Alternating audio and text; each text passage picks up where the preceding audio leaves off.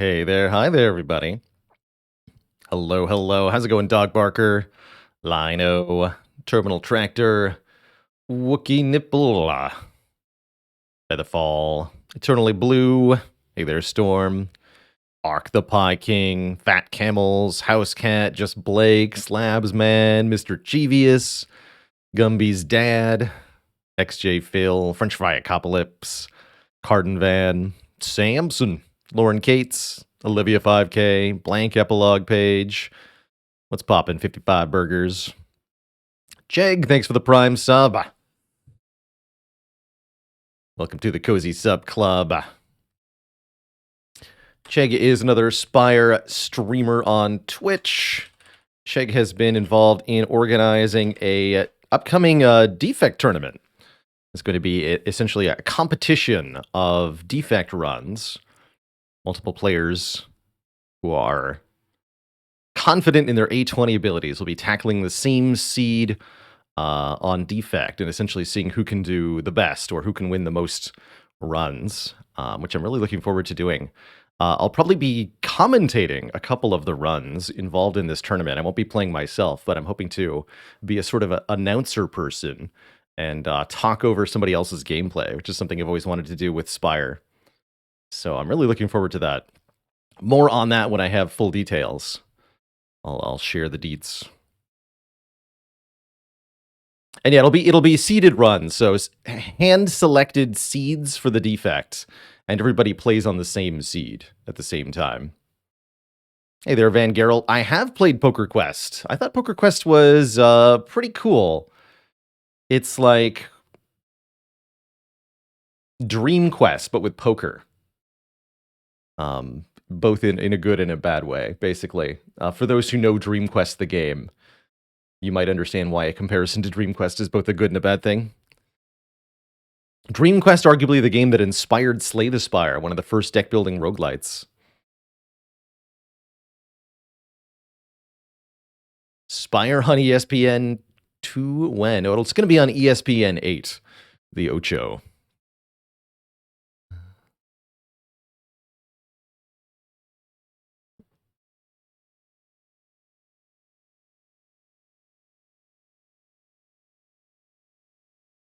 Firebird Lover says, why does a win streak list a win-loss when you're not tracking the losses? Right, at 0-0, it should be like 0-1 or something. I could have it just say 0, but then if I feel like if I just put 0, people wouldn't know that it's a win-loss record. So it's got the second 0 there, which is extraneous, I admit, in order so that you recognize what the first 0 means.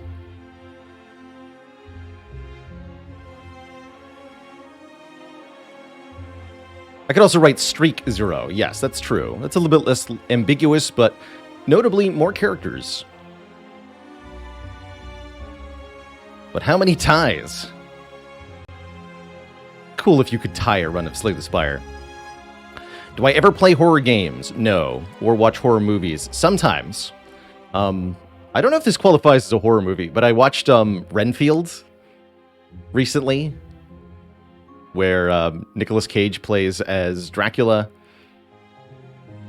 in a not entirely more of a comedy than a horror, but that was definitely a good time. Quite enjoyed that.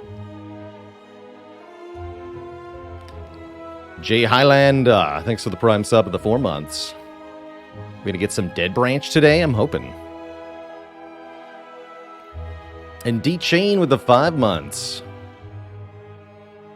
I never played either of the first, either Risk of Rain game, but I'm kind of interested in seeing what Risk of Rain Returns ends up looking like.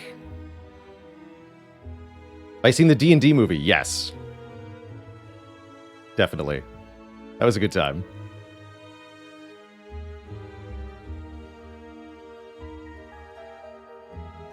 Is Dead Branch plus Corruption plus Dark Embrace an auto win, says Featherfall TT.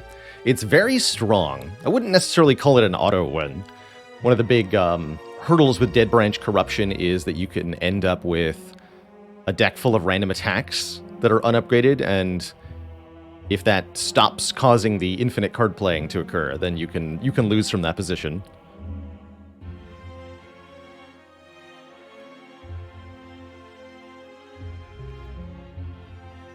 Hey there, Dragon House. Nice warm cup of coffee while the snow falls. Nice stuff. We've yet to get our first snowfall here where I am. Curious when it's going to happen.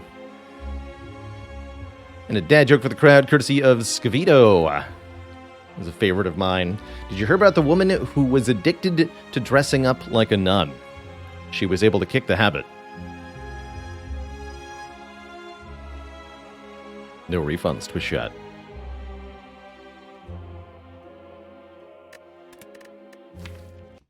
We got our butt handed to us yesterday. We had a nemesis situation occur.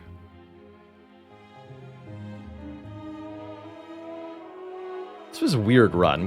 It felt like we were doing okay. We had pieces of a winning run together. Double Feel No Pain plus Calipers plus Corruption. We had Mummy Hand generating energy. Not quite enough card draw, but we're almost there. But then we ran into Nemesis. Not once, but twice. First time, no problem. Second time, we've got more relics. We've got Calipers and a new Feel No Pain. And a Shrug It Off Plus. And then we lose to Nemesis the second time. Not just get hurt by Nemesis, but straight up lose to Nemesis. From full HP, taking 83 damage. As our troll order just did not line up in this fight. It was a really bad time. And that was pretty tilting for me. I don't usually get frustrated by Spire, but these two floors back-to-back, essentially, is mind-boggling to me. The same fight twice, going so differently. That really got me. So we had two runs that then both died in Act 1. But I was thinking about this first run the whole time, I'm pretty sure. The Nemesis takes its revenge. Any changes in my mind for how we play today? I'd like to be a little bit more deliberate about our Act 1 elites. That's part of what dunked one of our subsequent attempts. Figuring out exactly how much damage I'm going to take in an elite fight is something that I'd like to get a better handle on.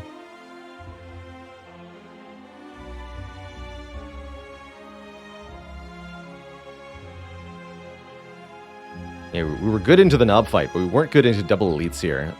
Taking the Dead Adventurer combat killed me on this attempt. That's partially because I had no helpful relics. It wasn't quite enough to get stuff done. This one worked a bit better, but we lost to Slime Boss after our Fiend Fire offering didn't line up. That was a bit greedy, though. We thought that we should maybe rest, and it looks like, yeah, that's what we had to do. Not sure that would have made enough of a difference, though. Either way, I'm looking forward to getting a fresh start here. Continuing to refine our play in Clad. Is the plan Ironclad until 20, or will I vary my characters and on what trigger? I'm planning on mainly keeping it Ironclad. The purpose of this exercise is to refine my play with each of the characters one at a time, and get into a position where I'm accumulating a lot of experience with that one character at the same time. Playing more than one character, like altering the character I play, will be self-defeating to this purpose, as it will cause me to lose accumulated skill, get rusty at the character that I'm striving to improve on, and it will dilute my learning that's going on. So I'm not likely to re-enter rotation while I'm striving for this goal, because it will be self-defeating if I do. But, however, I think playing just one character could definitely get too monotonous, so I could see running perhaps a second character in parallel. Opening the stream with Ironclad and then playing Silent or Defect in the second half. I could also see us switching to a different character after a couple of months. If I feel like I've learned a lot but haven't gotten the streak, or if we've gotten some good streaks, like a 10+ streak, would be enough for me to consider switching characters, although 20 is the goal.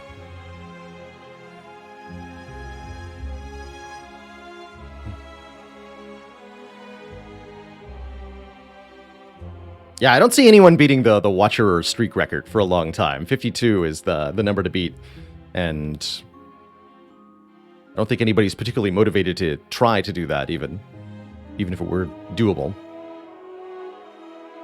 27 for Silence, also a very lofty goal. Zeknar's streak was insane. Yeah, Sarah Timiel, if I feel myself burning out, then I'll switch characters. I'll have to reevaluate at that point. It wouldn't do anybody any good to watch me become increasingly miserable trying to play the same character over and over again. Do I ever crush the dailies? Haven't in a long time.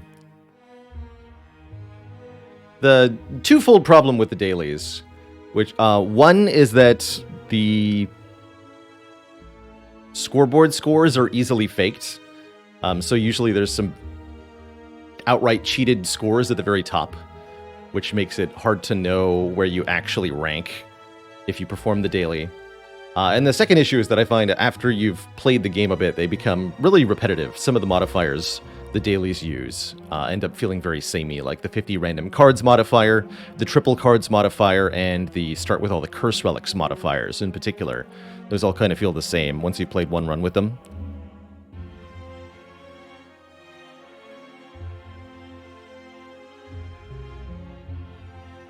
Sealed deck can be fun, though. Sealed is a fun start.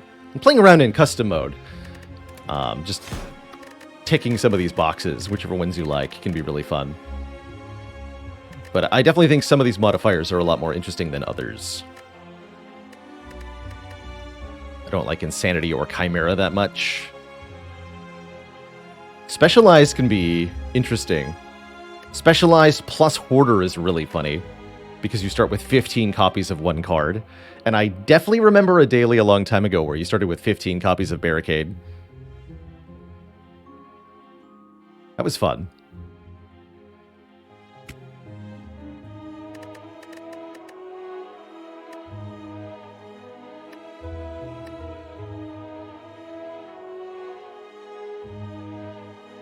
It's Trench Warfare. In Trench Warfare.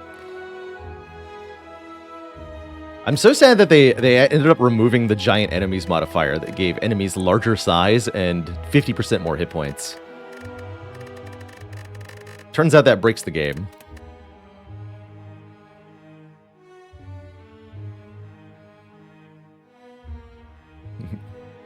Guilty as charged, Sheen Estevez. It's true, we're going to be starting with the same deck every time.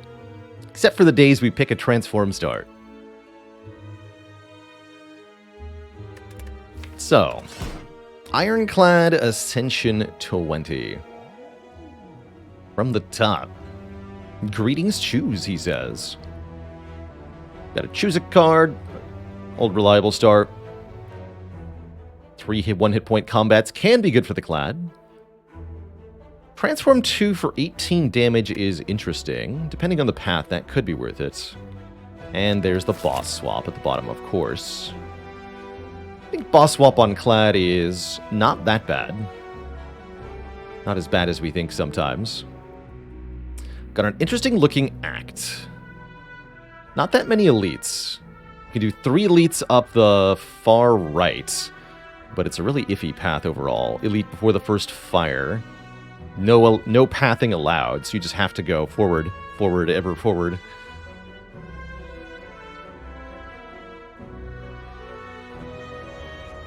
There is a potential burning elite snipe. Look at that.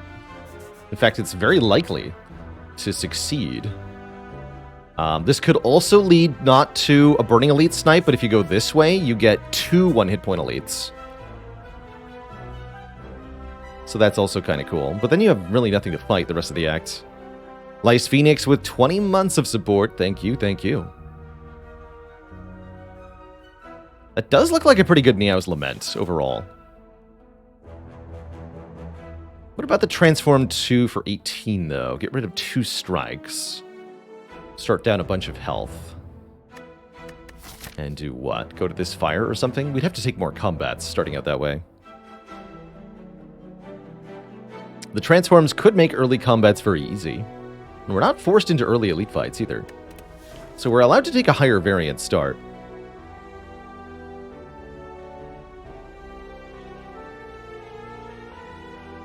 I've done a couple of collab type things in the past, GamerCat. I've done collabs with Sneaky Teak, who doesn't stream too much these days, and Jorbs, who still streams a lot of Slay the Spire. Do I generally recommend elite snipes? I tend to find that they can work out well. You do need to take a lot of regular combats after the snipe, though, because you're going to be down card rewards by taking a bunch of events early. So you have to make those back up by taking combats. But it can definitely work out. Let's do the snipe. This looks like a really good snipe position. You can also potentially build your deck more aggressively if you're starting with Niao's Lament, as you're no longer obliged in the same way to grab early damage cards. For example, normally Perfected Strike over Shockwave. You're kind of pushed towards the Perfected Strike as taking a first card. Here we can take the Shockwave no problem, because we know we're going to get 2 more card rewards before we even have to think about actually dealing damage. And we might not have to fight any elites this act at all. The other benefit of a Niao's Lament, particularly on Ironclad, is that because we have Burning Blood, we're going to heal 18 from the first 3 fights for free, taking no damage. And that means we can lose some health in an event, if we find an event that can cause health loss. This looks like a pretty clear transform to me. Transform one of our strike cards into something else. We could also upgrade the Shockwave, but I think that's not as good as an early transform here.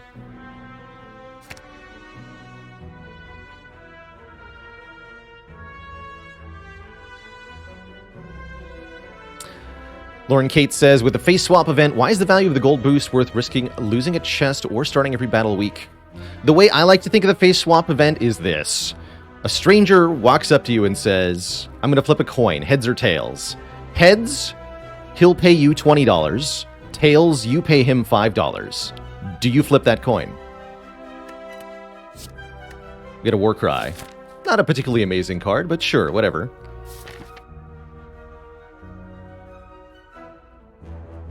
Zavern with the 8 months, thank you for the support. And then it turns out the stranger is scamming you and it's a 2-sided coin. No, it's...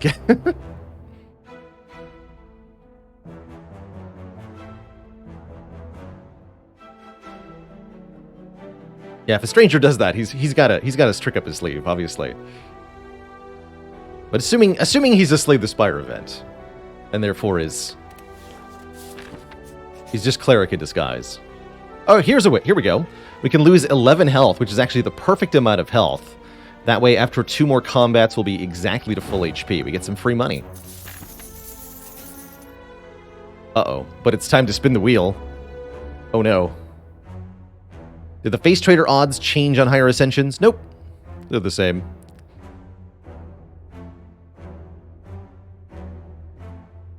And Dust Brigand, thanks for the Prime sub and the half year. Time to get stabbed. This is also completely random, by the way. It is 1 in 6 for each outcome. It might not feel like it. That's just because the gremlin is a jerk. But it is truly random. That's why he feels like a jerk. He heals me. Thanks for the heal that I didn't need. We just talked about how I didn't need this. Alright, good talk. So if we want to, we can just go to the shop now with 185 gold and then fight 2 elites. Or we can risk it with 1 more event here. Kind of like this guaranteed double snipe. Although, then what do we do with all of our hit points? We have too many hit points. The other option is, yes, we can also fight 3 elites. I'll mark this in red. The only reason I don't love this is because there's no rest sites to upgrade at. It's not like we're that good at fighting elites yet, either. There's no way to lose hit points in the shop, to my knowledge.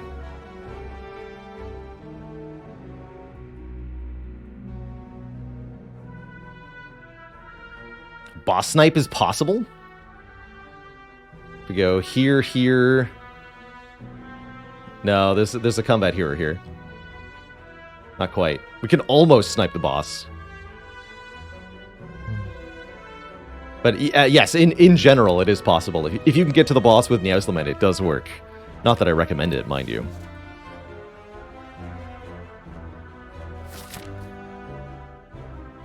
Yeah, 2 elites, 2 upgrades. I do kind of like going through the shop here. We have enough money to buy a relic, crucially. And that could be a big game changer. Could also go to this shop, but I think we're going to go this way, probably. Depending on what our upgrades are, we might not even go to this rest site, actually.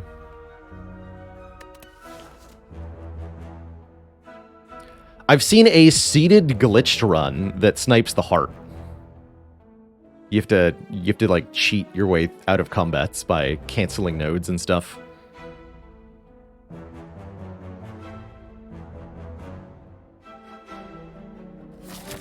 All right, let's go to the shop. I like this option.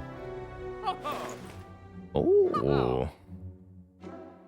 Are you telling me I could afford this on sale in Flame after buying membership card? It'll go down to what, 21 gold? And we're going to have 22 gold left. So I can buy membership card plus the Inflame. That sounds great to me. Early Inflame is a great way to get a run off the ground. It's a good upgrade, too. Can't skip bosses, can you? If you're glitching, you can. Yeah, you can skip bosses.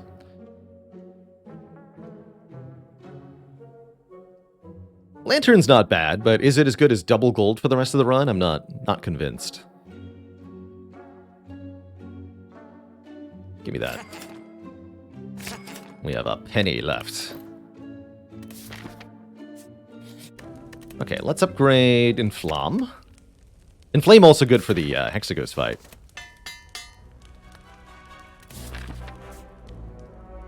Take this elite. Tiny knob. Boop. Wasted healing. We get a cow. Our first attack each combat does 8 additional damage. Akabeko plus the Inflame is a really good reason to pick up any multi-hit card. Give me, we're talking Cleave, Whirlwind, Sword Boomerang, Pummel, Twin Strike, anything like that. And by Sword Boomerang, I obviously mean Dark Embrace. Yes.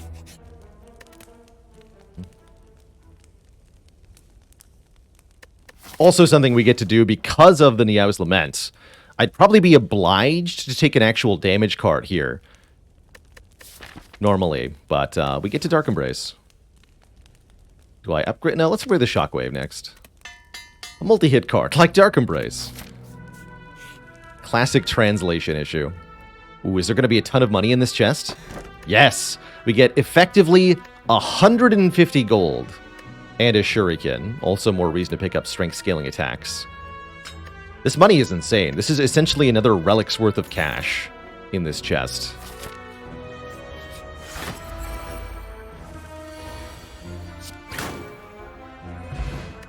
Strength build go. We get a Duvu doll, giving us 1 point of strength.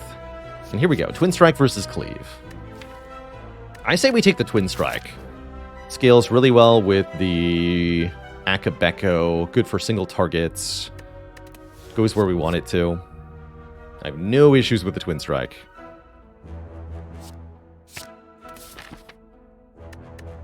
Do we actually want to upgrade a card here? Or do I prefer more fights to get potions and such?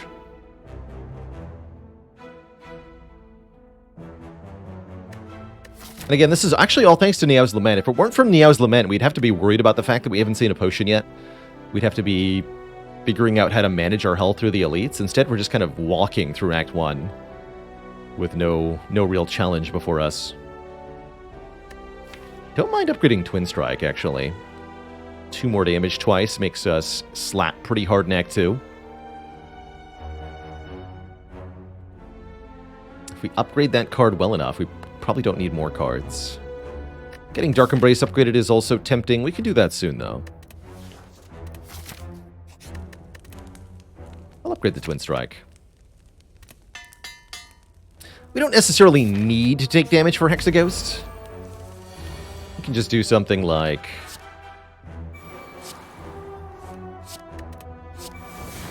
play Shockwave. And then we're fine.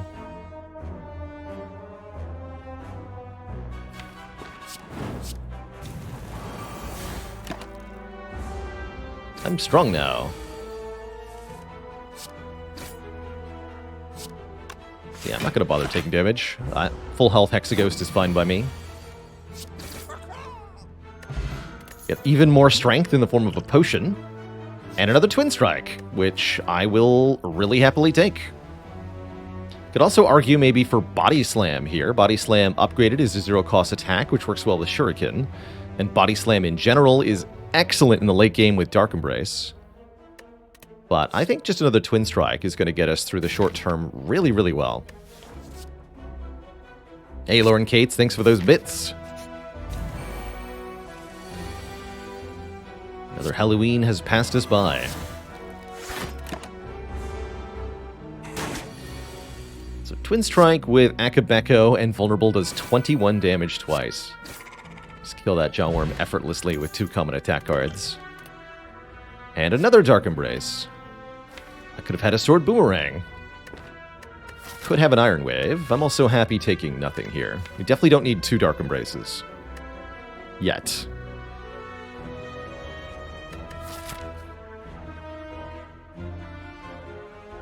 Could have had a V8.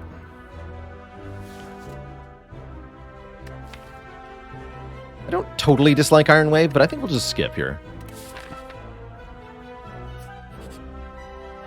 And we get a Golden Idol at the very end here. Here's a way we can take some damage. We could just lose current health to get this, and I don't think that'll change our Hexaghost fight one bit. It also means more money later in the run, which is multiplicative with a membership card. So we're essentially getting twice the bonus gold. Could also argue for the Curse take here, because it does give us a strength if we take the Injury Curse. Which is interesting. I'm not sure I want to do that, but it's worth thinking about.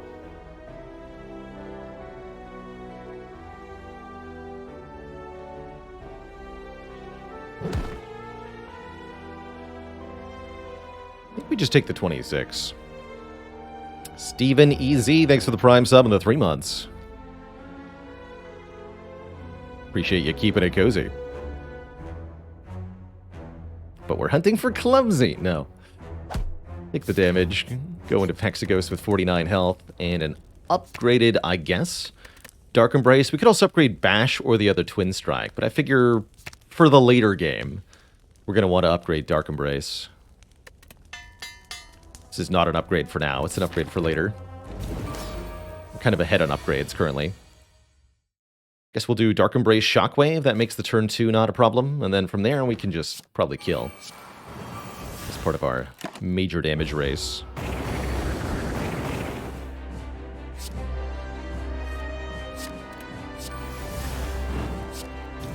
$28 twice. This does 13 twice. Let's go for the damage here. I don't think we need to use either potion. We could maybe use the speed potion. If circumstances dictate.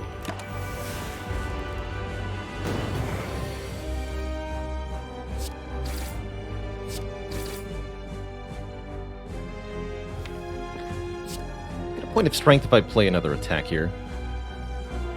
We're taking 8, going to 23. That's plenty. Just go face here.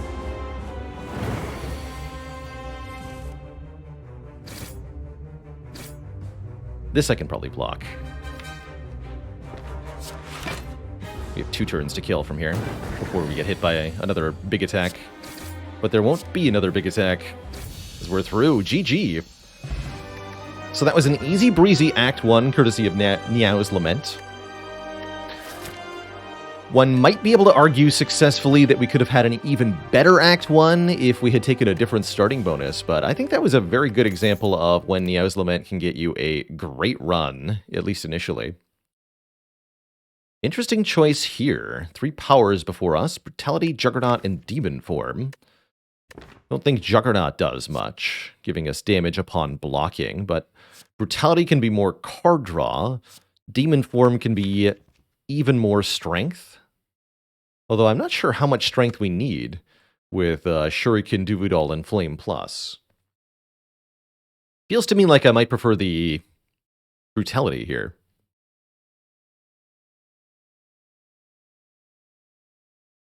Hey there, Papa. Skip is also a reasonable option. I think I'd rather take one of these rare powers, though.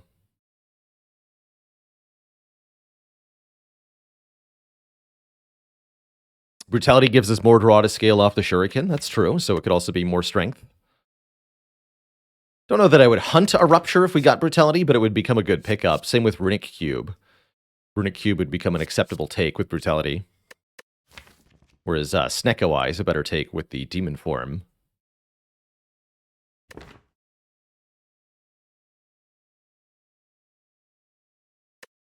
Definitely leaning a little bit more over to Brutality over Demon form here.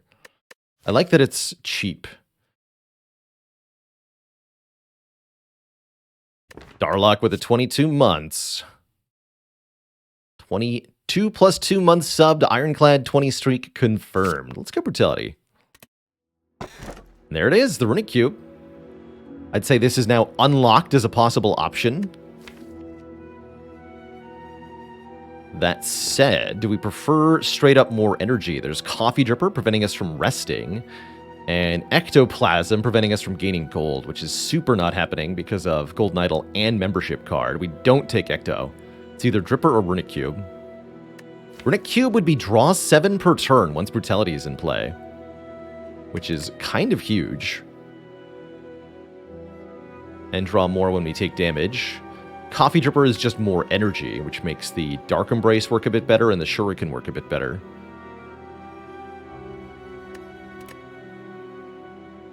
This is legit a tough choice. I think we'd struggle to sustain the Coffee Dripper without finding Bloody Idol.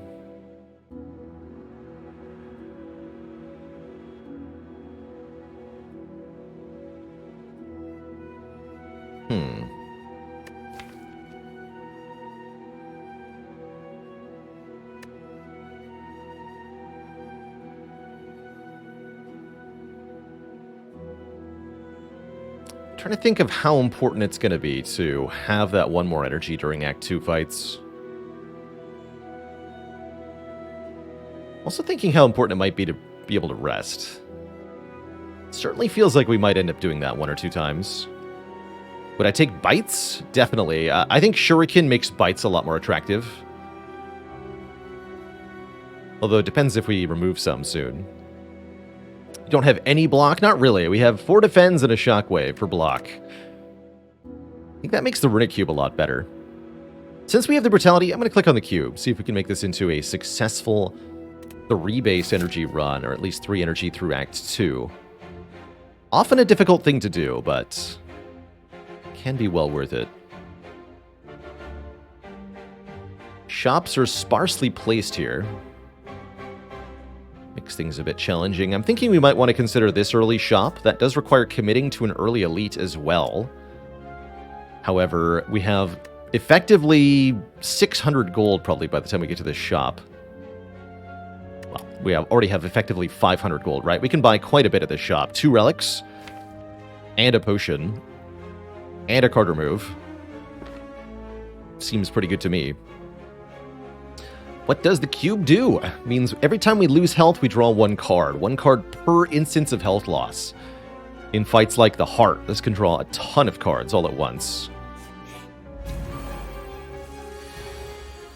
I'm gonna delete a certain command.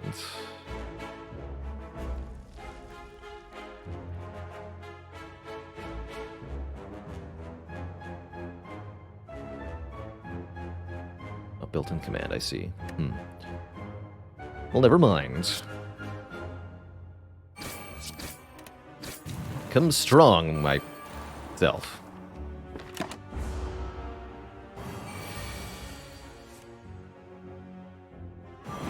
Okay, so far I'm not missing the extra energy because we're not drawing cards that I could even play if I had more energy. Next turn looks bad, though. We're not going to be able to do 42 damage. I don't think Bash Twin Strike will be enough.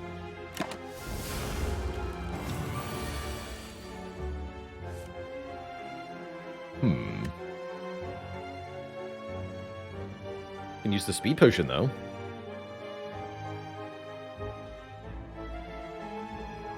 Let me just double check. 9 plus 13 twice. 9 plus 26. No, that won't kill.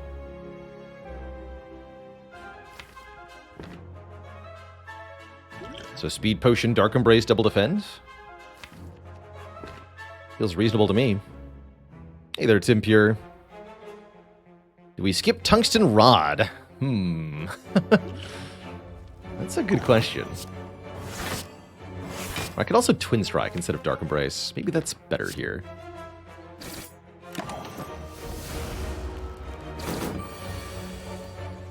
Yeah, that was the better line for sure.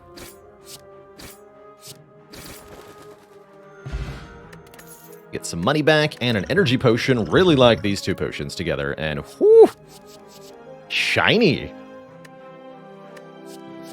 Wow. I mean, we just click on this, right? Wait. But we want to feel pain because we draw cards when we feel pain. What do I do? Thunderclap's also pretty spicy here, gonna be honest. But with an upgraded Shockwave, I don't think we need it. Give me this. Surely you take that. And purple fire spirits, oh my goodness. I can give up the brutality, gain 10 max health. Or we can just remove a card outright. And I guess we're going to lose the strikes here. Bites are not happening. Removes are happening. Nothing else I'd want to remove here, right? I don't think so. We can get rid of Bash. Here's another option.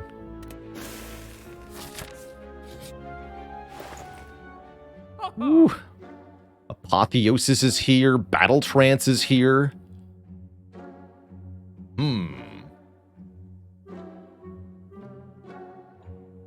Bites allow for cube infinites. Now you're thinking.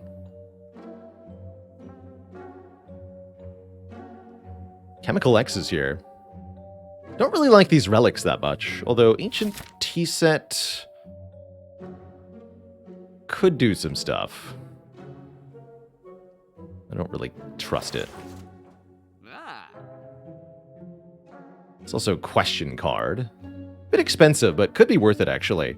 Question card showing us more cards means we find more of the combo pieces we want. We find more upgraded cards, too. But it's expensive. It's really expensive when you could buy practically 2 common relics for the same price. And if we have Apotheosis, we don't care about getting upgraded cards as much.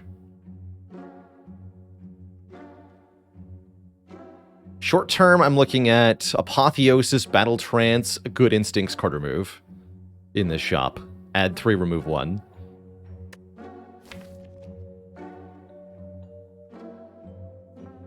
And that Good Instincts with an upgrade will help quite a lot for block.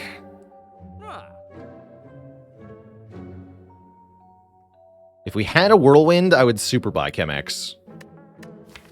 Problem is, we're not even guaranteed to see 1 Whirlwind this run. So I cannot, in good conscience, buy a Chemical X with no X cost cards. Doesn't make any sense to me. Not even that good of an Apotheosis. That'll change, though.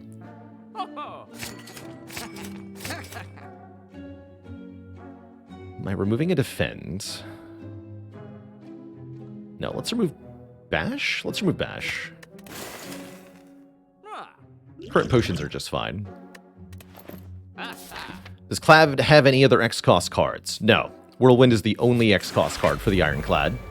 You can also get the colorless card Transmutation.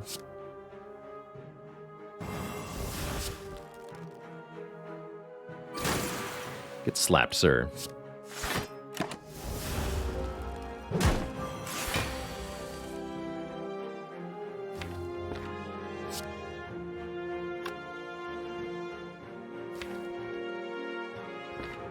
Go Apotheosis. I do want to play Brutality here, usually.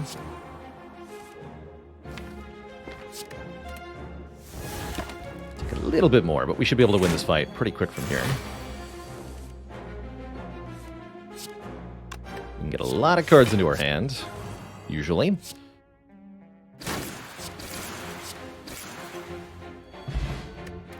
Another potion here, a Gambler's Brew. We're offered a True Grit with Dark Embrace and Feel No Pain Plus. This looks like a pretty good card. Or Cry Plus, not too bad either. Why Good Instincts? So essentially the long and short of it, why Good Instincts is because we're able to draw lots of cards. And it's a 0-cost card that's going to block 9 each time we draw it. Between the Brutality, the Runic Cube, and the Battle Trance, we can often see 10 cards on our turn. And that makes anything that's 0 cost very valuable, including this flex, which is also worth considering.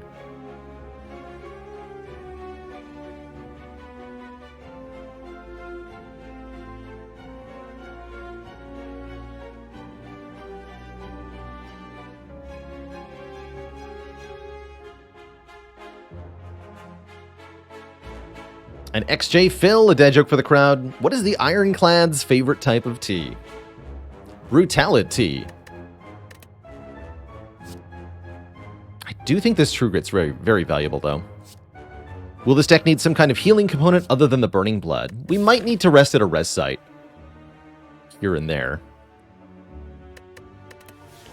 I'm gonna keep these potions. Alright, so elite time. We get a... So why does the deck want a good instincts? We don't have kunai, they said. Well, now we do. Now we do.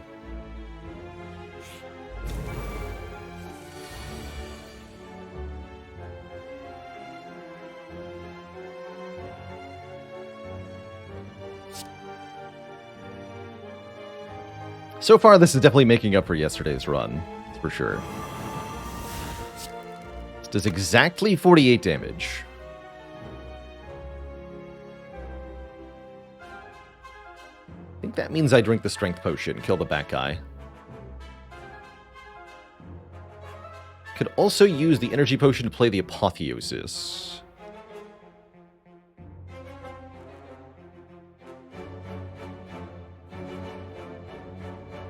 Doesn't feel worth it, actually. I'll take 14. That's fine.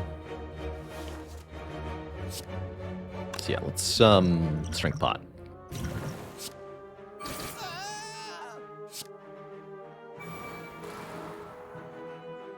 And that's why I like Twin Strike over Sword Boomerang, by the way. We couldn't have done that with Sword Boomerang.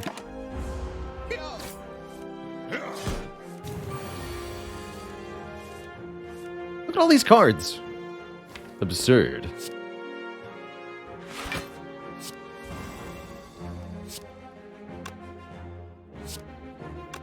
$12, $13, $13. So we can kill you. Yes. Yes.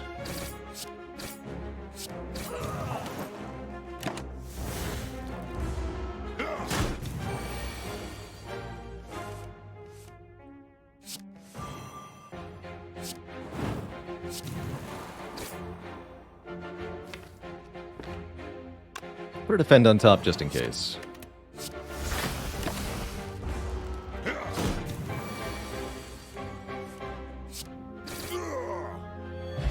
Get a Singing Bowl, allowing us to skip cards to gain 2 max HP. We take a third Twin Strike or a first Barricade. Barricade is kind of cool, but it is too much setup currently.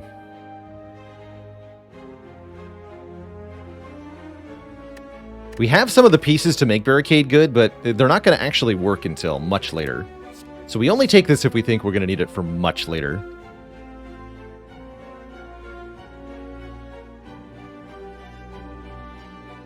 Could have done that with a Boomerang if you're good with it. Skill issue.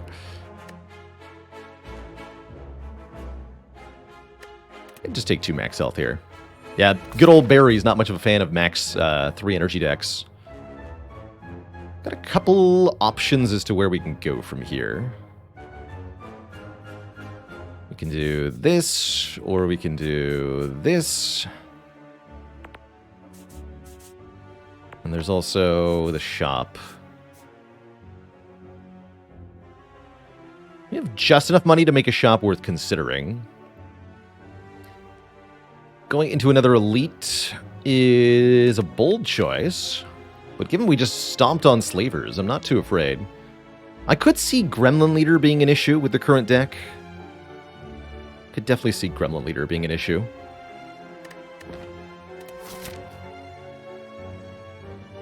If I get a whole bunch more upgrades, what do I do with it? We upgrade Apotheosis, and then... Then what?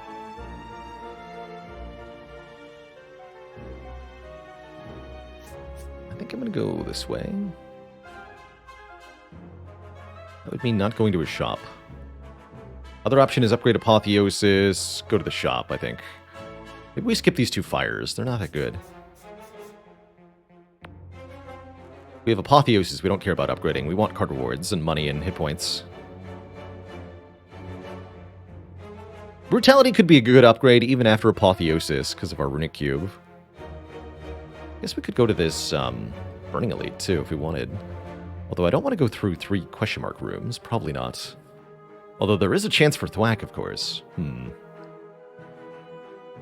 This Burning Elite would be either Super Gremlin Leader or Super Book of Stabbing. Both of those sound like death, quite frankly.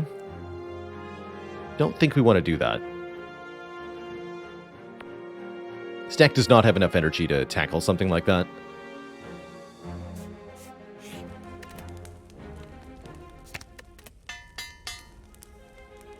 I do want that Apotheosis upgraded sooner rather than later. Oh, bother. Well, we got Dark Embrace, we got Feel No Pain. Should be fine, right? Easy peasy.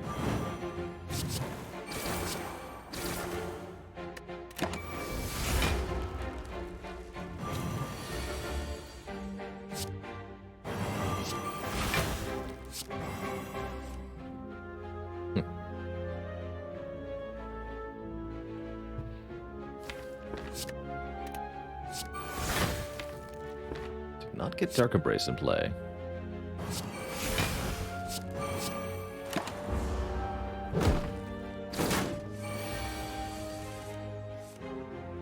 There we go.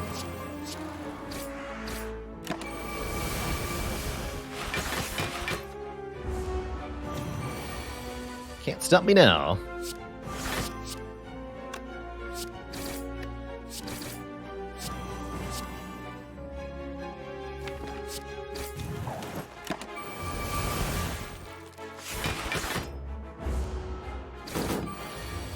I'm really liking the Runic Cube. Look at this, we've got 10 cards in our hand. That doesn't happen very often, especially not on Ironclad. Pretty crazy. Okay, now Body Slam is looking much better, but so is Anger with Kunai Shuriken. I guess if we upgrade the Body Slam with Apotheosis, it's also a 0-cost attack. And a better one at that. Give me the Body Slam. It's time. Now that we have the Runic Cube, it's super time.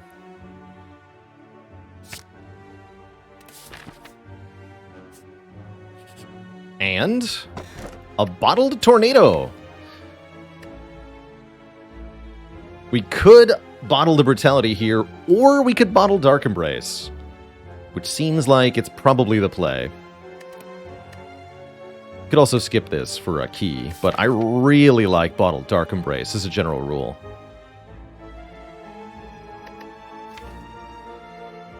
It's almost as good as bottled Heat Sinks.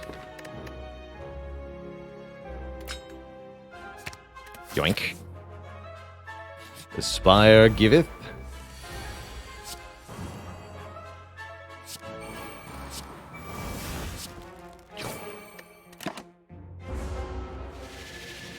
We can separately upgrade the Brutality if we want to guarantee that on turn 1.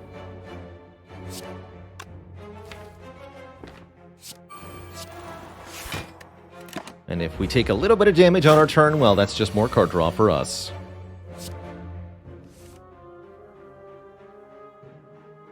Please reroll that. Better.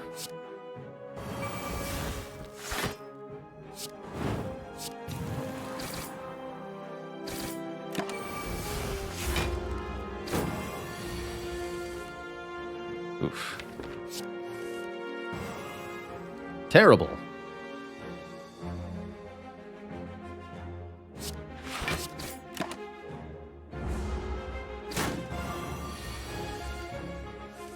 Much better.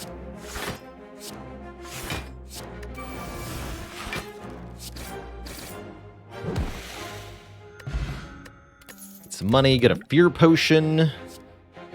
There's Armaments and there's Flex. I don't know if we need either of these.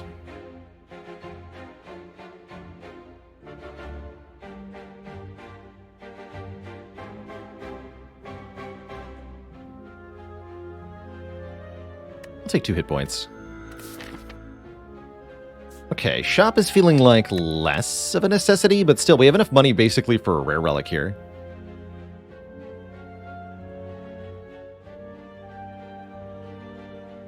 Let's do it. I feel like Rage would do us well. I think that's probably reasonably true. Could have had the Chemex transmutation, just saying. Blue Candle with Runic Cube can be kind of interesting. Especially with the Duvu doll, actually, can be really interesting. But is kind of expensive when we could buy something with guaranteed value like Toolbox. Toolbox card remove looks really good. What mod is showing price ranges in the shop? That mod is called Info Mod. And it displays some convenience information like our potion chance and the price for things in shops. This is all information you can deduce for yourself normally in-game. So it's not providing us any information we didn't have access to already. There is another shop we can go to if we're willing to fight the Burning Elite, which I don't think that I am. And again, potion percent is also info mod. Blue Candle is not a rare relic, it's an uncommon. Uncommons are almost as expensive as rares. Base price for each relic type, 150 for commons, 250 for uncommons, 300 for rares. So they're closer to the price of a rare than they are a common. I'm going to go Toolbox Remove. Do we dunk a strike, though? Might be time to dunk one defend.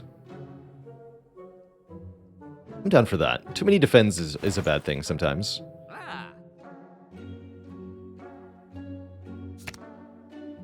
Hey, thank you, Faley. Even with the Body Slam, it's... We only want to remove one. And then we'll go back to removing strikes. We just want to make sure that we can capitalize on Kunai Shuriken when possible.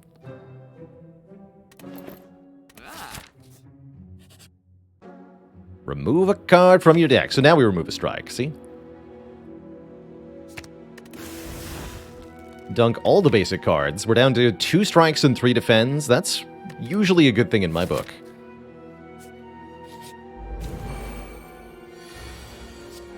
Caw.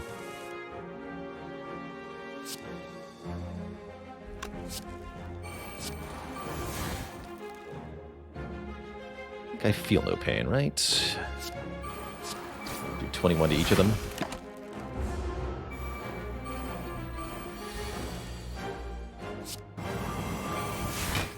Hey, Body Slam, good to see ya. Delete this nerd. Do I play Brutality in this fight? We don't necessarily have to. Looks like we got a good draw coming up. I'm going to skip the Brutality in this fight. Save a couple of hit points for the Collector fight.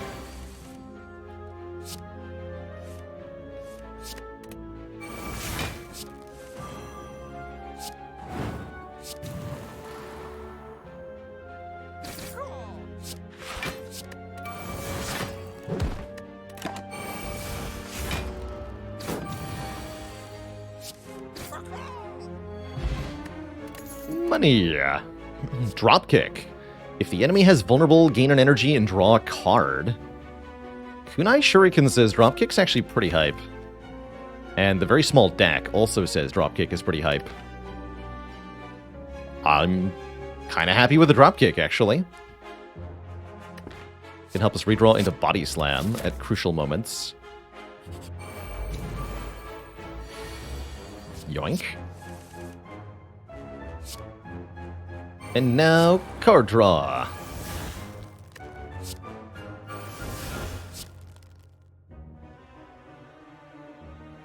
What's next? Okay, we definitely play Brutality in this fight, for sure. It's either Inflame, take 5, or it's True Grit. I think it's Inflame.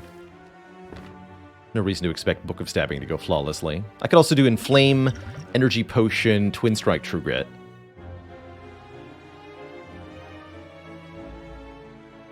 But we get one more draw for taking 5, so we're going to draw the Shockwave and the Dropkick together, guaranteed. That seems good.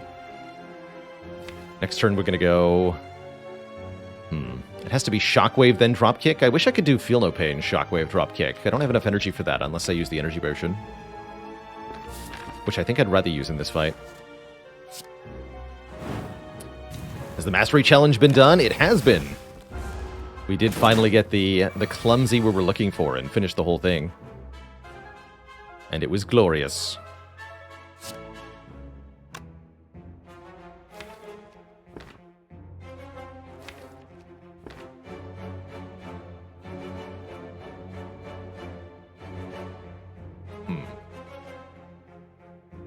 Delusional Muffin with the Prime sub in the 3 months. What does the deck still need at this point? More energy. A Bloodletting would make us go really, really insane very quickly. But simply having more energy each turn would be sufficient too. Mango Tonics with the 36 months. How the time flies. Good to have you still here.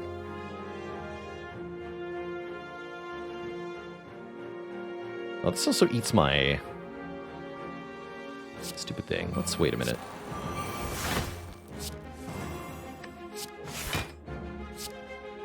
That'll do. I think doing this without the potion is possible / correct.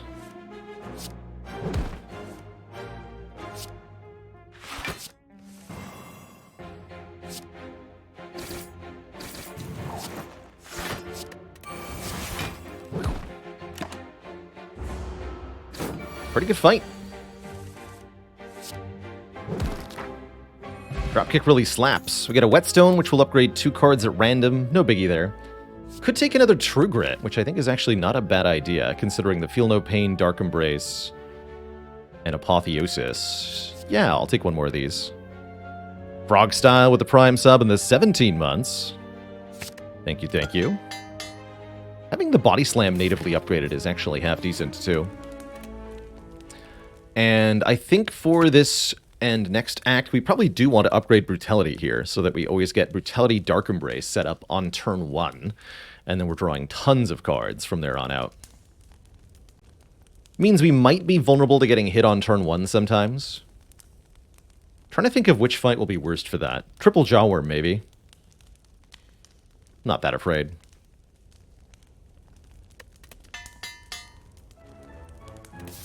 Anything that gives us a reasonably free turn 1 is going to be excellent, though. Ooh, Flash of Steel. Definitely like Flash of Steel here.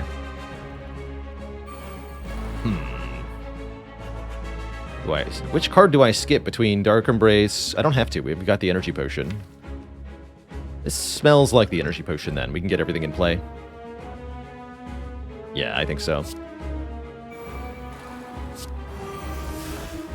And then I can also play, well, not 3 attacks, I guess just 2. It's fine.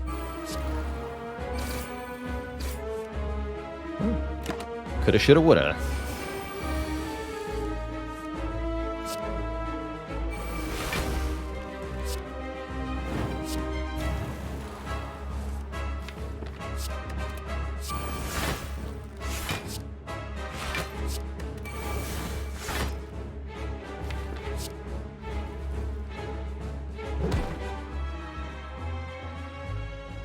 And then we draw these next turns. Seems pretty good. I'm going to not play Battle Trance, because I do want those blocks in my hands.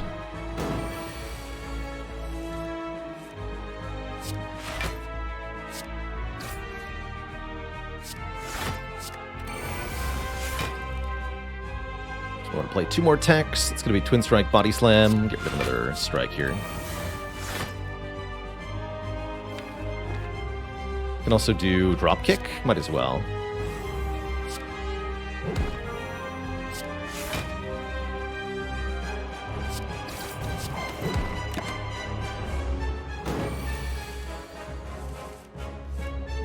And so the core functioning of this deck is utilizing massive card draw to draw back to the same 0-cost cards over and over again and keep playing them.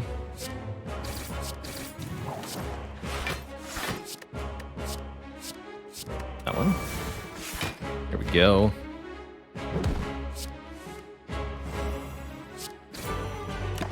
And that can scale our Kunai and Shuriken kind of aggressively.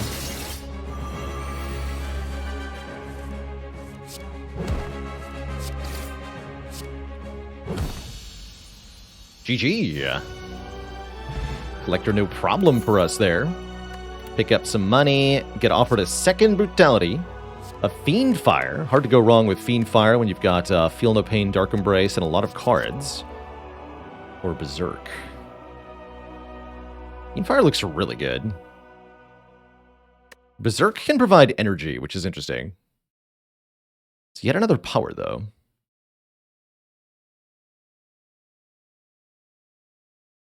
Now that we have one dropkick, Fiendfire gets us really close to having an infinite combo by exhausting. Take this Fiendfire. And we're offered Crown, Mark of Pain, or Empty Cage. This is a rare situation where the Busted Crown actually feels pretty good, giving us more energy each turn. We'd have less cards to choose from, but we've already got some of the important endgame powers down, and crucially, we have a Singing Bowl, meaning we can turn those missed card rewards into actual hit points. Without the Singing Bowl, I don't think I would consider Busted Crown here. Mark of Pain is also perhaps just fine. We can exhaust those wounds easily enough. We've got tons of card draw. But sometimes those draws will hurt us. Question is, how often and for how much? I don't know.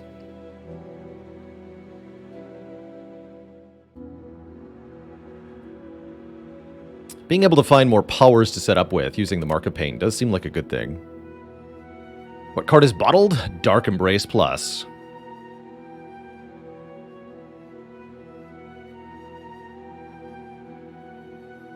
I agree. Mark is absolutely not free. It might seem like -2 draws isn't a big deal, but it certainly is. Consider that Mark of Pain is like the opposite of Empty Cage. And the more you recognize how good Empty Cage is, the more you should realize that the downside of Mark of Pain is very substantial. Did it give me the dark pop-up? Yes. Yeah, it should. Yes. Yes, it does. Because it's in gold lettering using the word dark, so it does trigger the keyword here. There's a couple other situations, I think, where that can happen. But it's an accidental keyword appearance.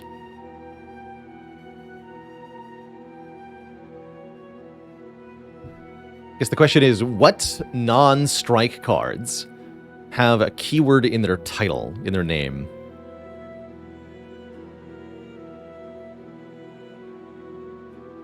How's it going, Brother 7? Nah.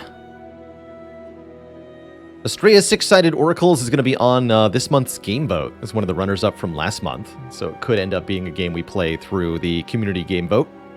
Each month I choose one new game to try based on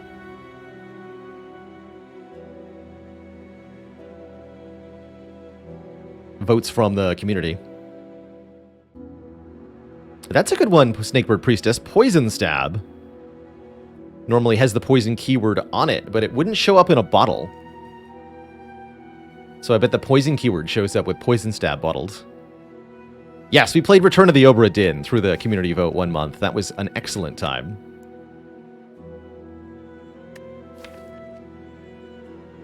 I do actually feel like having more cards to exhaust can be a good thing sometimes, though. So I am going to take Mark of Pain.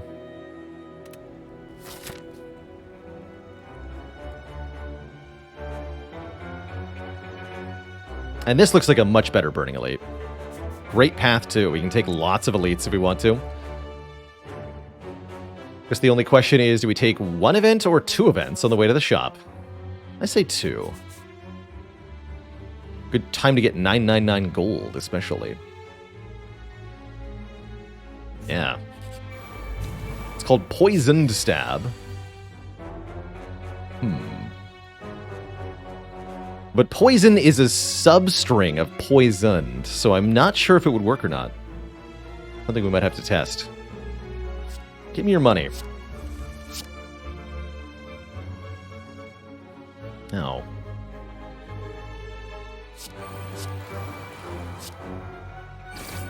But my hit points, though.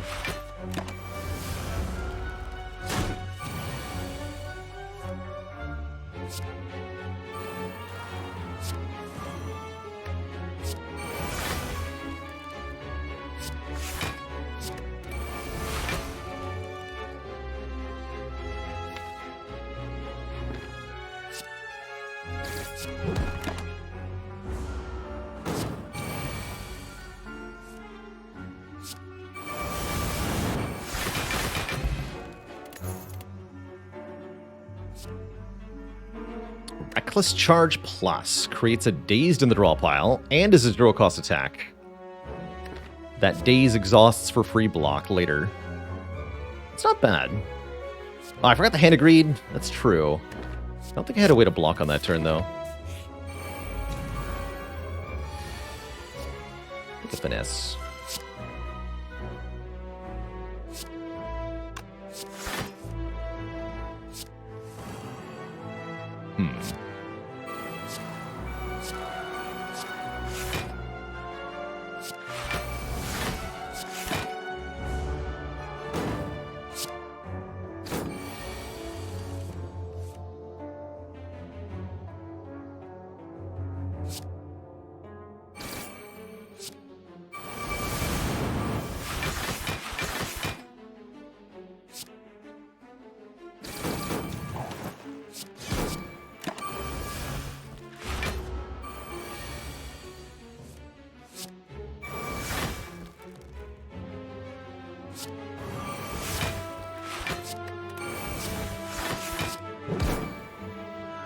We even gained hit points on that fight, despite playing the Brutality.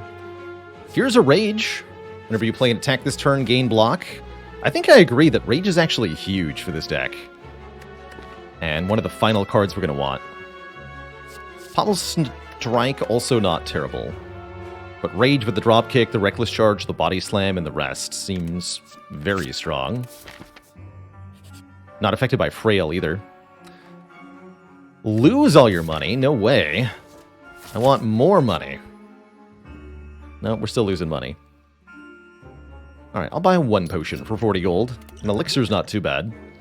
Exhaust any number of cards in our hand. And here at the shop, we're offered some stuff. Prismatic Shard is here. Gremlin Horn is here. Potions are here. Nothing that seems build-enabling. Certainly don't mind taking a Gremlin Horn. When an enemy dies, gain an energy, draw one card. Really good if we're facing Reptomancer in particular. Evolve might be able to help us. Draw a card when we draw a status card. I can do Evolve and Gremlin Horn. Evolve works with the Mark of Pain wounds, it works with the Reckless Charge days, and it works with enemy statuses like Nemesis's Burns, which we've had issues with in the past. The recent past, the very recent past. Mosgon with the Prime sub and the 4 months of support. Crucially, we're lacking the boots, so I think we're just dead to Nemesis from full health, if experience is anything to go by. But I'm not bitter, don't worry.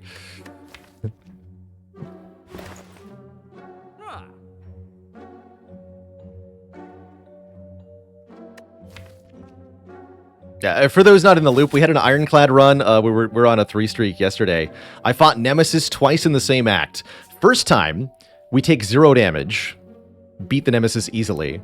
The second time, I added a Calipers and a Feel No Pain Plus, and then I died from full health. It was the time.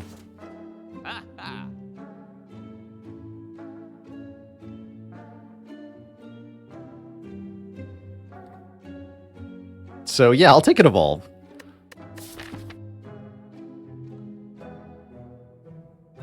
Somebody clip that too. Me swearing at the Nemesis. It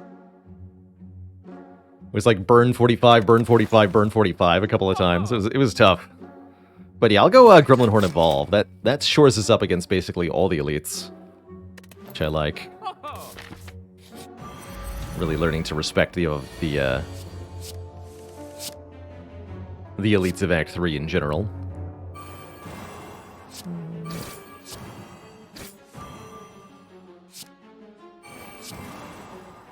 Do I need this card for this fight? Go with probably.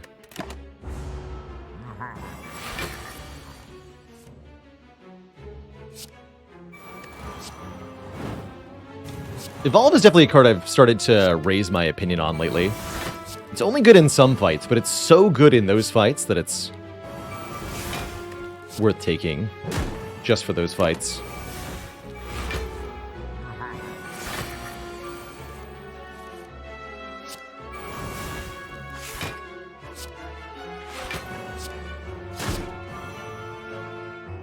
Kapow? Go with Kapow.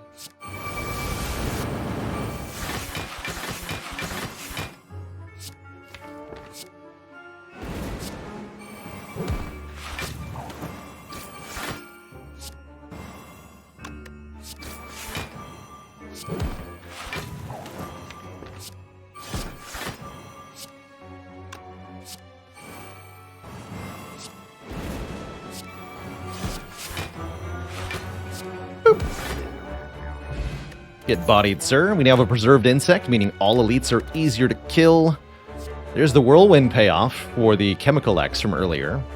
I'll just take 2 max health.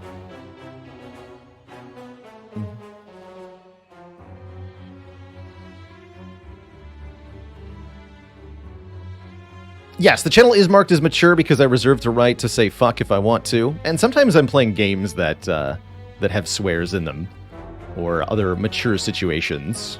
And so for those reasons, the channel is marked as mature.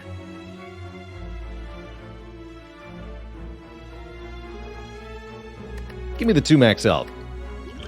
And the Swift Pot.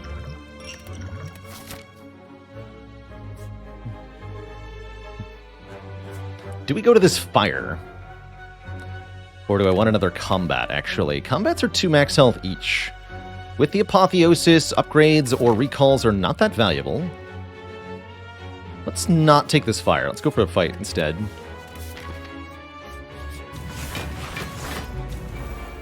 Jimble Sara, thanks for the Prime sub and the 14 months. Alright, can I successfully remember Hand of Greed exists? That is the question.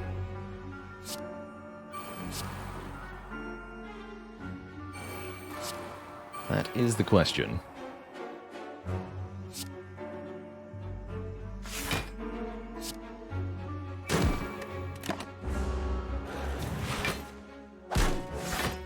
It's going to be a lot of money if I can pull off the triple here, but I may need to kill 1 or more of them immediately.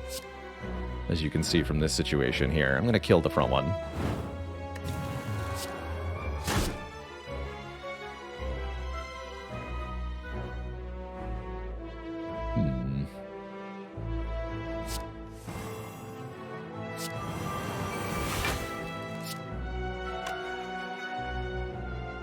YOLO?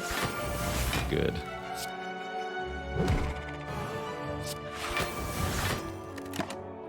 Alright. 2 out of 3 ain't bad, as they say.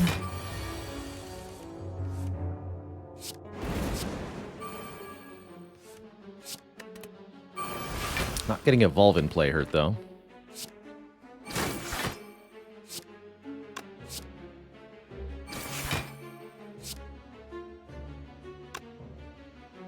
Guess I gotta kill another one. Okay, 25 gold. I accept. I accept.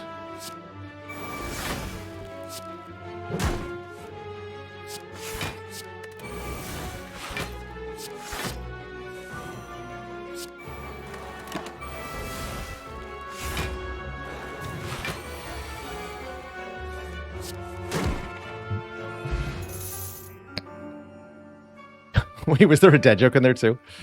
Shoot. Oh yeah, Captain Atismo asked for one right before I went on a tangent there. I understand.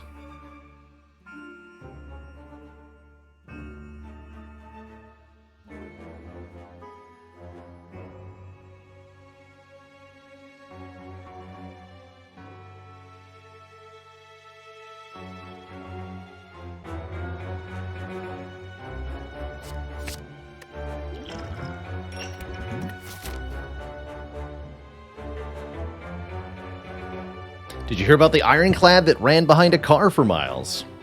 By the end, he was exhausted.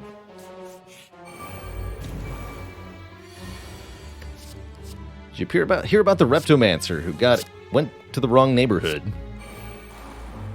Absolutely slapped in the face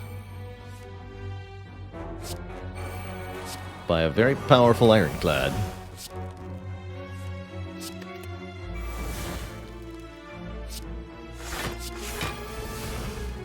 No.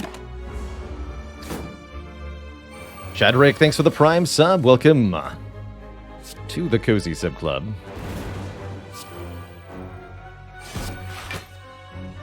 If you can fire you, draw a lot of cards. Good.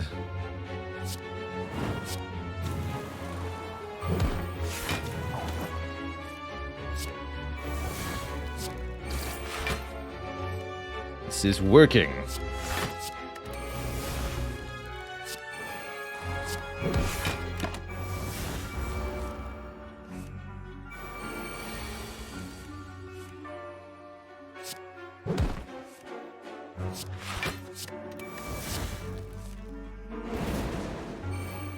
I don't feel no pain, though.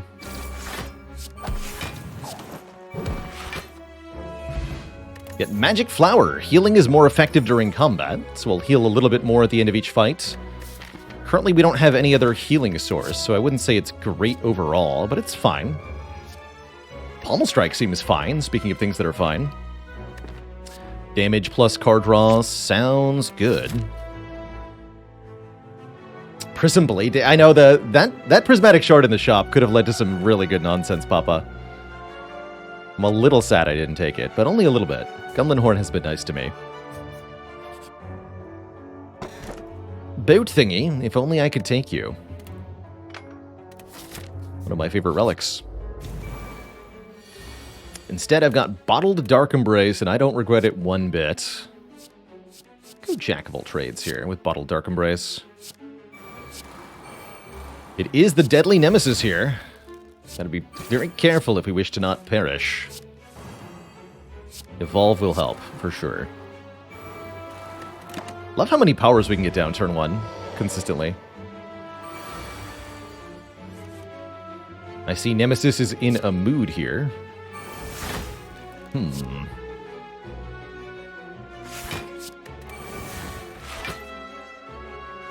Shockwave will be good enough. Take some damage, but not too much.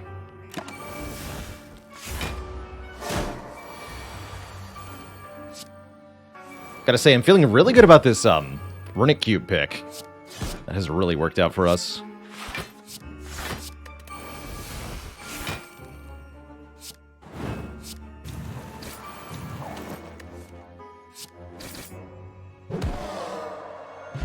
Got a nice big heal. Now we get 10 block turn 1. That's great news. And 2 more hit points. We have 83 health. What do we think? Just take combats galore here? 3 more card rewards, 3 more max health boosts. Boosts. Hey there, the DD boy.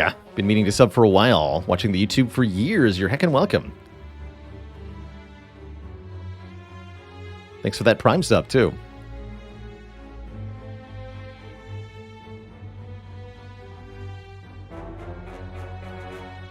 French Fry Apocalypse with 15 months. What do I think is the most undervalued relic in the Spire?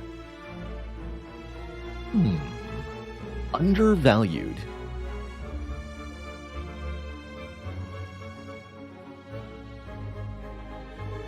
I think for the common player, probably Unceasing top. Usually this thing is Feast or Famine, but it definitely can be utilized with just an occasional draw or two that could be very strong. Cantrill. Ashandai, thanks for the Prime sub and the 6 months. Nearly for gore. Ceramic Fish is another good candidate. Somebody said Maw Bank, but Ceramic Fish actually comes to mind.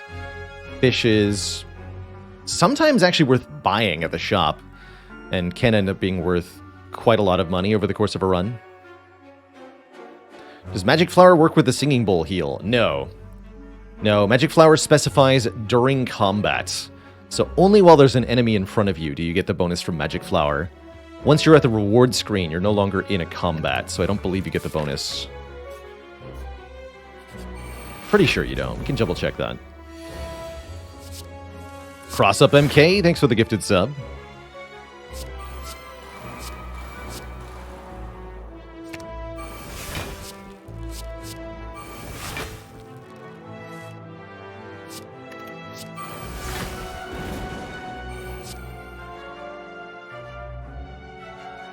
Just kill the stupid exploder before they become a problem.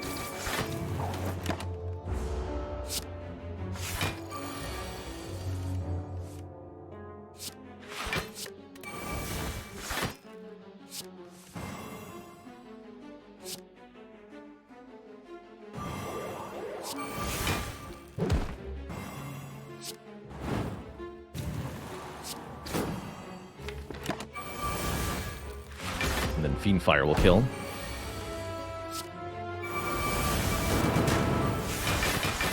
To full health. I guess we can't tell then about the singing bowl thing. Click.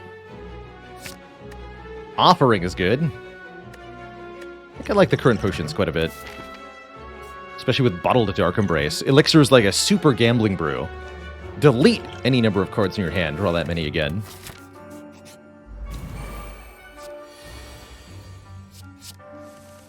Just do it.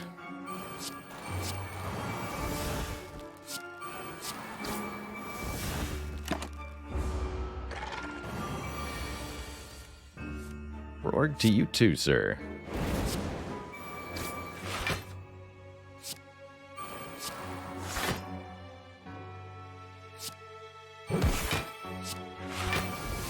Figured that might happen. Don't think there was any way to actually guarantee I exhausted the Sentinel with 2 True Grits in hand. That's funny.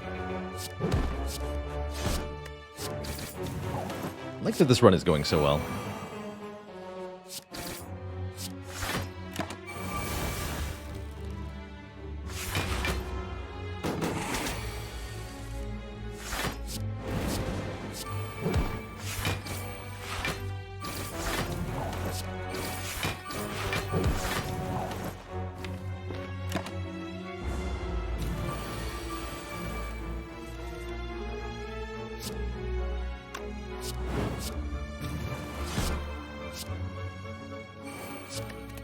To shreds, you say?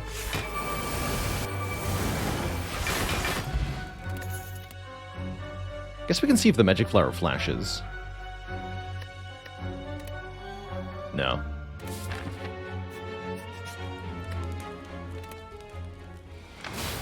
Paul Not Saul with 3 months.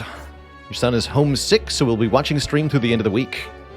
Sorry to hear about the illness. Best of luck with a quick recovery, but glad to have you here.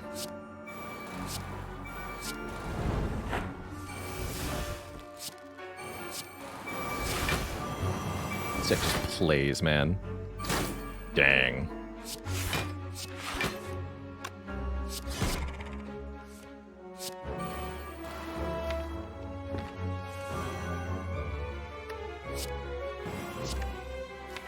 I want Rage next turn. Brutality and Tungsten Rod would mean 0 damage taken, which would actually mean not activating Runic Cube, so we would draw fewer cards if we picked up the Tungsten Rod. That would be a slight obstacle.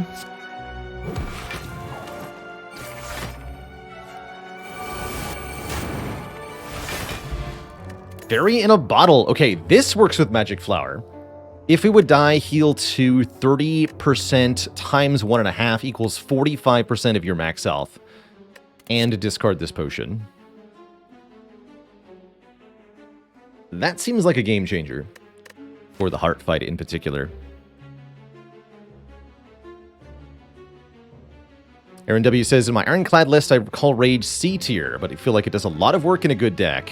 I do stand by the ranking because it's only in the right deck that Rage does work. A lot of the time you're only playing 1 or 2 attacks per turn as Clad, and it's not able to do much. It's also not reliable enough off base 5 draw per turn. But as soon as you start adding more draw, as soon as you start drawing 7 instead of drawing 5, totally different equation for Rage.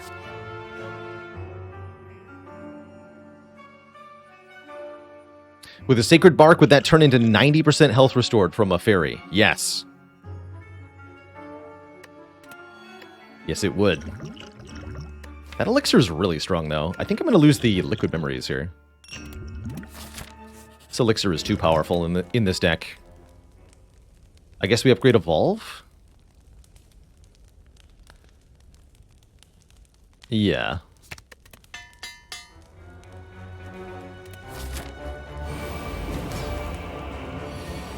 Do you get 5 health with the fairy from Toy Ornithopter? No, you don't, for some odd reason. Let's take a trip here.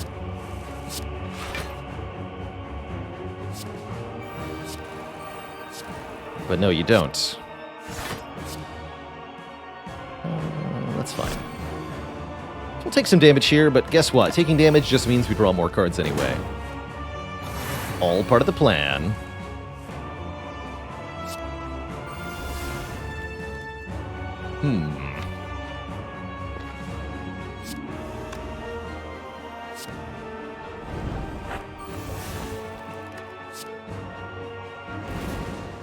Don't necessarily need this Inflame. Probably gonna want this Shockwave down, though. Let's play this. Okay, Fiendfire deleting Sentinel is excellent. Keep the Dropkick then. Dropkick, Fiendfire.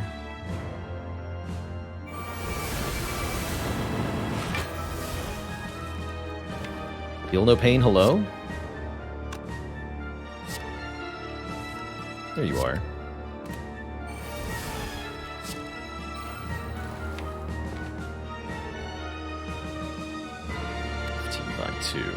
Let's play Twin Strike for the Kunai Shuriken, so I can then play Good Instincts, True Grit, Body Slam.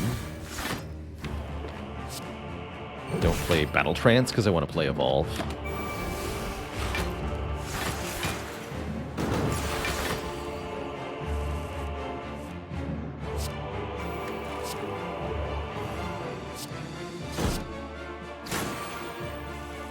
Wow.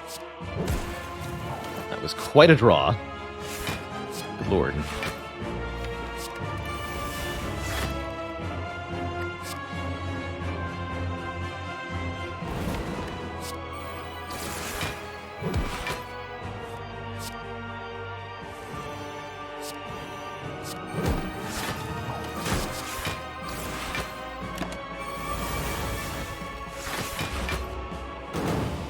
Get to draw and play so many cards each turn with this deck.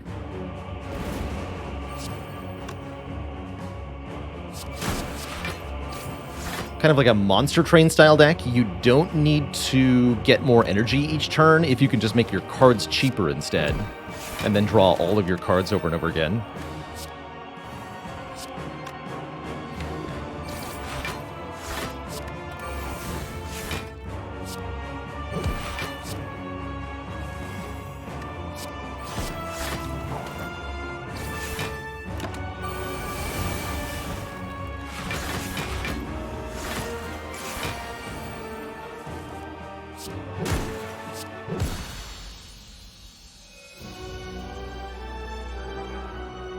Okay, we beat the first boss with very little health lost. We're only down 10 HP at the end of it.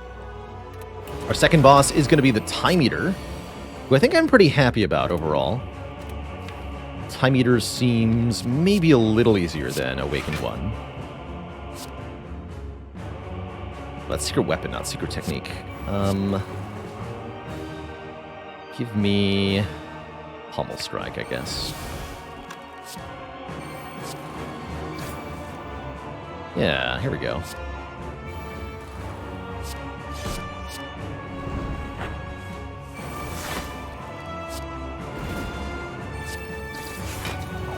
Three more cards. So we can go Strike, Body Slam, True Grit at the end. I don't want to True Grit before Body Slam because it could delete the Body Slam. Wish I could play through more attacks, but I can't.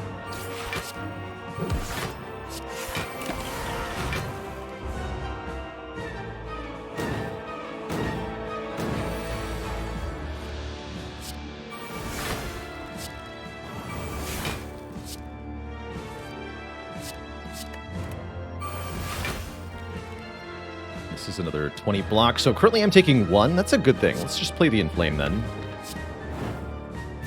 draw, again, 10 cards this turn.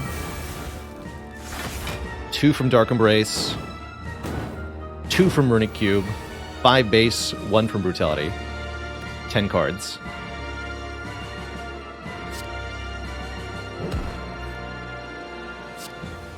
I should have done Rage first. That's okay.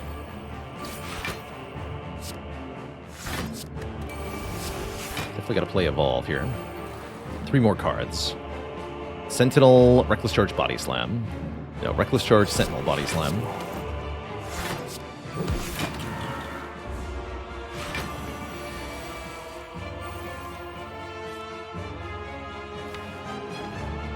Sure looks like a good Fiend Fire.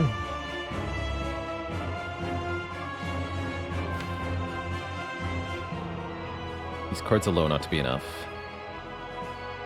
Good Instincts wants to get played, though. I'll play Pummel Strike, too.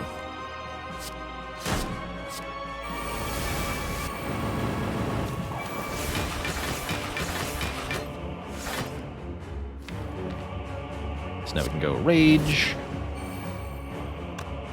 Reckless Charge, Drop Kick. Pummel Strike. Drop Kick. Body Slam. Kabonk! Very decisive Clad. Rolling through Act 3 here. Act 4 looks like it's going to fall no problem, especially with these potions stockpiled. And we have enough money for multiple relics at the shop, too. We deal 22-26. Are your mightiest attacks not enough? Have I been here before? Hey there, Tom. Good to see ya. Did we lose Flash of Steel? We never had it for real. It was a toolbox card. I'd love to buy a real one.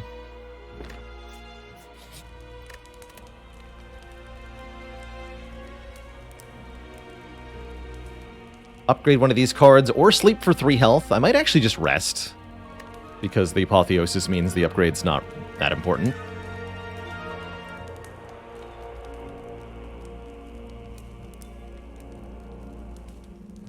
Hey there, Junking. I'm gonna rest.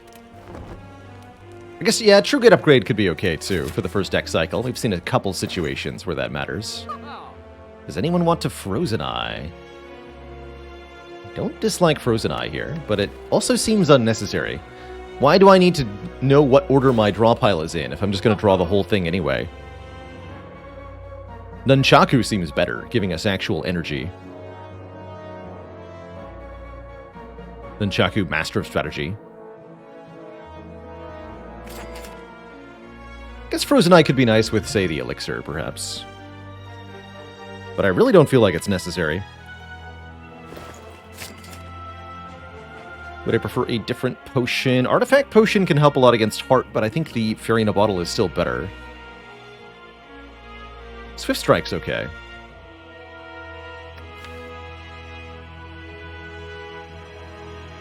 But it's not as good as Body Slam or Dropkick or Reckless Charge, so I'm not going to take it. We're going to leave. Vote the Heart! Flash of Steel is back, or Panache for these two. I think I want the draw 1 here. Secret Weapon's tempting, too. Yeah, give me the draw 1. Ooh. Give me Dark Embrace Fiend Fire to start, huh?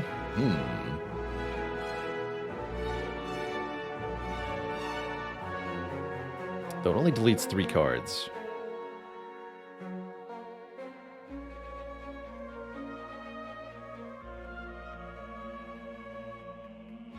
Doesn't seem good enough.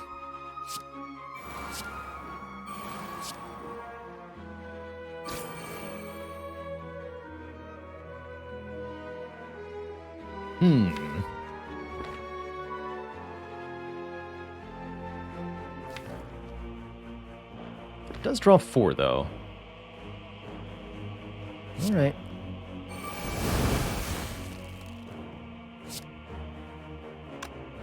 Let's go Reckless Charge, True Grit, I think. Try to save some health here. Sure looks like we're going for the shield first.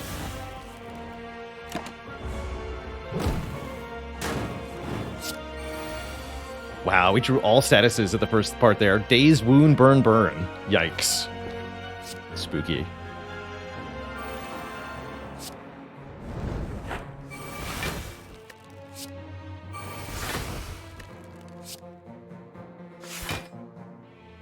And I'd like to go for the kill here to turn around.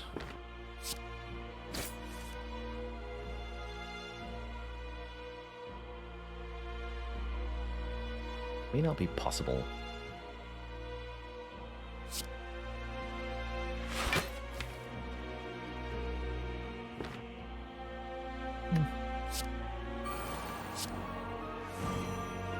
Yeah, no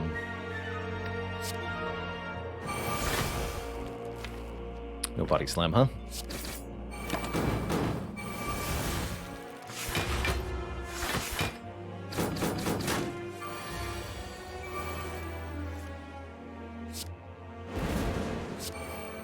Alright, time for you to die, Mr. Shields.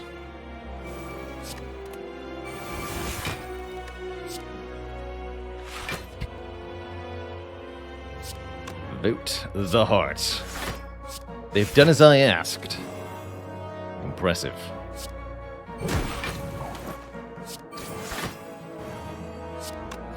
If I did not math correctly there.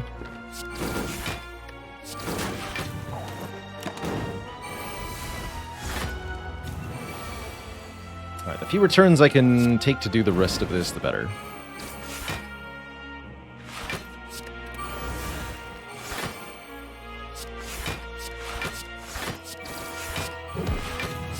Nice.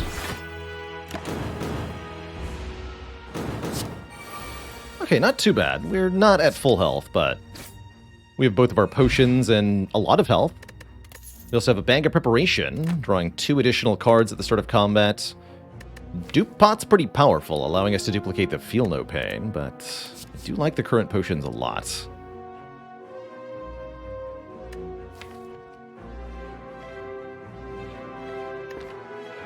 Bag of Prep is definitely great here. Pretty sure the current deck is just fine. We don't need to add more cards, we just want to refine what we have. Take 2 max health here, keep the current potions, and proceed to the heart.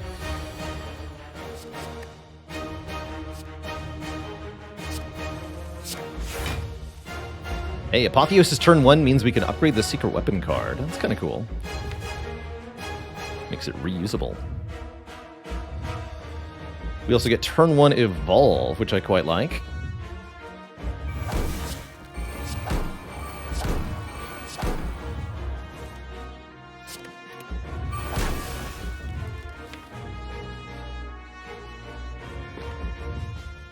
What do I like to draw from here? Feel No Pain needs to get in play. Playing 3 attacks would be good, but it's too early for that. Missing Shockwave's not great. I'm not too worried, though.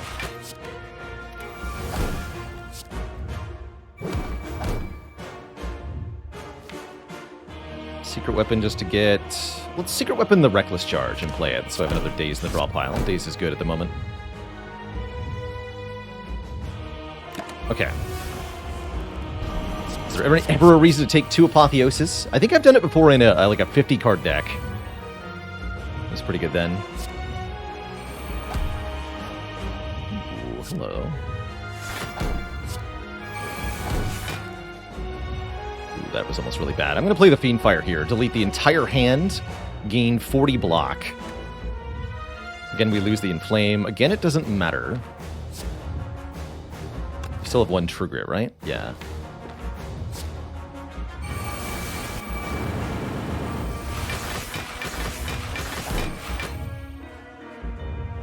Go Rage into Offering. Keep playing cards here. And this would be a good turn to use the Elixir, too, actually. Get rid of a few more things and start looping. Let's do that.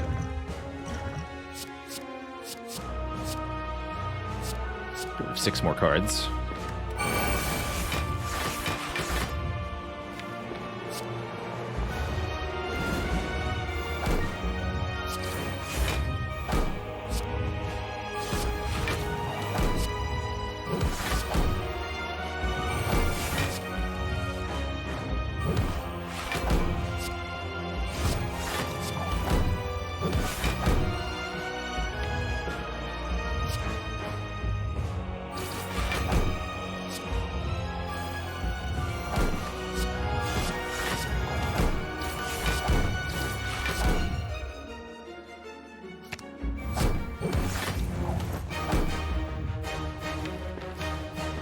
Good.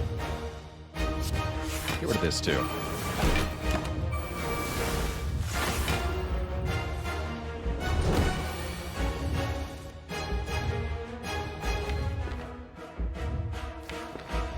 Gonna be able to do some really stupid stuff momentarily, actually, if I want to. I like it.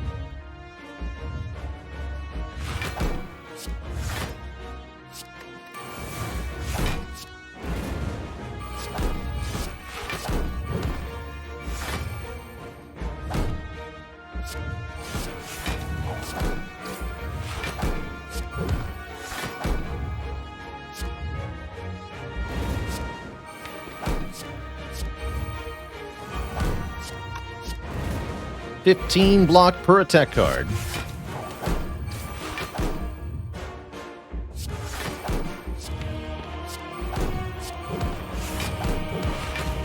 Bang.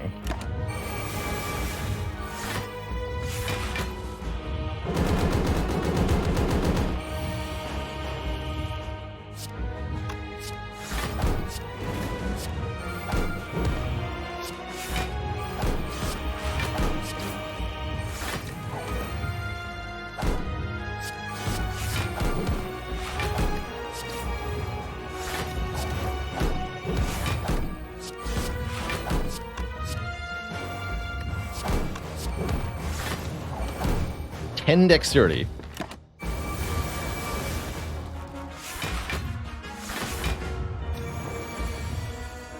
GG. What a great run.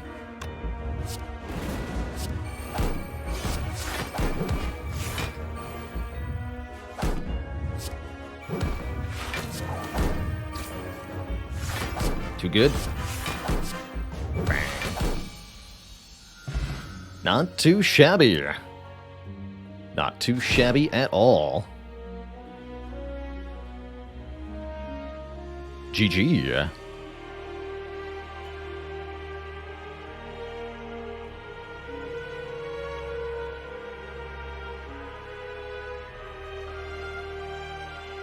GG.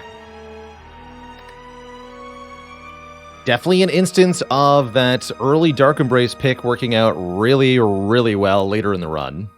In part because of the Bottled Tornado. I'm going to continue to pick early Dark Embraces for sure. Seems like such a crucial portion of a build in the late game. Also a good example of the Niao's Lament working out really, really well for an 820 heart run. A couple people asked if this is a good way to start a run, and I think it gave an easy run right from the beginning all the way to the end, thanks to this pick. Be free, my very friends. Be free.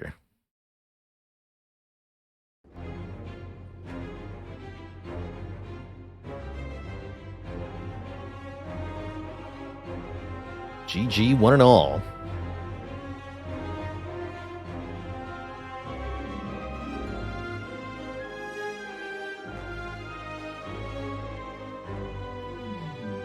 Now what has it been done? The Spire sleepeth, and so shall I.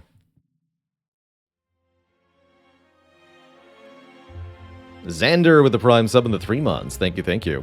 First win of the month, that's right. 1-1. Or 11-1. Yeah.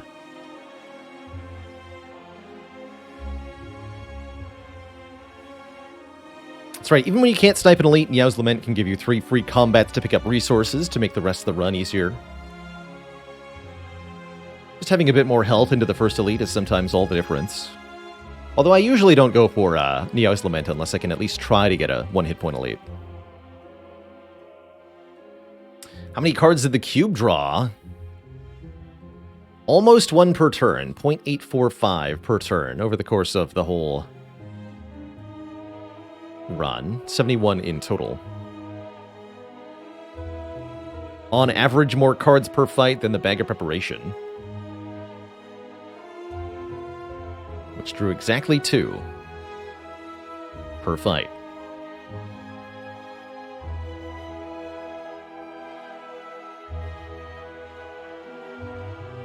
Oh, interesting.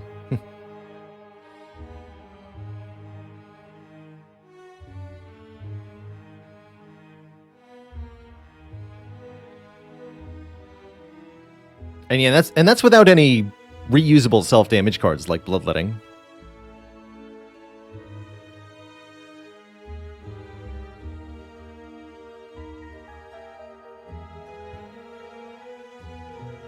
I find Ironclad a lot more fun to try to solve than Watcher. Just a more interesting character to me overall.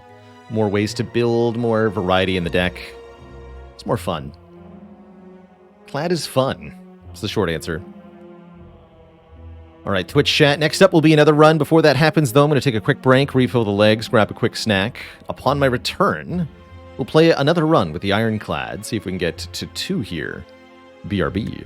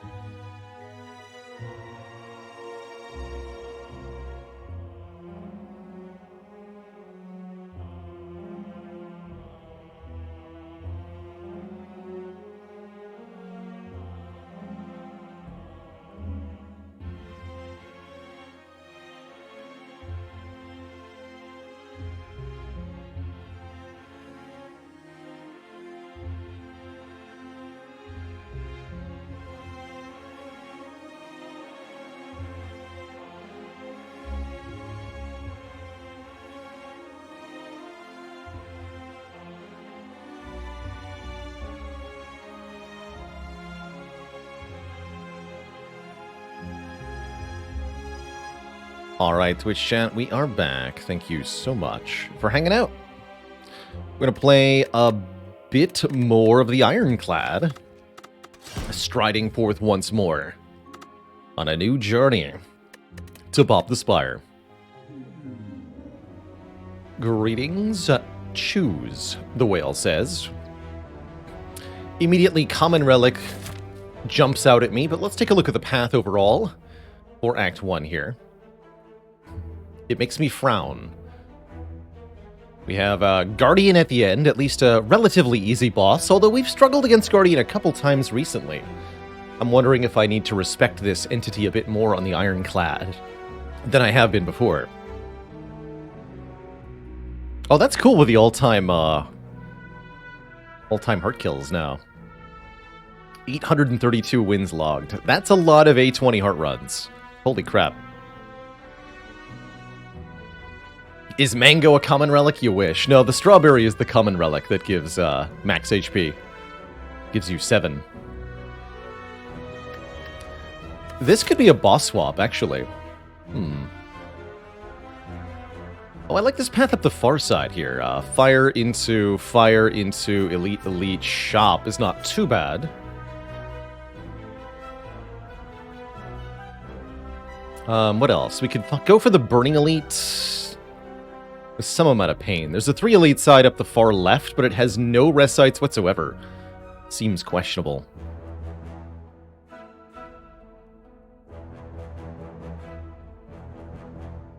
Struggling to look at any other path that looks halfway appealing here. Could go for an early shop into this elite. Then maybe another late shop. But I think just going to one shop late in the act is good.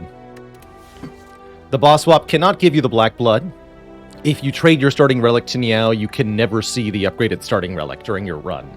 For some characters, this is a pretty good thing.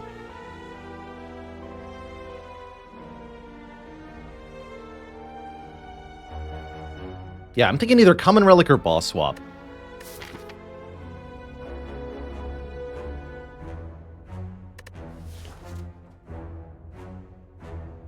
Seems to me like boss swapping is probably something to avoid from the attitude of win streaking, at least going for 20 win streaking, because the low rolls on the boss swap can really, really hurt a run, particularly Busted Crown. I find Sozu starts are also pretty hard, and Calling Bell starts can be bad if you don't get a good set of relics from it either.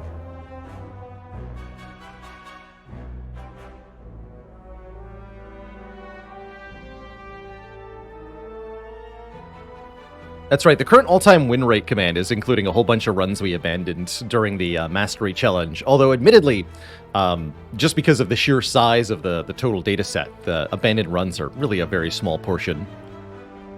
Have I ever won a Busted Crown swap? Oh yeah, we've done it on every character. You can totally win A20 Busted Crown swaps, even on hard runs, although it can be pretty difficult.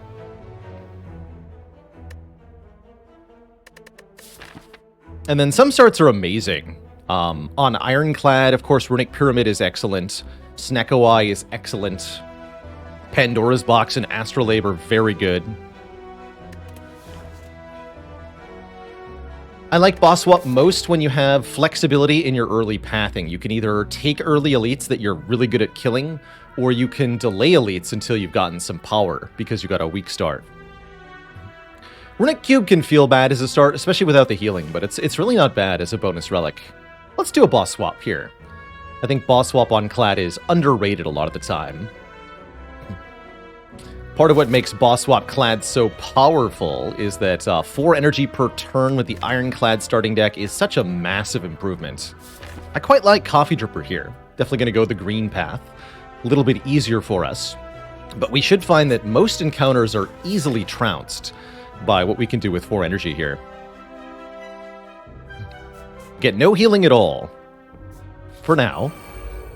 But there are ways for Clad to fix that. Definitely going to get hit next turn by the front one. Maybe we take the gamble, strike the front one, try to kill it next turn. And there's a moderate chance this Louse won't attack us next turn. Definitely going to want a little bit more block density, I think, with the Coffee Dripper here.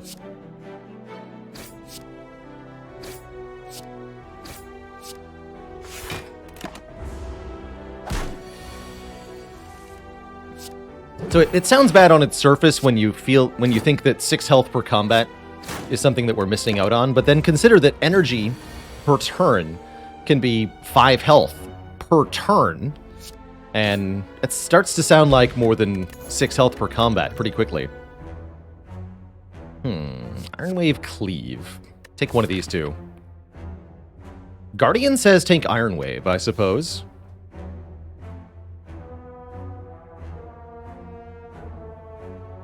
Hey, grats on beating Sword Dome your first try, Fele.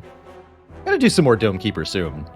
Maybe once we finish the Monster Train Mastery, which is potentially today. We only have 4 cards left in that game. Act 2 does say take Cleave. Cleave is also good for... It just does more damage than Iron Wave, right?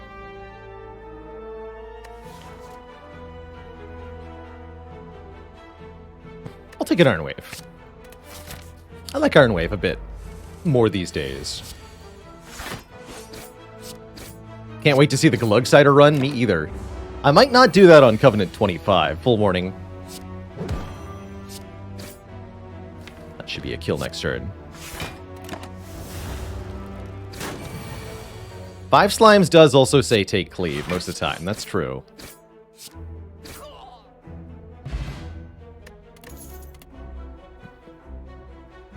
Definitely take a Twin Strike here. Just some decent immediate damage. And then we have good reason to take Strength.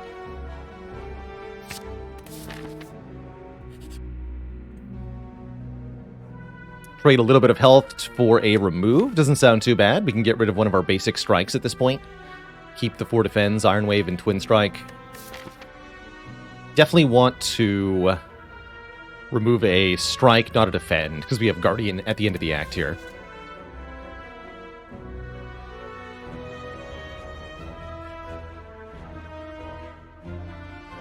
I think I played just a little bit of Inkbound, McLow. Very strange game.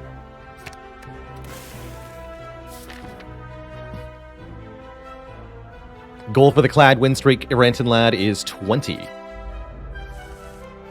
Can we actually do 20? I have no idea, but that's the goal. Whoops. That's a bad idea. Don't get distracted while answering chat here. I think we still have a kill, though, yes? Yes.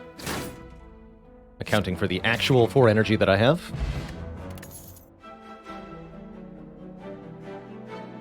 Okay, so we got pretty good health coming out of the first 3 combats. There's the strength gain. Inflame, gain 2 strength. Excellent card for Act 1. Excellent with Twin Strike. Pretty good with Iron Wave. Very happy to have it. Wild Strike, I really don't like as a card. If I could just never take a Wild Strike, that would be my preference, for the most part. But Reckless Charge, I'll continue to enjoy.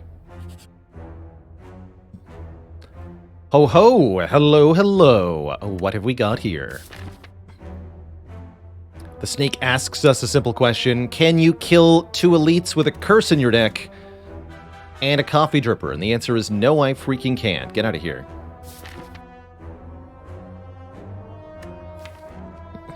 I'm gonna upgrade Mind Flame. And I might also upgrade Iron Wave before the elite fight here. Bash is a reasonable upgrade too, although I think the Bash upgrade matters less with 4 energy. And as always, the existence of Lagavulin is a slight discouragement to upgrading Bash in Act 1. Bit weird, but that's how it goes. We get a fight and not an easy one in this node. Green Slime plus Cultist. Very scary.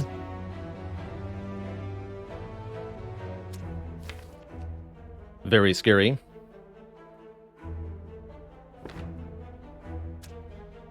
Pretty sure we have to kill the slime first here.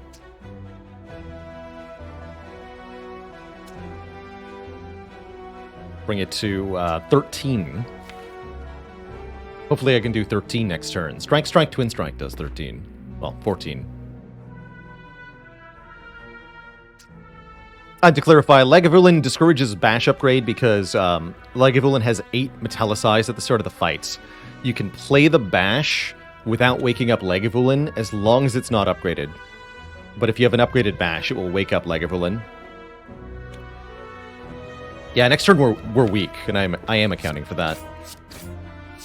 Do need to put all 3 attacks into the slime here. Yeah, it's only 1 turn of weak, thankfully. Oh, but we didn't get enough damage. This is only 12. Ouch. Bummer. Very much a bummer. 6 plus 6. Tough. Guess we block twice. And next turn, Twin Strike will be enough to kill the Acid Slime cleanly. So let's put the strike on the Cultist. Unfortunately, looking like we're going to lose some health here, though. Could go defend, bash, or no, defend, strike rather, but I think we need to play this bash to have any hope. Next turn, 16 incoming. We may not... Either we draw 15 block, or we draw... I guess we could just draw 3 strikes, no Iron Wave. Does 3 strikes kill next turn if I play bash? They'll do 9 goes to 13, so we'd have to bring it to 39, which is, guess what? Exactly what bash brings it to. So if I play bash defend, we guaranteed win next turn. Sounds good to me.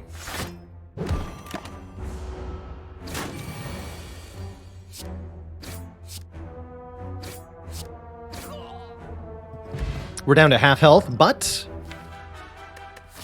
not too afraid here. We're also offered a Thunderclap, a Headbutt, or a Rage. Very happy with a Headbutt, generally speaking. Being able to put one of my best cards back on top is always valuable. Maybe take the Headbutt and upgrade Iron Wave as we go into the next Elite here. I'm Kunu, thanks for the 11 months, the 1.1 metric years. I also owe Toaster King a dad joke.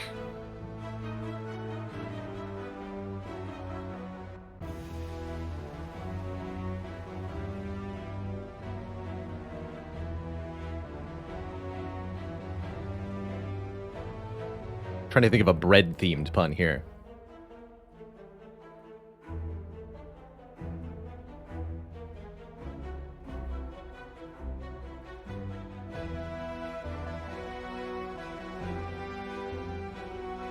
Why couldn't the baker quit his job? You really needed the dough. That is all.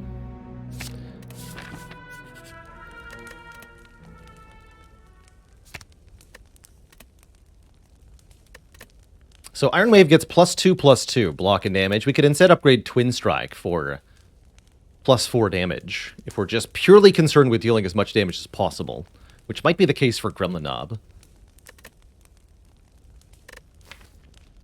So here's where I need a better evaluation of how much damage am I going to take in this next Elite fight. I'm not sure. Against Lagavulin, we can use the Elixir to our advantage. Sentries, we got it down 1 quick, but the 4 energy per turn will help a lot with that. Against Gremlin Knob, it's really mostly a question of how many attacks can we draw. Let's see, with 3 strength, it's really all up to when the bash gets drawn. For Gremlin Knob,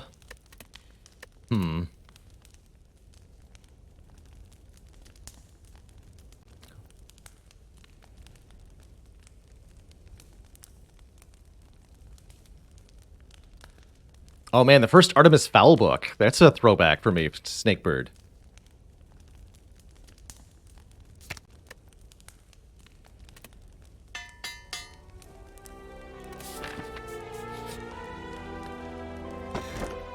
Meat on the bone, man. All right, look at that.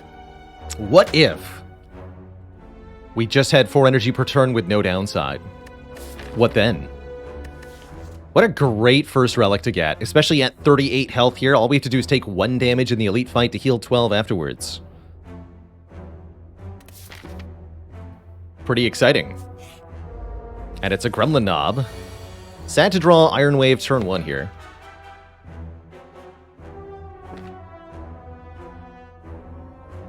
And not Inflame turn 1 either.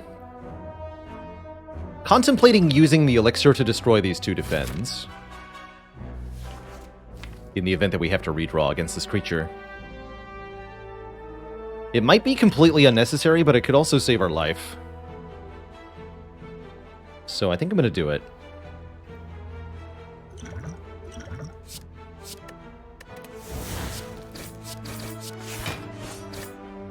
Kiznal with the 5 months. Thank you, thank you. Oof. Okay, so yeah, this is our worst case scenario here. Bottom deck Bash, bottom deck bottom deck Inflame. So, what is our best damage draw next turn? Presumably Inflame, Bash, Twin Strike, right? But it does not even get a kill. We would do 21 this turn, bringing Gremlinob down to 45. And then we play Inflame, Bash for 11, Twin Strike would do 12 twice. So we do 11 plus 24. That is not 45. So we can never kill next turn. That to me says we should instead do Bash, Inflame, Iron Wave, save 7 health. How many hit points would that leave the Gremlinob on? And that also means that destroying those 2 defends is really important. That means we're at minimum drawing 3 attacks the turn after. So yes, I think we just headbutt the Iron Wave. We take our damage, we heal from the meat. L2P76, thanks for the Prime sub and the 9 months. Appreciate ya.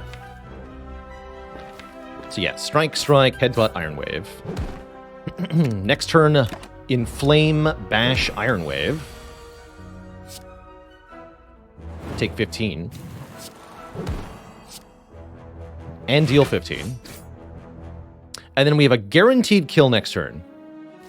Because there are only 2 defends, thanks to the Elixir. If there were 4 defends, then we could draw 4 defends and die. Pretty small chance, but it could still happen. But because we deleted them, it's guaranteed that we get out of here alive. I'm quite happy about that. Go to 25 hit points. And we get a self-forming clay. If we lose health, we'll gain 3 block on the following turn. And we can take a True Grit. One of the old reliable block standards for the Ironclad. Great relics so far in this run. We'll heal another 12 after this combat, too. Not the world's worst rage, but I think True Grit is far better in this situation.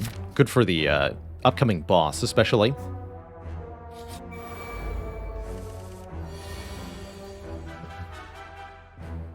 Alright, Twin Fungi Beast, a nice easy fight here. Probably go Inflame, defend, strike twice, take 1 for 3 block.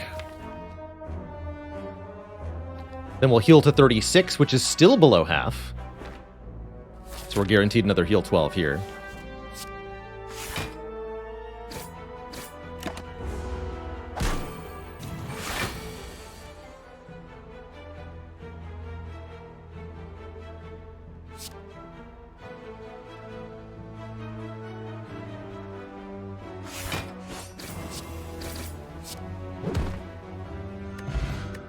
We do get a potion.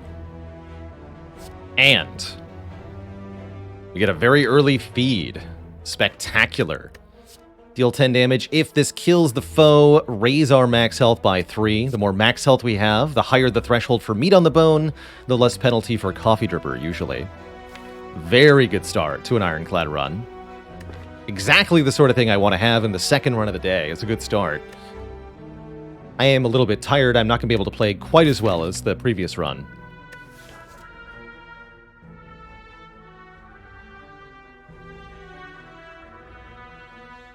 Second Wind is also a very powerful card, allowing us to exhaust non-attack cards, but it's no feed, that's for sure. I'm also excited to think about what possibilities there are in this shop here for relics.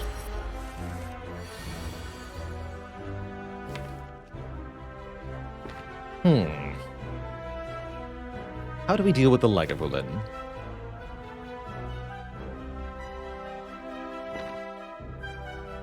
We could do Bash and Flame. Apply 1 vuln, gain our strength, and then not wake up the egg. Or I can do Inflame, Bash, Iron Wave for the max damage right now. We have most of our block cards in the draw pile, which is a good reason to go right now for waking up. Yeah, if I could channel a relic here, Red Skull would be excellent. Would love a Red Skull.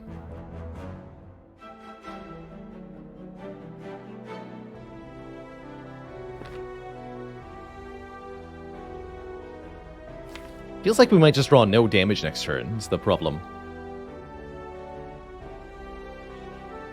I'm gonna open now.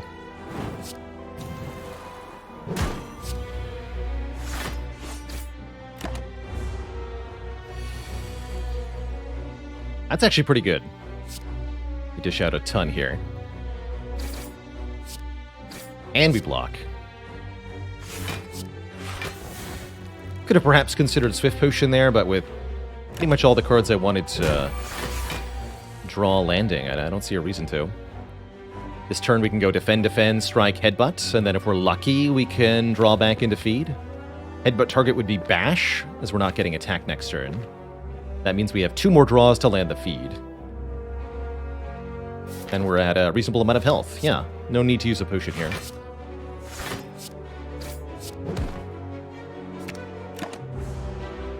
Thank you, Self-Forming Clay. Alright, Feed. 1 time.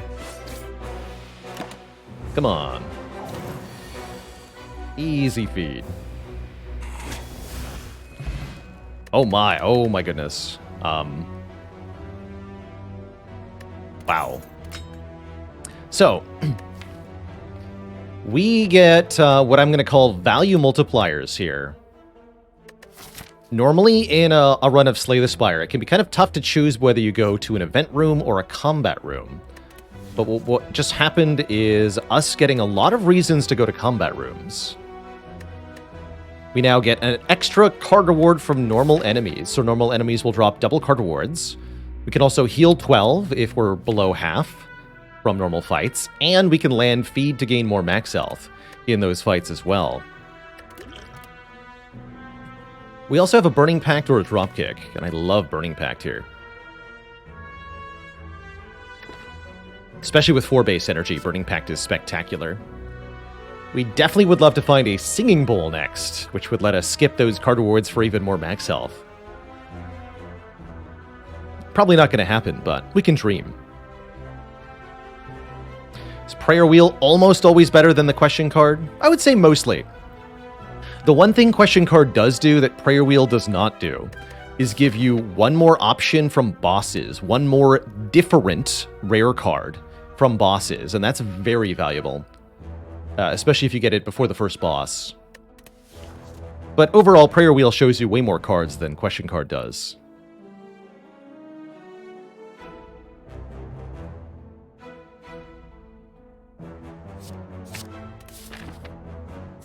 Alright, what's in the shop? Just get both, Forehead. No, I want to buy them both.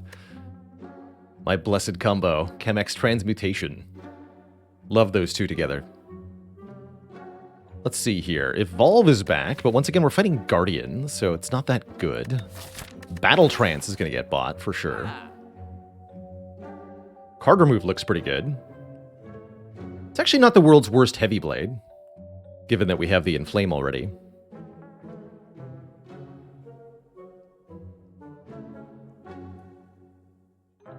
Definitely down for Battle Trance Card Remove. Nothing wrong with that. It'll make the Guardian fight a lot easier if we have a Battle Trance. And basic strikes can just all leave the deck, please. Hemokinesis has some synergy with Self-Forming Clay, it's true, but price is a bit much for me. Compared to, say, Battle Trance. I don't think I want this Heavy Blade. If we want a Heavy Blade, we can get one from the Prayer Wheel. Same goes for Evolve. I don't need to buy these cards. There's the question card, by the way. If I could have afforded the Frozen Egg, that also would have been kind of cool here.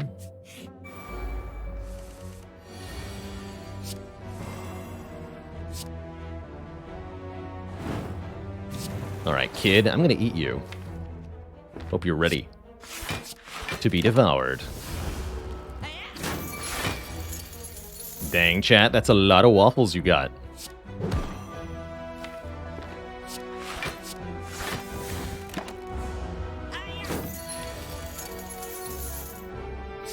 Wave goodbye. Delicious. Now we're at 50 hit points. This boss swap has worked out massively. Massively well for us. I was wondering what the chance was that I talked about not needing to buy the other cards. I was silently wondering, what's the chance that I end up finding a battle trance I didn't have to pay for? 100% apparently. Blood for Blood is kind of interesting. Pommel Strike is kind of interesting. I don't feel like I need help for Guardian here. For Guardian, I'm going to upgrade, what, True Grit? True Grit seems like a good upgrade. I don't feel like we need to add any more cards. Let's wait until Act 2 when we can start to find upgraded cards. I think that's my preferred approach here. Since we are beating the boss, usually my rule of thumb is you should start skipping cards once you're able to defeat the boss of the act that you're in. But upgraded cards are always worth considering, and certain cards that form combos are worth considering as well, like Dark Embrace Corruption is worth taking even if you already beat your boss. Just as an example. What is the chance for a card to be upgraded? Depends on the act that you're in. Starting in Act 2, on Max Ascension, it's a 12.5% chance per card to be randomly upgraded. And then in Act 3, it's a 25% chance per card to be randomly upgraded. Note that rare cards may never be randomly upgraded. So you'll never see a randomly upgraded rare card after a boss, and you'll never see an upgraded rare card that randomly shows up in the middle of an act.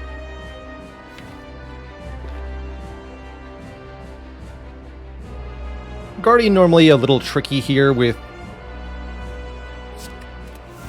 4 base energy, though. I think we're going to have an easy time of both dealing enough damage and generating enough block. And we even have extra hit points, just in case we fail to do both of those somehow.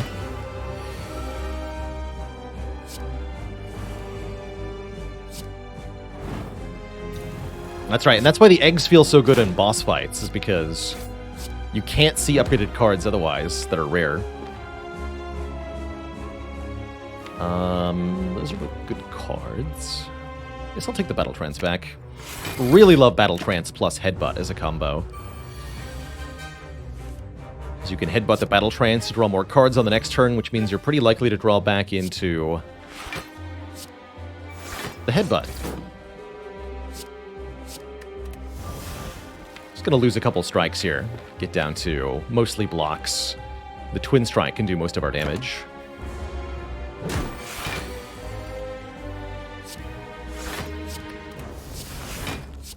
Play this Headbutt. Let's Headbutt, Battle Trance, of course. What else? It's free card draw. I'm thinking Defend, Iron Wave, Twin Strike. We could also go Bash, Iron Wave, Defend. Not drawing that much damage next turn, though.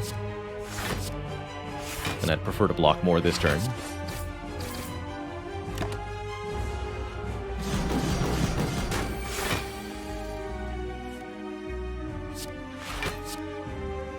Should have Headbutt first.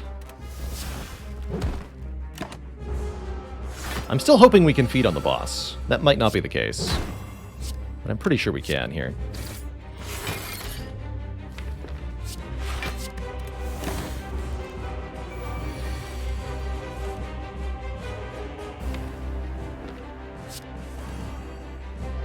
Let's get rid of Burning Pact. Iron Wave. I'm going to play Bash again. Take 2 damage, get 3 block next turn. Keep that vuln up. And in fact, we would like to go down a little bit more in terms of health. That way we can activate the meat on the bone here.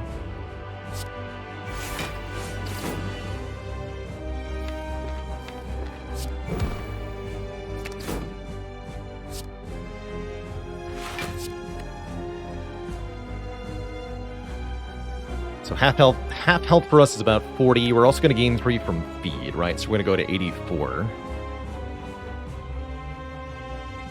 Half health will be 42. I'm going to gain 3, so I need to be at 38 or less. Perfect.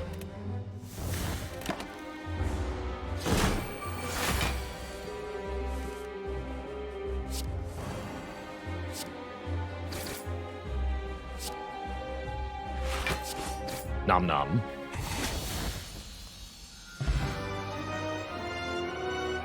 GG. And we can drink the fruit juice, pick up the Blessing of the Forge too. So we're now at 89 max HP already. We're offered Reaper. That's another way to make Coffee Dripper not feel so bad. And notably, we already have Strength in the form of the Inflame. Or Corruption. Make all of our skills cost nothing. And Exhaust when played. With the 4 base energy, I'm actually less enthusiastic about Corruption than normally. I like the Reaper quite a bit. Reaper is also very good when you're able to scale your max health. The more max health you have, the better Reaper is.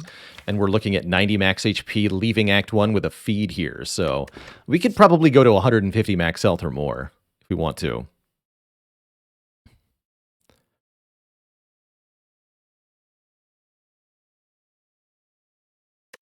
When is Berserk good? Not often is my usual opinion. It's an immediate downside with a not immediate upside, which makes it really difficult to want to take. But in decks that are energy starved, it can be very good. If you can block the downside with the Orange Pellets Relic or with Artifact, it can also be really nice. Grab a Reaper here. And... wow.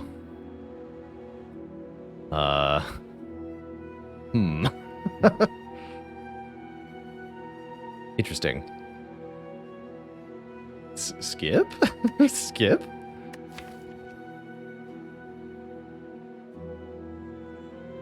This is actually a pretty reasonable Fusion Hammer. We essentially lose out on the ability to upgrade cards, but basically none of the current cards in the deck require an upgrade. Burning Pact and Battle Trance would appreciate it, but they don't need it. Feed would appreciate it, but doesn't need it either.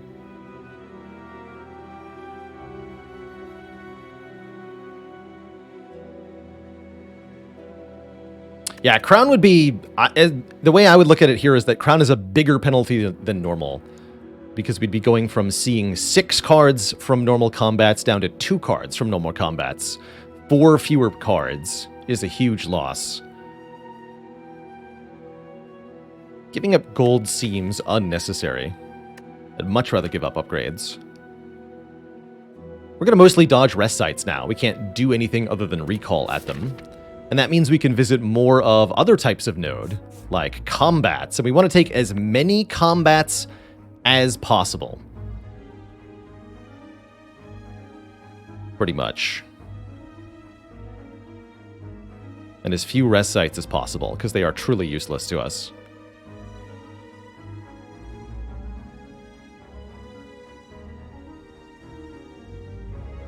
Don't know if I want to fight the Burning Elites. Although with 5 energy, it doesn't sound that hard, gonna be honest.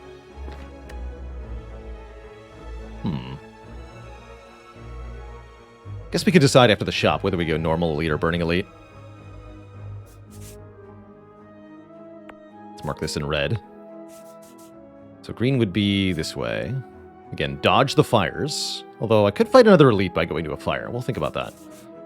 Probably something like this. Don't love these question marks, though. I'd rather they be combats. Could go this way, get another fire, but those are worthless. Huh. Fun choices here. And then Red Path could go... Red Path can dodge this fire, actually. Ooh, that's a good reason to go for the Burning Elite. Because we don't have to go to a fire. At all. Ooh, I like that. Okay, strong incentive to go Red Path here. What about far right? Combat, combat, combat, event, combat, elite. Less risky, more combats overall. Misses the early shop, although we don't necessarily need the shop. I will appreciate the Carter move.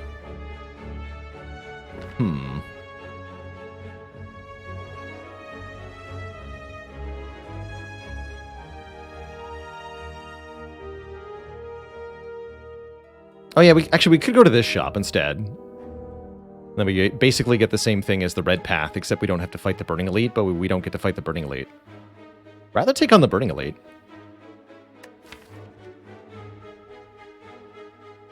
I don't think I'm losing to Book of Stabbing or anything, right? I think we're pretty good.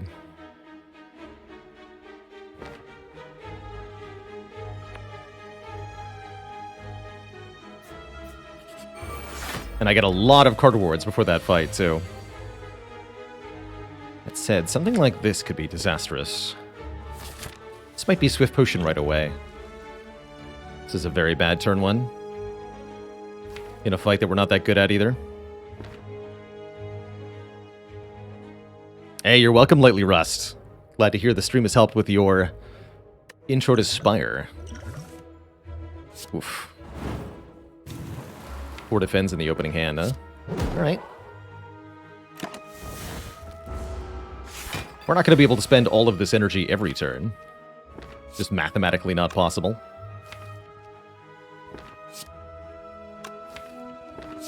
Yeah, let's draw all 5 of those cards. And go Iron Wave, Wind Strike.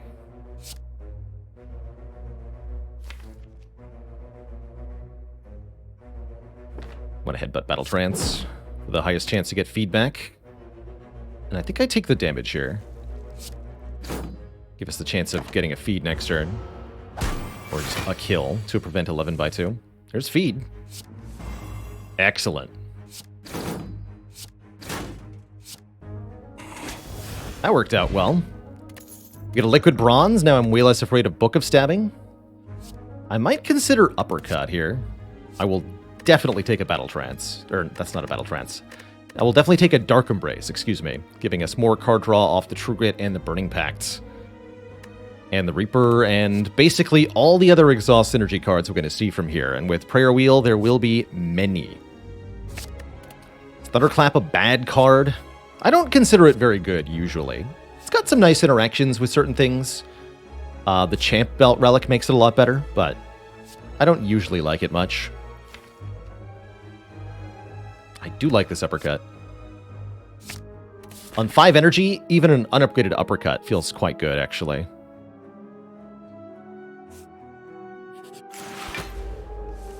The Avocado! And look at that, Uppercut already doing work, too. Uppercut, Dark Embrace, Defend looks great. Definitely takes some damage, but what are you gonna do?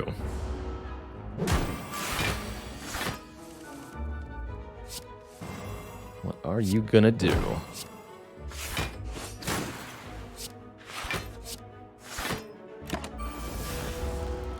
Really like the Dark Embrace wears off before the ethereal cards exhaust.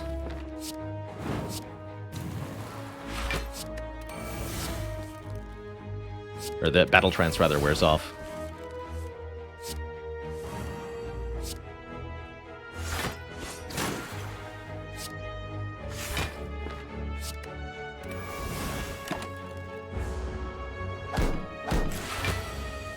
How dare you! Pow. Take Burning Pact back.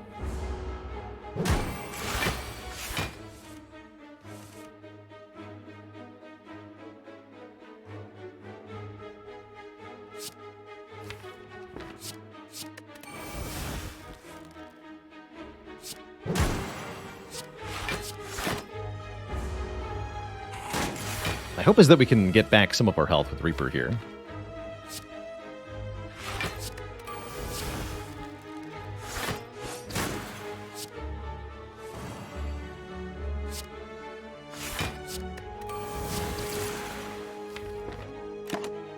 And then feed. Gotta be careful, though.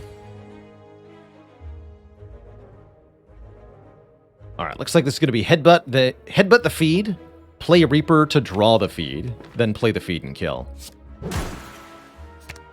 Kill 7. Gain max health. So we're at 75 health going into the next fight here. We definitely want to keep health as high as possible for as long as possible. Do we want to Rage Plus? With the Dark Embrace, I could see this being really good, actually. There's also a spot weakness, which is very good with Reaper. And Headbutt.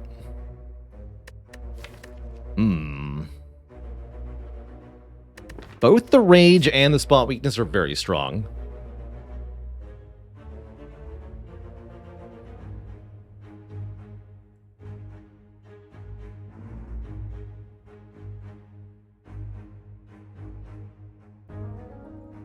And indeed, only one of them says plus on it.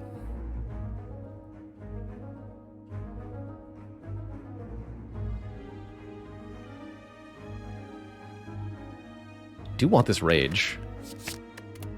I believe. I'm not going to take any of these. Nice strength scaling commons, you nerd. Classic Rage draw. That's okay. Rar. Being able to spend all 5 energy alone is pretty exciting. I like those dazed, actually. Those are good. So you can headbutt a card and draw it, including the Rage, actually. Kind of dig that.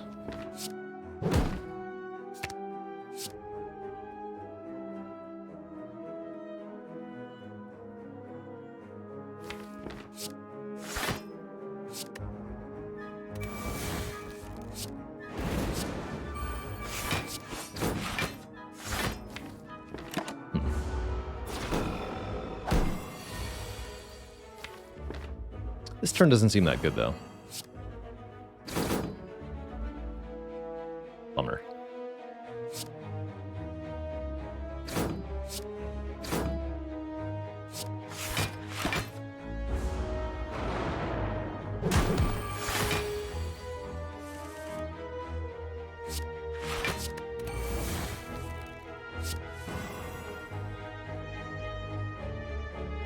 So we go Strike, Reaper, Feed.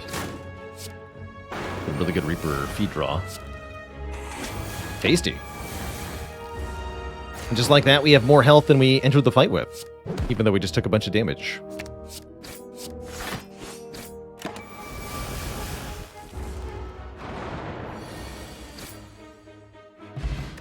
Block Potion could be okay. Shrug's not bad.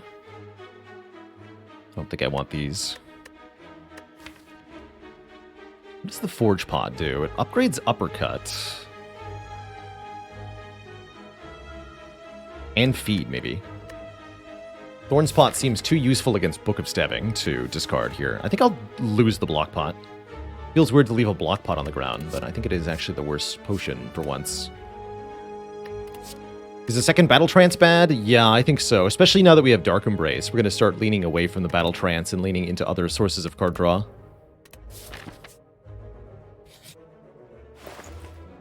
Ooh, oh my. And a Dolly's Mirror, you say? Anything in here worth dollying? I mean, we could duplicate the Inflame Plus. That's pretty good. Or instead of doing that, we could buy a Limit Break. Is that better? Could duplicate Feed. Don't think that's wise here.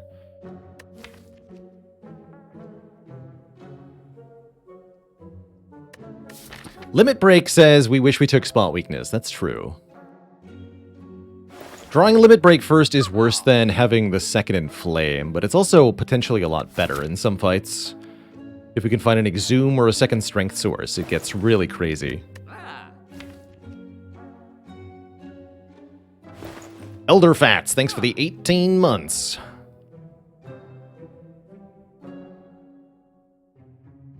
What would I say is the main mindset shift when playing a bunch of Clad, then switching to Silent?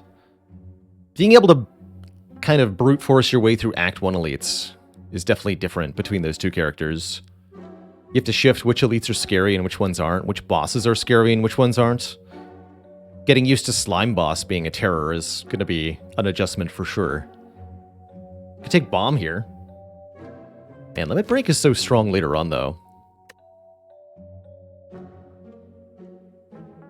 Fluffy would skip this shop. Oh, you're definitely crazy there. There's no way I skip over duplicating Inflame.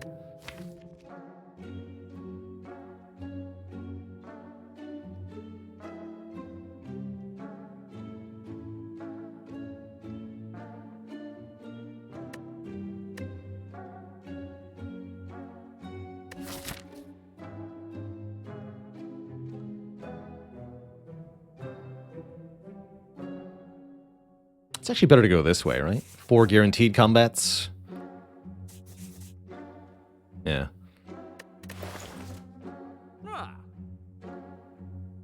Isn't Limit Break the same as duping Inflame? No, because you have to draw the Inflame first for the Limit Break to work. Whereas if you dupe the Inflame, they work in either order drawn, which really matters quite a lot for this node in particular. Also for this fight, too. This is also a really big deal. The Limit Break will draw one off of Dark Embrace later once that's in play, and also the Limit Break does not piss off the Awakened one, which is also a relevant thing.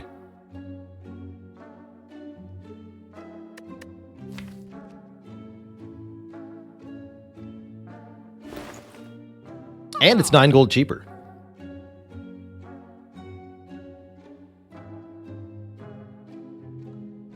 I think I'm going to take the double Inflame here. I really want the next few fights to go well.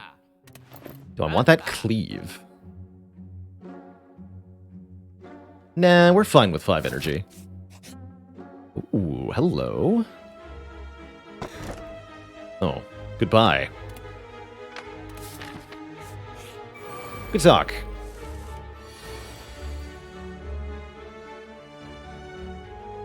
Alright, we're fighting Super Slavers with Regeneration, which makes Inflame into Reaper not that good, right? As they start healing the damage we deal. Bummer. I could slow down the healing with the Thorns Potion. I still think we want Thorns Potion for Book of Stabbing, though. Definitely play Inflame first. I'm thinking it should be Reaper, Iron Wave, Strike. Could do Iron Wave, True Grit, but we really need to kill the red guy next turn.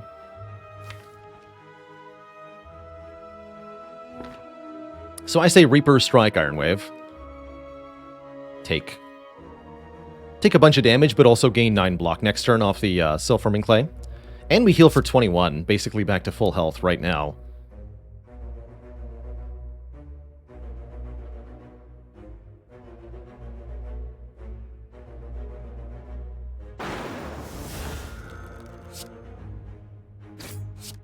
Don't think I'm going to use the Liquid Bronze.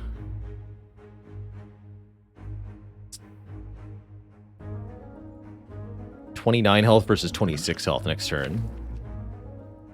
We have 3 strength. Could matter, but I really doubt it. And in situations where it does matter, the Blessing of the Forge is likely to be just as good. I think we're going to exhaust Dark Embrace here. Go Burning Pact on Dark Embrace, play Battle Trance, and then try to get the kill. This would be a good time to use the Forge Pot, as that would upgrade quite a bit. Allow me to draw way more cards.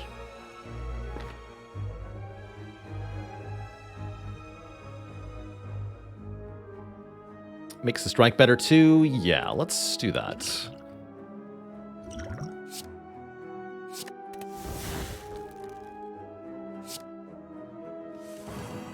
Cool, you're dead before you can make us vulnerable. And we can maybe line up a feed next turn.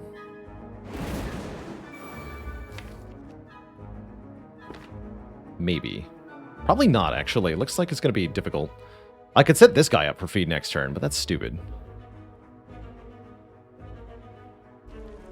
16 plus 12 did make a difference. Huh. Cute.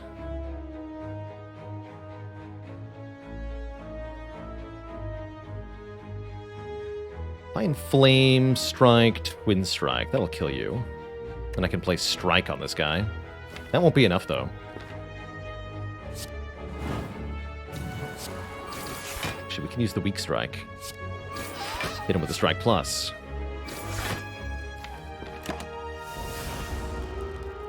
Still don't believe Headbutt Feed kills here. Definitely not.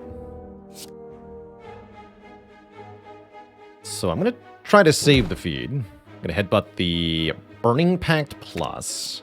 Play 3 block cards here.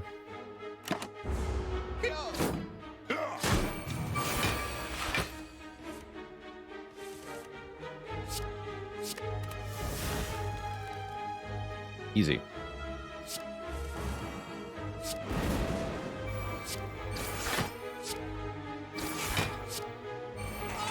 Delicious. And give me the battle trance back.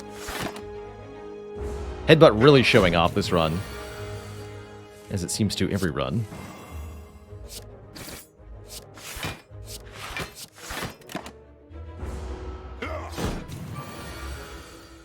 Currently above half health plus 12, so there's no amount of health we can gain by manipulating our meat on the bone here.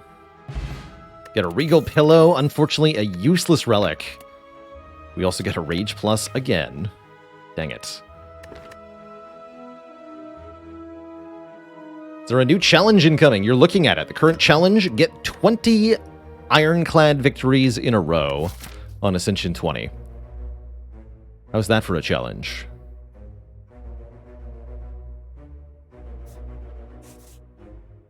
I think I'd rather take 2 normal combats than an elite here. Best streak so far is 3, but we have not been trying for very long. It's only been about a week.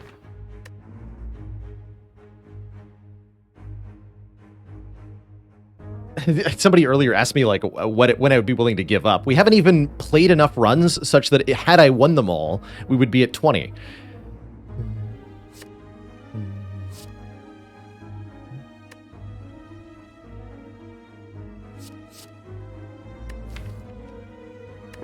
Skip these. I do think I go this way here. 2 combats. So after this run then. That's right. That's right. Are we tracking how many attempts this is taking? Yes, the bot is tracking win rate and stuff like that at all times. So the bot knows. The bot definitely knows. Ouch, by the way. But Self-Forming Clay is here to save the day. No, it's not.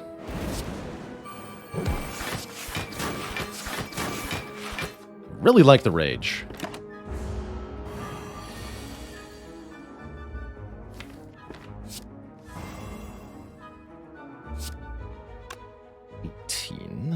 So I think we can go in Flame, Uppercut, Iron Wave, Feed. Delicious.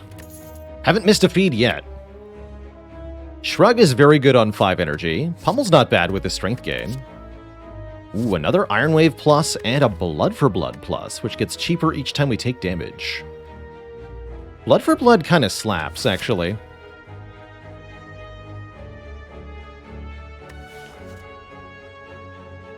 Really like this Blood for Blood.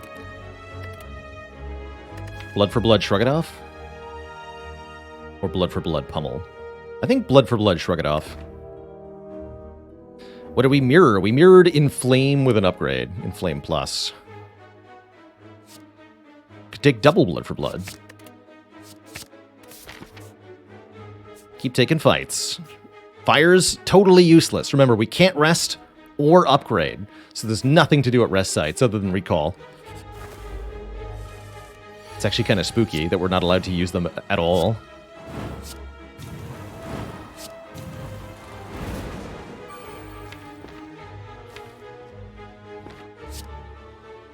I'll forget the bird for now.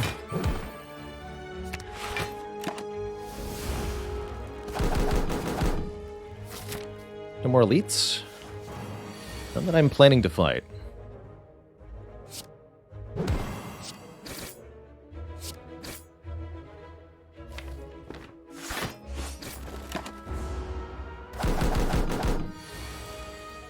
Could have saved Chosen to Reaper, but it's a much easier fight if you just get rid of that enemy.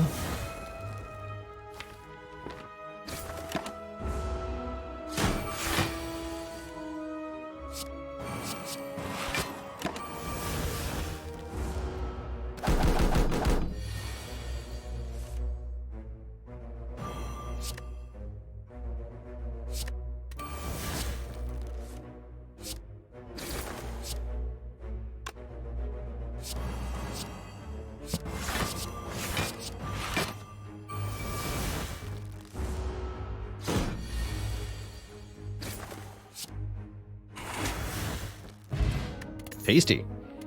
Blood Pot will heal for 20% of our enormous max health. Seeing Red can be okay with Dark Embrace. Corruption is pretty good with Dark Embrace.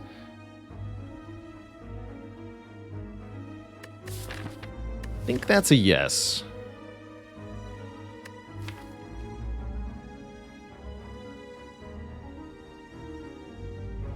Don't have that many strikes either. Don't necessarily want to use this in every single fight, but it's definitely going to help in some fights, like the Collector fight. Make Seeing Red better? Sort of. Yeah, sort of. How confident am I about the heart right now? Feeling pretty good, actually. I think we're more likely to fail on the way to the heart than at the heart, currently. Between the feed and the self-forming clay, our effective durability in the heart fight is going to be enormous. And we already have a pretty good damage plan. Double Inflame plus the Blood for Blood will be enough damage. So I'm really not afraid of the heart fight at all right now. I don't like this Seeing Red, though. War Paint, upgrade 2 random skills. Seems underwhelming, but if it hits Battle Trance or Burning Pact, I'm okay with that. Nope, just 2 defends. Oh well. Hey, in an abandoned temple you find a giant book riddled with cryptic writings. Any of the 3 books would be amazing here. There's 3 possibilities. One is Enchilada in Caridian. Gives us a free random power turn 1, always welcome. 2 is Nilri's Codex, allowing us to add cards to the draw pile each turn.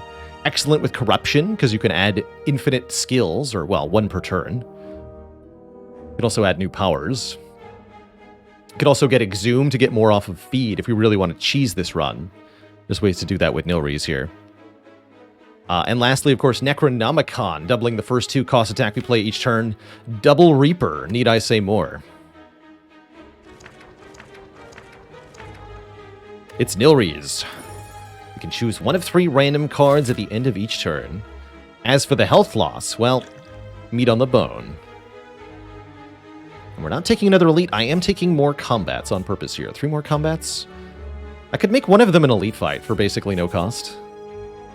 I like this more, huh? Well, we lose 1 card ward, but we get another relic. Seems worth it to me. Yeah, I like that quite a bit. The original intent was this way. 2 vents, 2 regular combats.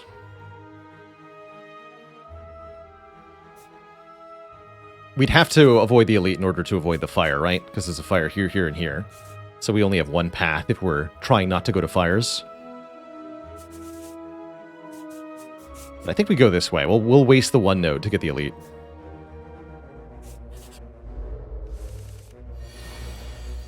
There are definite good things the event could be, it's true.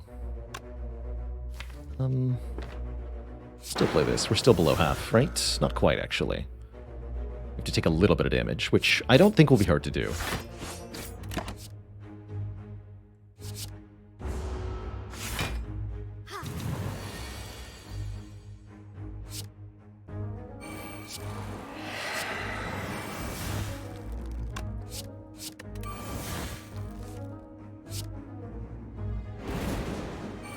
Perfect, actually.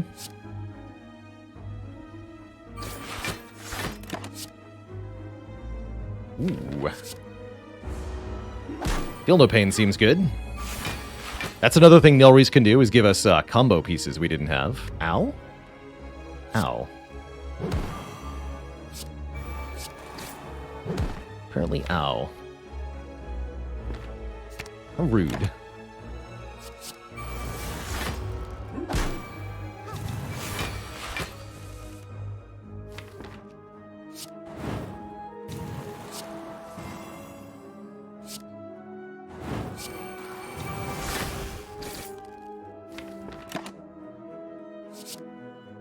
Be back for you.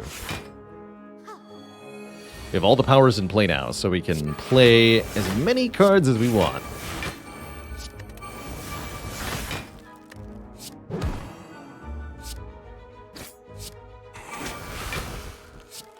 So again, maximum greed here would be to stall this fight until Nilri's Codex generates an Exhume.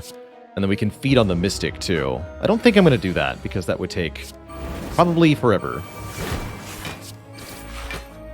Or it could happen immediately. Let's just give it 1 or 2 turns. Yeah, not much need to do that on this early into a streak, either. Yeah, I don't think it's going to happen.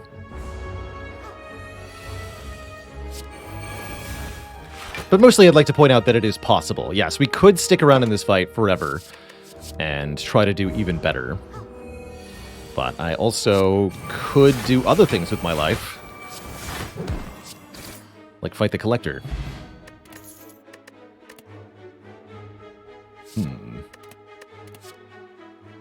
Bludgeon, huh? Don't think so. Don't want Pummel Strikes. Could it generate another Feed or Reaper? No, not directly. Random card generation sources cannot make cards that would provide a healing or otherwise permanent benefit to your character. So you can't get Feed or Reaper or Alchemize or Lesson Learned off of Dead Branch or other random card sources. But you can get things that let you duplicate other cards. So cards like Nightmare and Exhume can be got off Nelry's Codex, and those can break the game with the aforementioned benefiting cards. Do I not want Pummel Strikes because Dark Embrace Corruption's more efficient? Yeah, that and I can't upgrade them, so they'll only ever draw 1. And I'd rather draw the Blood for Blood Plus. They're decent with the Rage. If these were upgraded Pummel Strikes, I'd click on them immediately, both of them. But without an upgrade, they're just not quite good enough. No Rests, no Smith. We recall.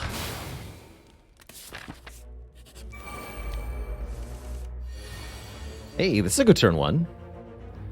Double Chunky Gremlin. Blah. Deleted.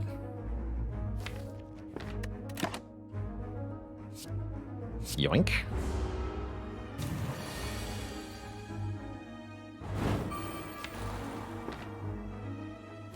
Take Twin Strike back, because that should neatly kill one of these reinforcements. Could have also headbutt the Iron Wave, I suppose. I will take an Offering.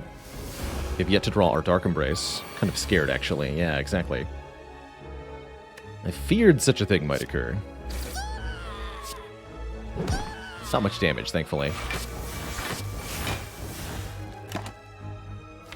In fact, one could argue this was a good thing.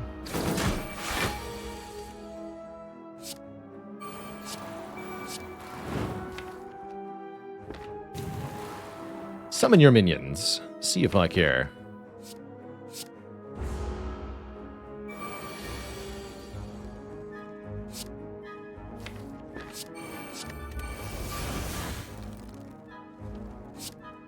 Healing, please.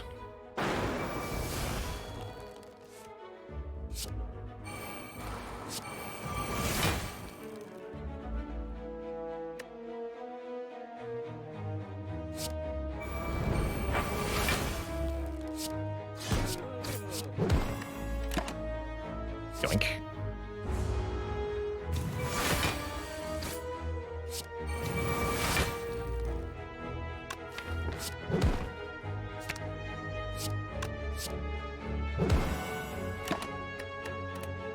And then we feast.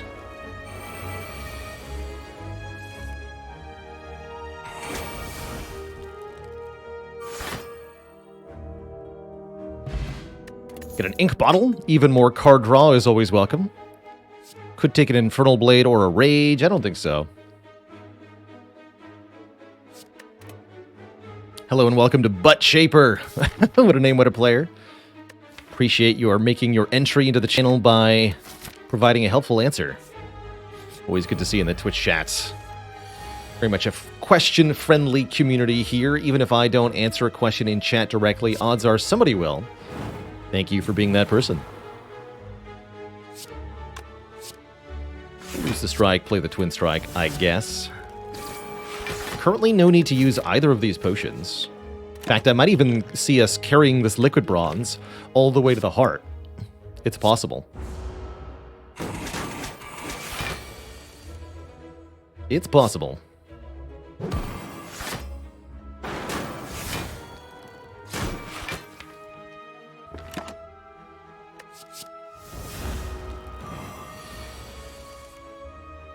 Ooh, rage. Should have left it at more health. Oh well.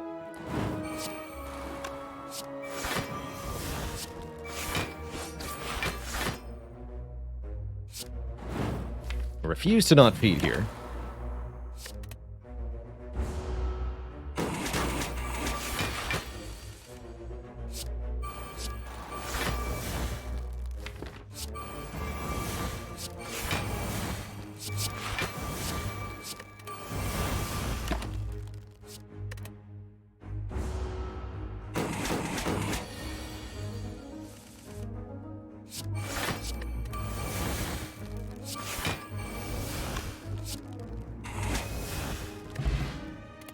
Heart of Iron, 6 metallicize, aka 6 block per turn.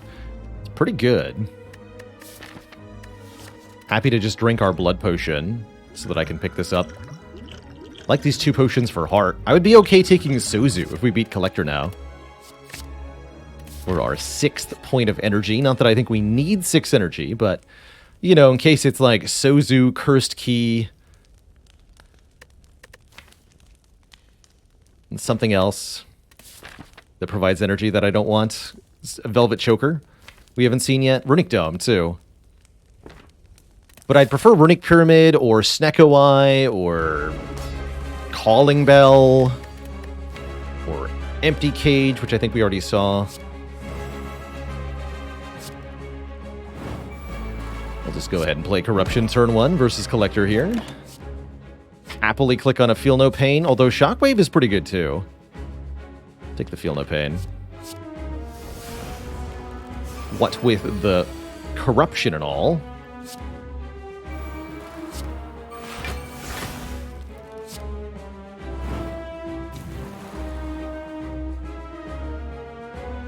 It's not worth playing this Rage. In fact, I'd like to take some damage so that Blood for Blood becomes cheaper. Slap one minion here. Give me a Dual Wield. Dual Wield can create a copy of any attack or power. Dual Wield Dark Embrace, Dual Wield Reaper. The possibilities are enormous.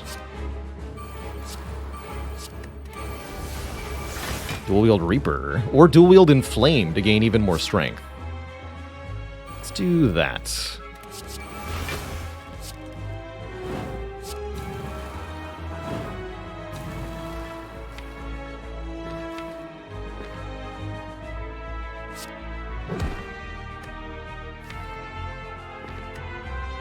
I'm gonna bash the Collector in the face.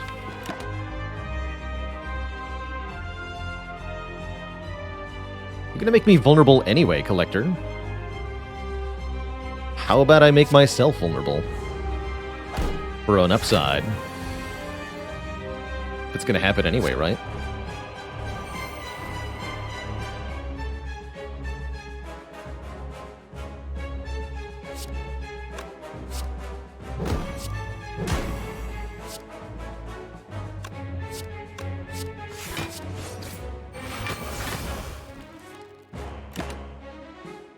Yoink.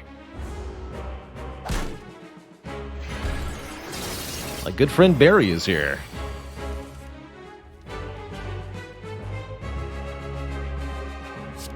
Good old barricade.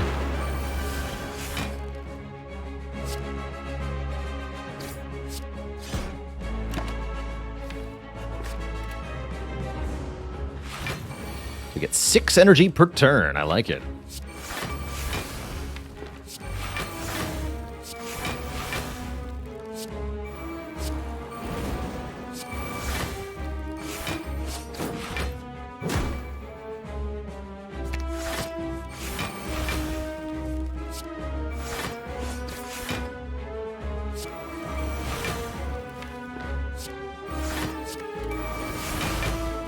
Blood for Blood is going to be stuck at 1 cost here.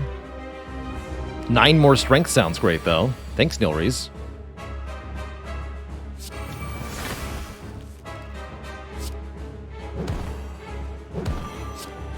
a bonk.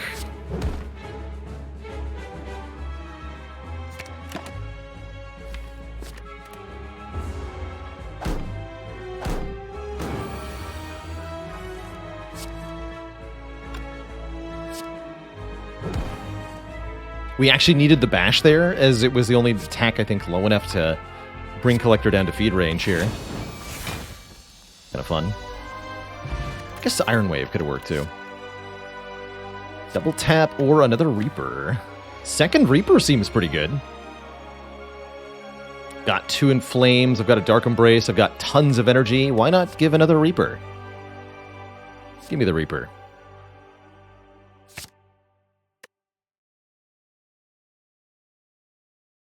Forget Explosive Pot, though. These potions are too good. Is it Sozu? No, we get the Snecko Eye. At the start of your turn, draw 2 additional cards. Start combat confused, says the Snecko Eye. And this deck loves it, because 1, Corruption makes all of the skills cost 0 anyway. And then we have 5 energy per turn with which to play the attacks that are random cost. Mark of Pain would be the way to get 6 energy here, but I don't think it's very good. And Snecko Eye means we can add just the most powerful, most expensive cards from the Nilry's Codex. All the Barricades, all the Demon Forms, all the Imperviouses, all that stuff. And put it into play nice and easy. Very good Snecko Eye. Blood for Blood with a Snecko will be a bit weird. I think it re-randomizes each time it's drawn, but overall, should be good. Just like before, we do want to prioritize taking a path that hits as many combats as possible. Events are basically to be avoided at all cost. Shops are fine, but we don't need them. And I think the path I'm seeing that looks pretty good is this one.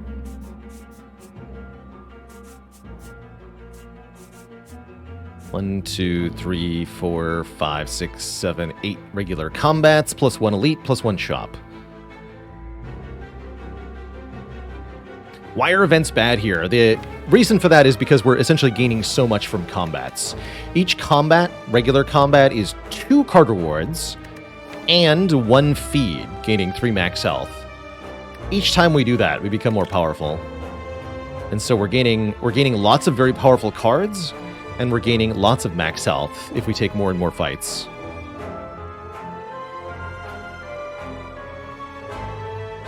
I'd avoid the rest site if I could, but there's actually a forced rest site here at the end.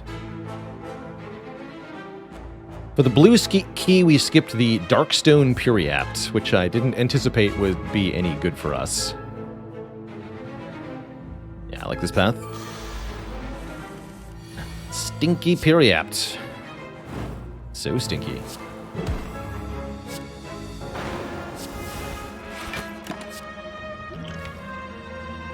Give me a duel. Dual wield, very good with Snecko Eye, of course. Oh, I love the Snecko Eye already. It's great.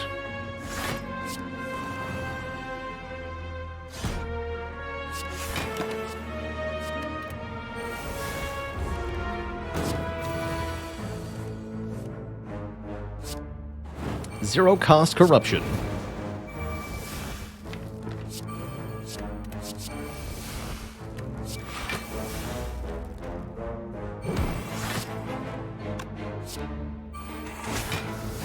Tasty. So we want 2 or 3 cost cards, and we want good skills, basically. These aren't they. We don't have a real limit break. Okay, skip all this. Way too much money for the red mask. We're going to hope to spend this on a good relic at the shop here. Something better than 1 week on turn 1. I like to get the red mask if you get it for less than 100 gold. Although that's pretty tough to do. If you didn't take ectoplasm.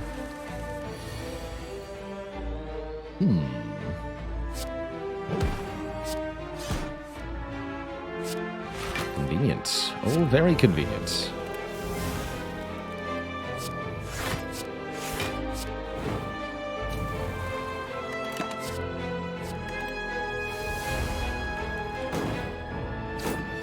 Dual wield or exhume could let us multi-feed here. I think I'm probably just gonna try to eat them right away, though.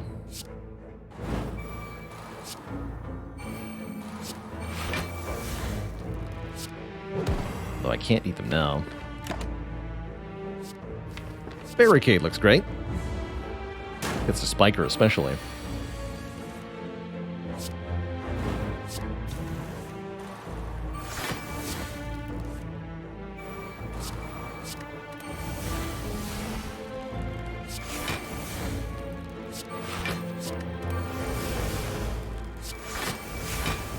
There's feed. Nom.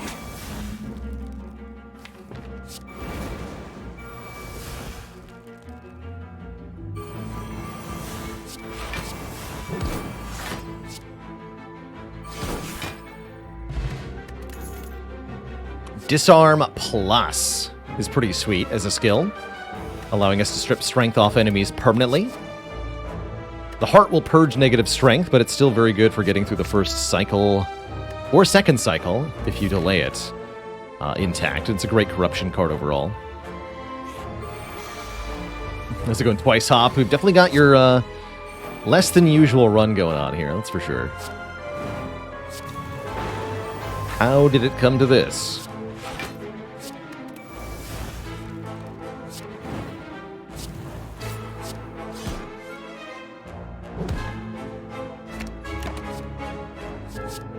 Let's see, so that blood for blood should be random cost, not necessarily one cost.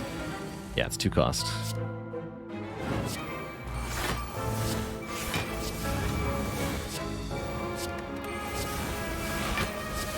In order for feed to work in this fight, we have to use it to end the combat. You can't just feed on any of them at any time, unfortunately.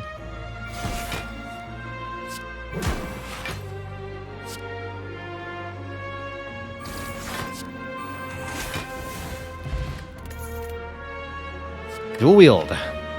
Dual wield an Inflame, dual wield a Reaper, dual wield the Feed to gain more max health. We definitely want a dual wield. One of my favorite cards with Snecko Eye, as you copy a card at its current cost. Another Burning Pact, or what? Yeah, Burning Pact over Bloodletting, I think. Pretty sure. Madnesses are no good with Snecko. Just lose 6 max health. We've got plenty after all. And now we face the Reptomancer.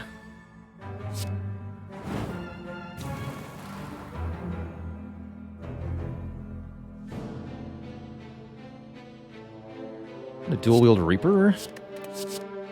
Kill you. I'm not gonna bother playing these.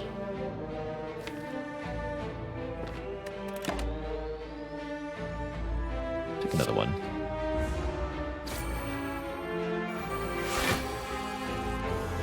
Nice. Corruption and Dark Embrace on this turn is an excellent turn of events.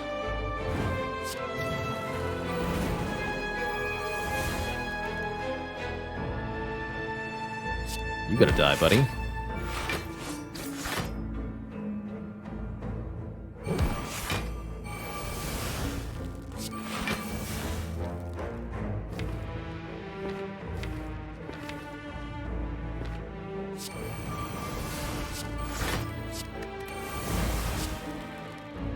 Let's take out the daggers as well. Skip those.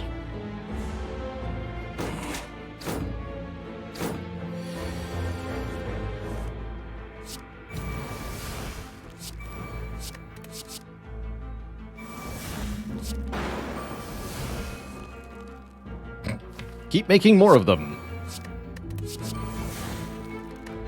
This might be what our heart fight looks like, by the way. Just like Reapers all day, every day, forever. Forever and ever.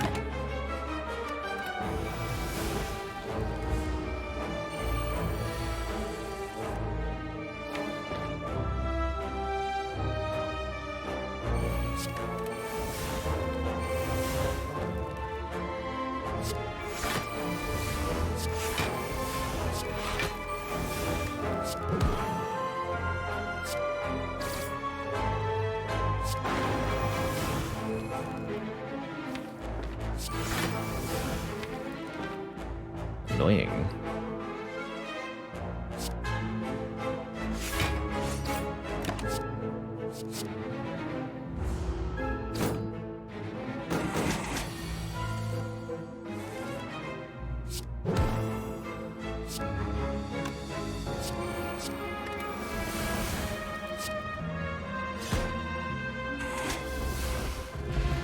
Ice cream!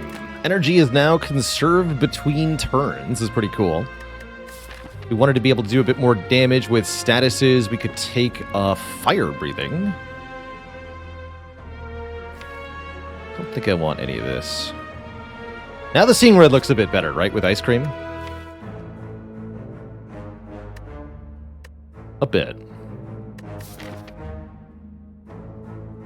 Yeah, we'll take one. Greetings, Transient. Oof, these inflames too expensive, though. I guess I don't totally hate going double inflame, tank a bunch of damage, and expect to Reaper it back later in the fight. That seems totally reasonable.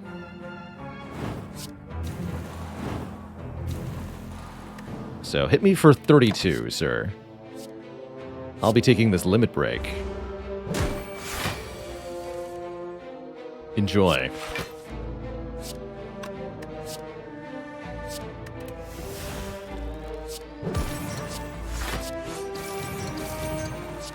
Play this for Ink Bottle. Immolate's a pretty good attack, too. No sign of corruption yet. Good enough turn, though.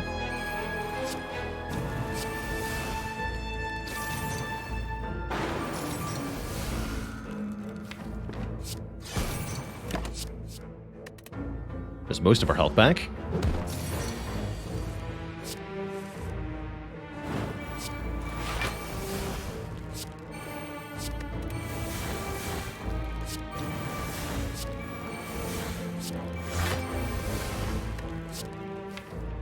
Dual wield the uppercut here.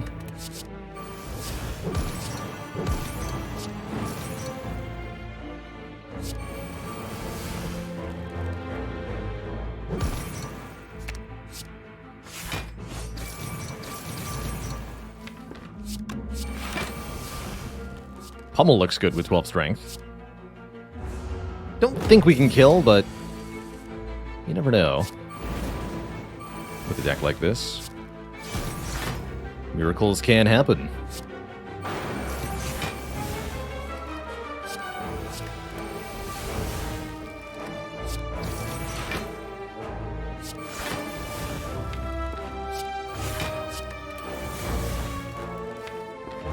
Also get garbage draws.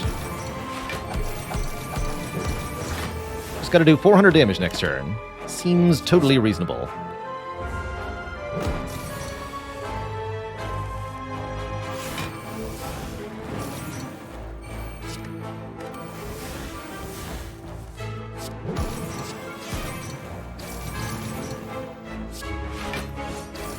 We did over 200. No KO, though.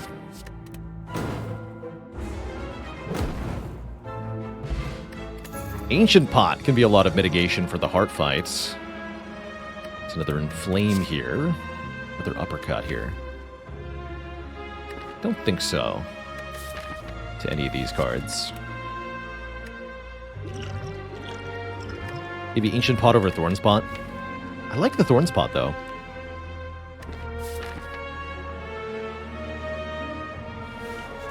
I'm going to leave these on the ground.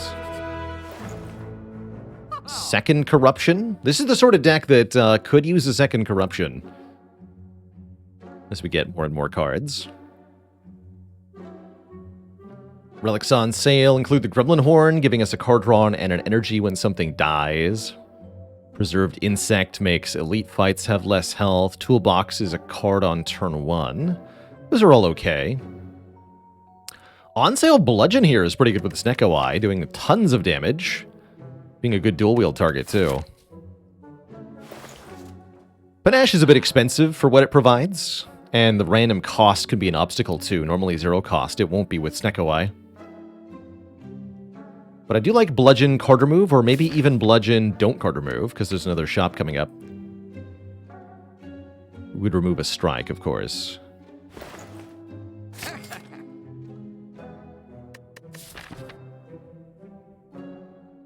I want the remove.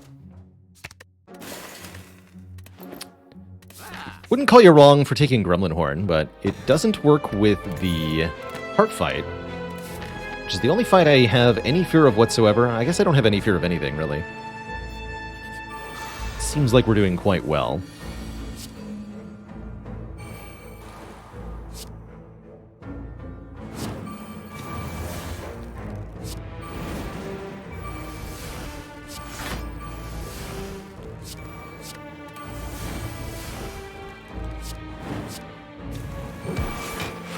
Get squished.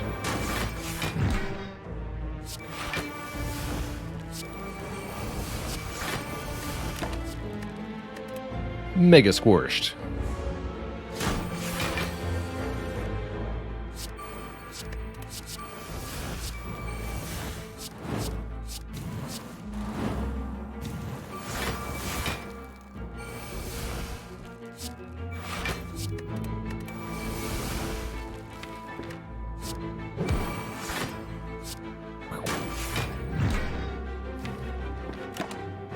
Good enough.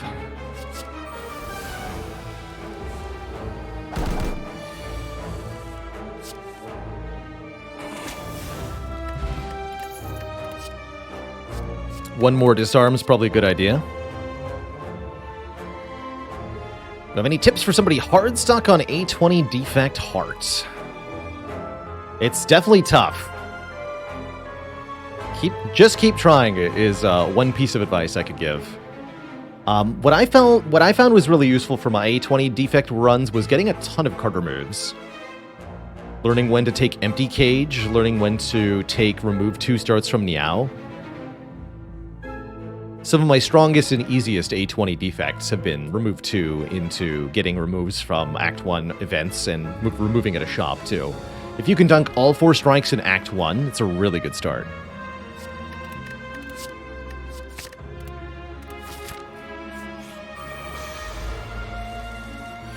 Defect is a difficult thing to balance because you have to weigh taking attack cards that can actually solve the fights that you're up against in the early game versus picking up powers and orbs that you're going to need to outscale the late game. And it's hard to do both. Really hard to do both.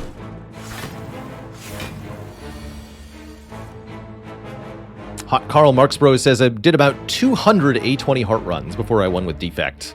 I think that's pretty typical, actually. I have personally, from watching other people on Twitch, I have seen Defect A20 be a struggle for a long, long time. It's tough. It's really tough. Burn this Iron Wave. Now we're talking. Bash bonk.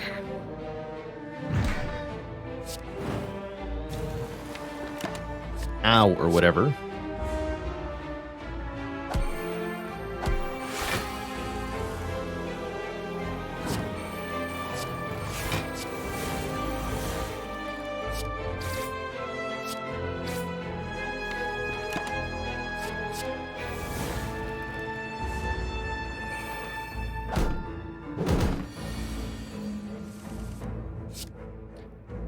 If I was to invent my version of A21, what challenge would I add?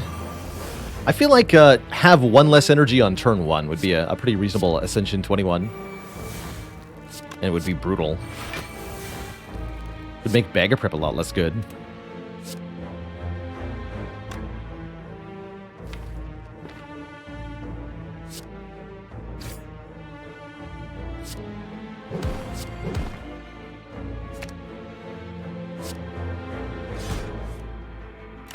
That means I can't Reaper, huh? I'm fine with that. Sure, we'll find a way to get our health back.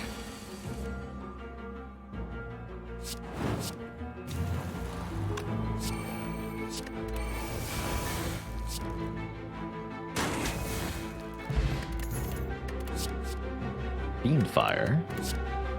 Double Rupture. Cute. We want a Fiend Fire? It's pretty good with Snecko Eye and all that. I'll take a Fiend Fire.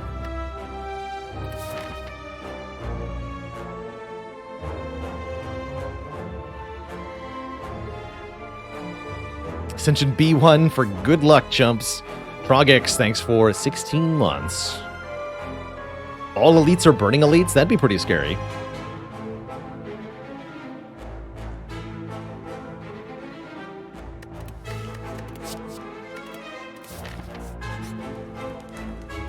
You have one less card option from boss rewards. Could be an interesting one, too.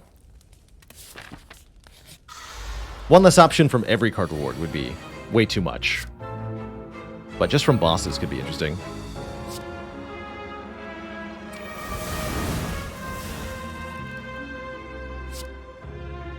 Could add a second copy of Ascender's Bane or something similar, like a Void. Void would be nasty. Zoom, huh? Take the Fiend Fire directly.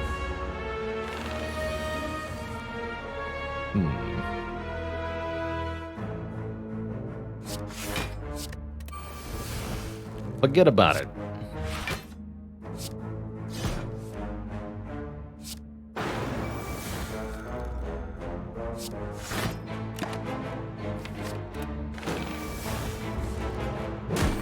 I played the Slay the Spire board game over Tabletop Simulator. It was okay. A little bit slow-paced. You're playing with 3 or 4 people. You're looking at a 4-hour endeavor unless you're really well practiced at it.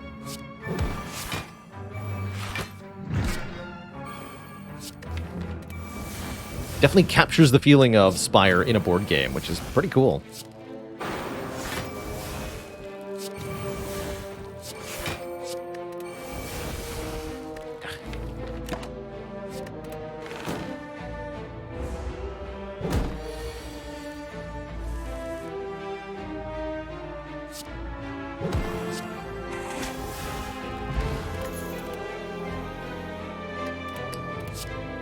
Barricade. Or a Heavy Blade Plus. I say we take a Barricade here. I want to be able to retain block from turn to turn, especially with the self-forming clay, potentially able to generate a ton of block. Postscript AB. Oh, yeah, Postscript AB. Thank you so much for the 6 months in advance subitude. Keeping it real well in advance. Love it. Birds have the boot. Oh my god. Terrifying.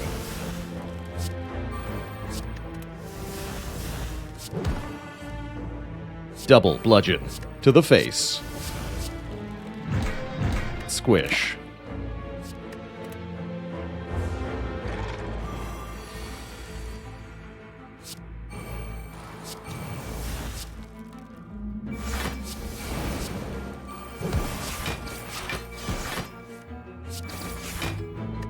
Good job, Rage.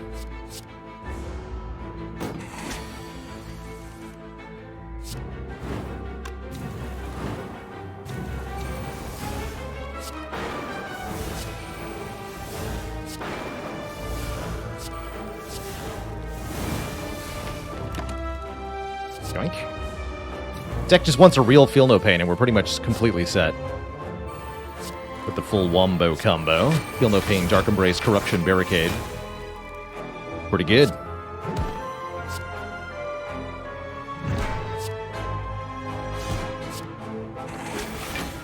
And tons of max HP.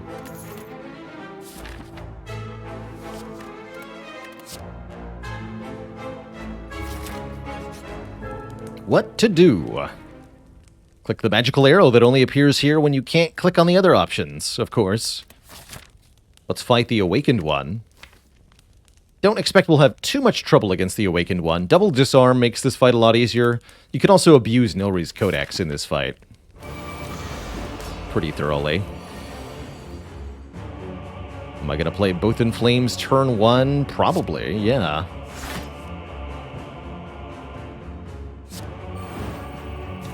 Makes the bird pretty angry, but that's what Disarm is for, of course. There is no need to be afraid. Well, maybe there's some need to be afraid.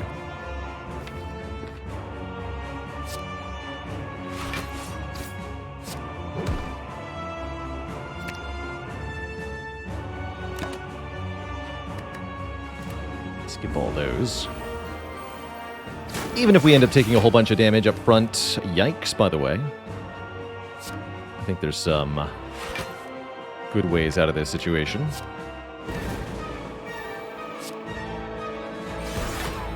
Beamfire, you say? Let's see, this is 13 times 4. That would kill. I don't want to kill.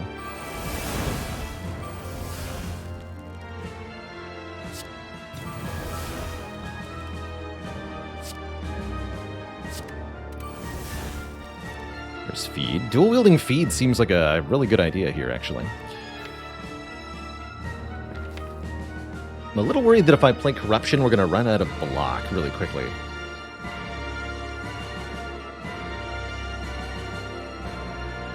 Not sure I'm allowed to do that.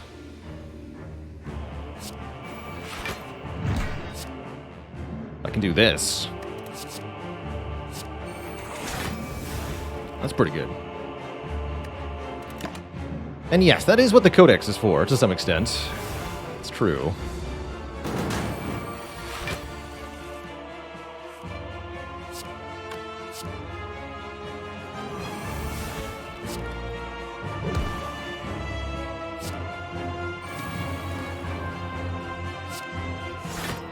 No strength for you.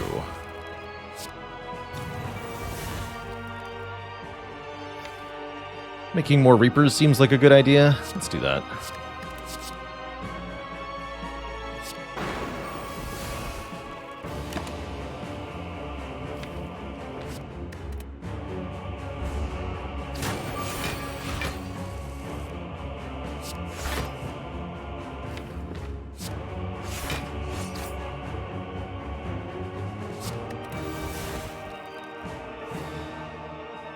Well now.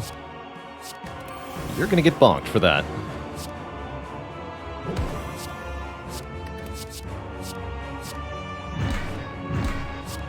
Good.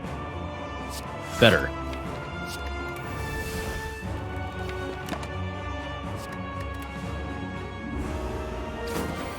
We can play Corruption on the turn we get a kill. I think that'd be a very reasonable thing to do.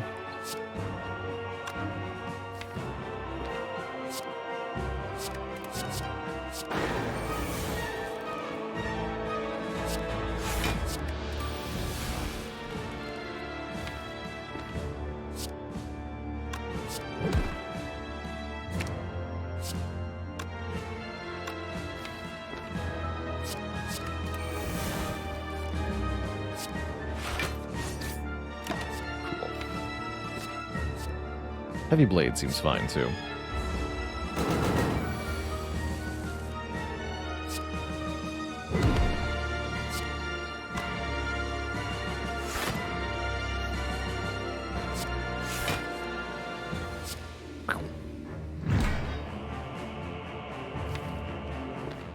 Draw towards Corruption. Put it in play. Good.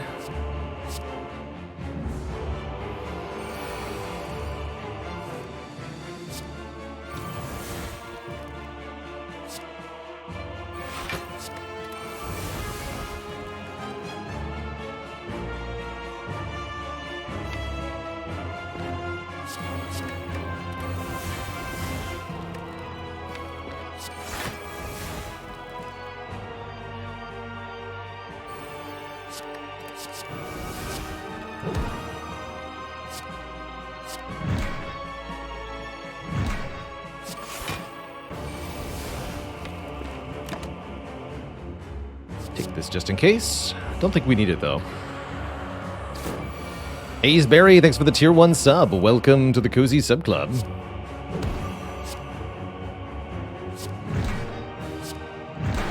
Should have played the offering first. Easy. You've hit exactly my prediction for max health. They said when we picked that feed a while ago that we're going to get to about 150 max health, and here we are exactly at 150 now. Couple more fights through the remaining portion of the game, but I'm thrilled with this health total.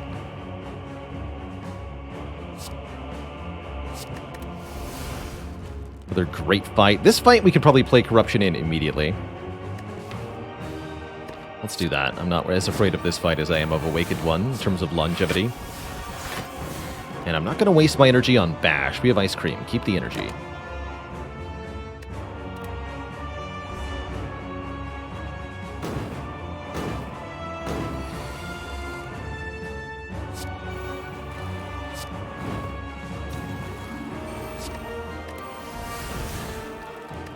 Yoink.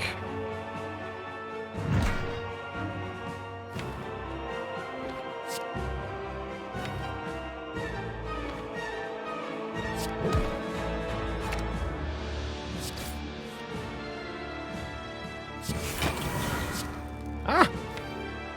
My barricade.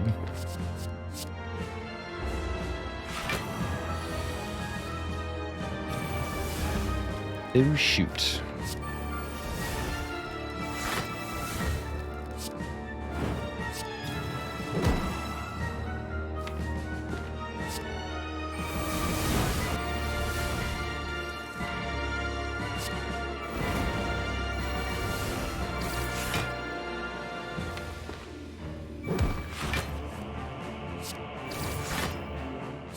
The blocketing. Yoink. Demon form will make this even easier than it already was. And I can make that double demon form, which is even better.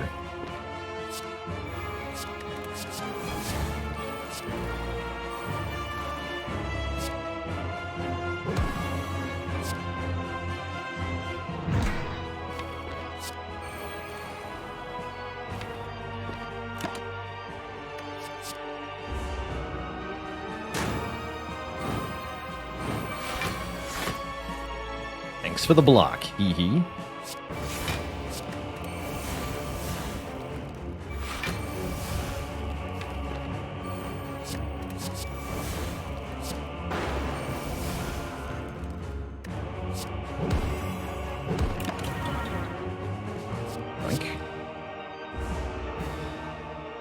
Foolish, foolish.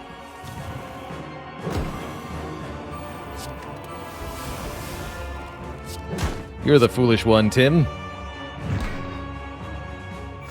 Can't you see that? How foolish you are.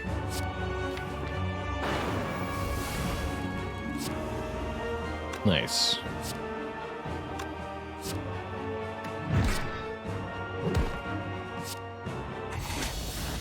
Tasty. We'll leave the fight with completely full health, 153 out of 153 as we go into Act 4. Two thump, two thump, two thump. A deep pulsing dread can be felt throughout the room. Is this the heart of the Spire, the source of all these useless rest sites? You ready your regal pillow and slap the heart with it because you can't do anything else with it. Have I been here before?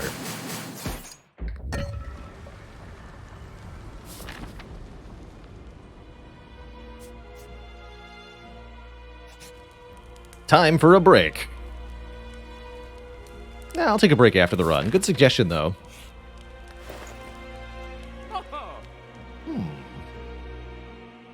Brimstone, they said.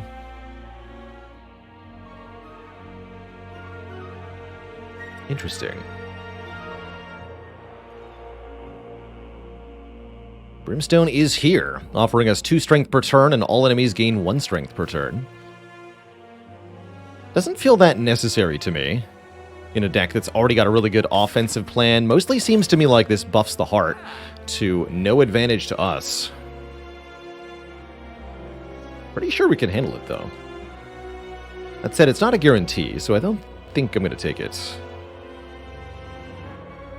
Especially with the current potions, I really think we could survive quite a long time without giving the heart any strength. I'm just going to remove a strike. We could go double Heart of Iron? That's kind of cool, actually. I have Barricade? Let's do that. Double Heart of Iron, go.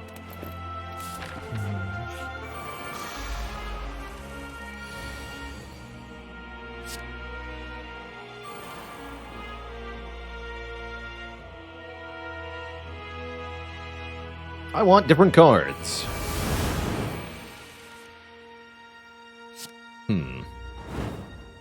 Love missing corruption. Very well.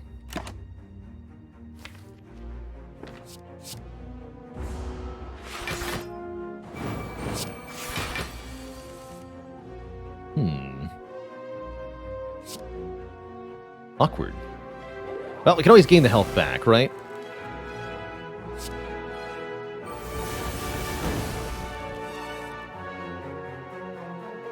Oof. Yeah, missing corruption hurt quite a bit, actually.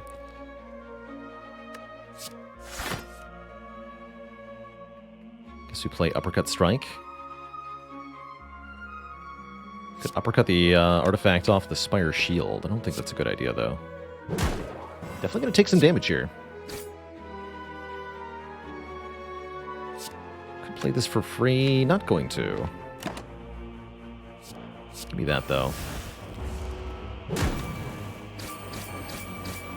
Liquid Memories for the corruption would have been quite nice there. That's true. Oh, yikes. This has gone badly.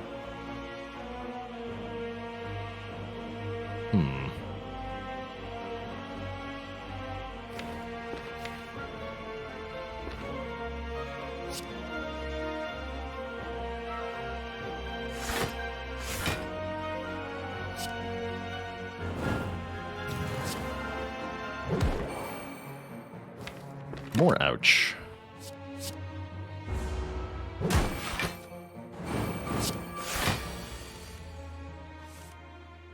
Now we're talking.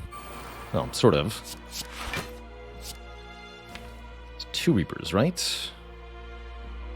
Or did I get rid of one already? I see.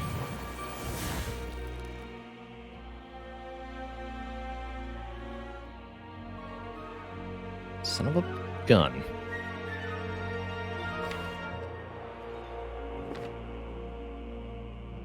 Fine.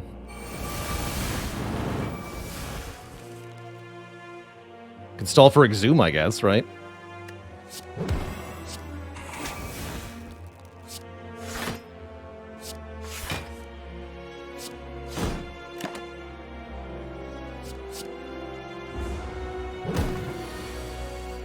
This could matter quite a bit.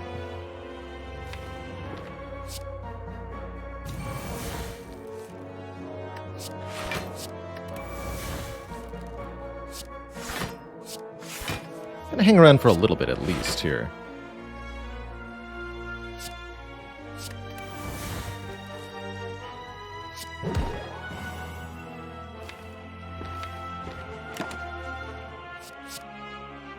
Probably we're not losing anything over time.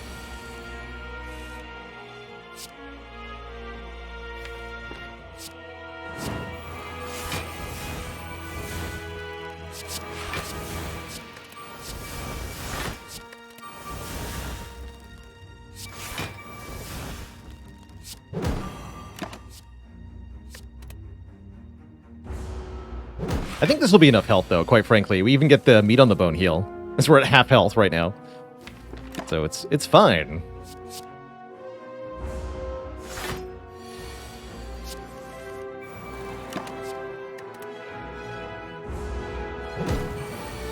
Quality time between us and shields.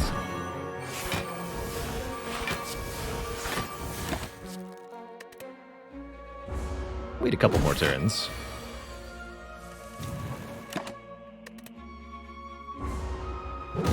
Not my strength.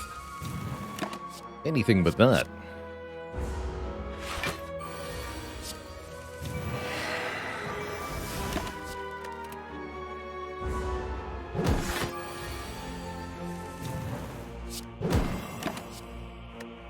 Can we wait for more Reapers? Not exactly, but we can wait for more Exhumes,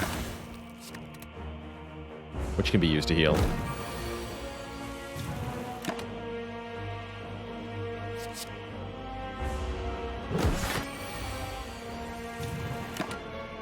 There it is. So lo and behold, we get to do Exhume Reaper, Dual Wield Reaper.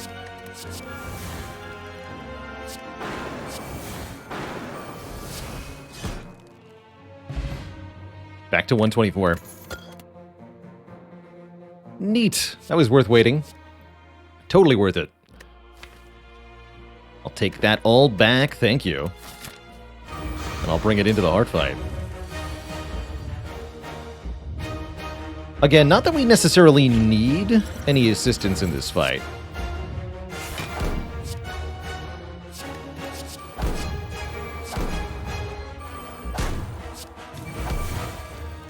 Oh, free barricade. You'd love to see it.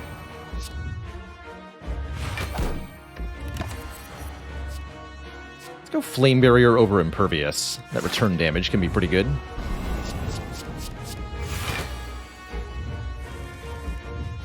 Here's corruption.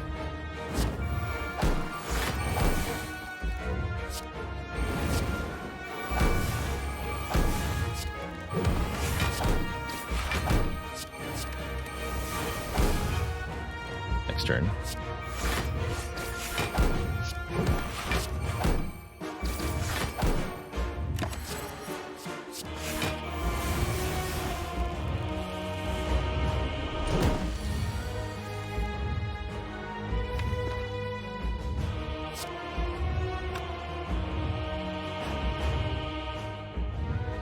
Blood for blood.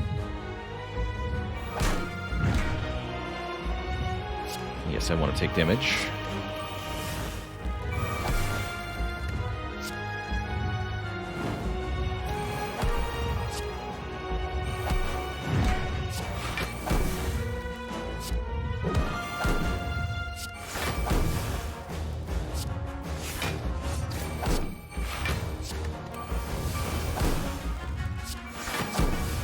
There's Flame Barrier. That's all I really wanted there. I guess I'll play the Inflame too.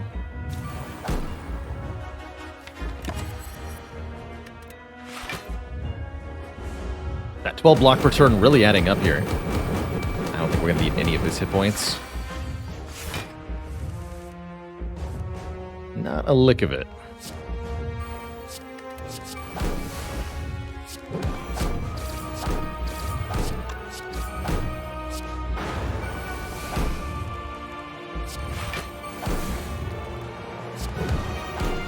Damage capped. This is good damage too.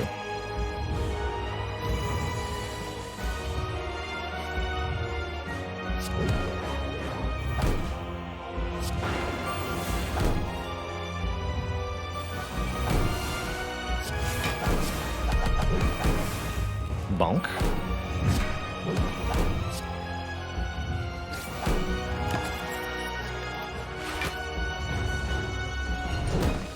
And then disarm works here, which is pretty cool. Merely 2x15. Make that 1x15. Easy peasy. Bonk.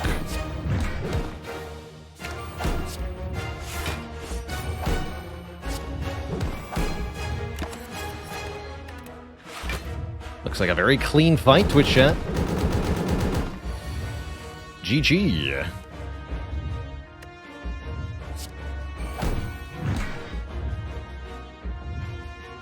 But I must feed.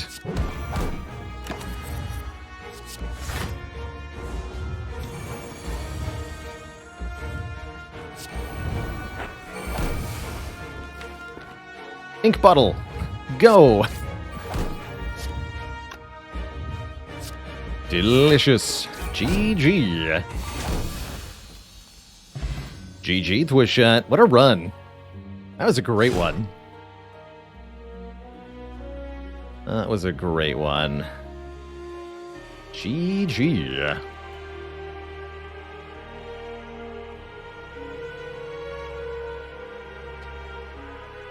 Be still my heart.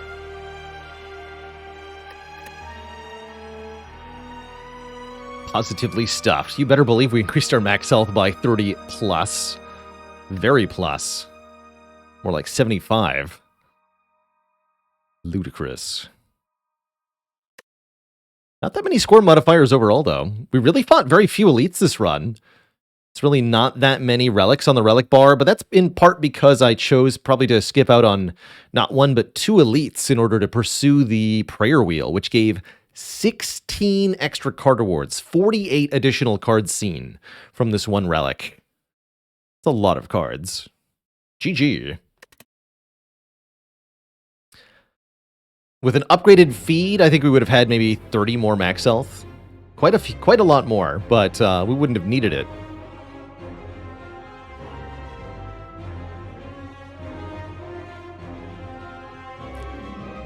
Meow, what Twitch chat? Has it been done?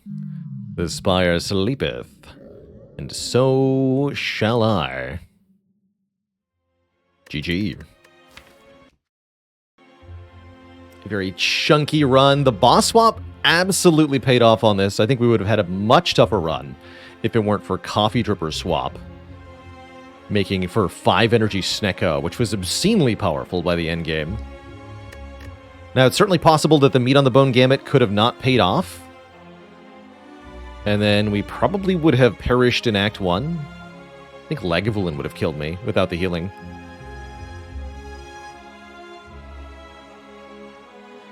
But after that, we barely needed it, right? We didn't really take much damage in Act 2.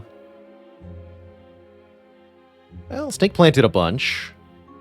Well, we had Reaper at that point, though.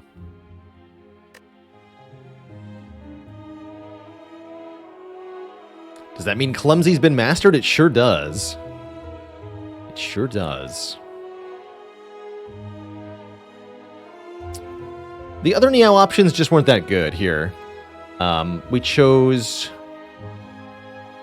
Boss Swap over Remove 1, Common Relic, and gain max health but then lose current health.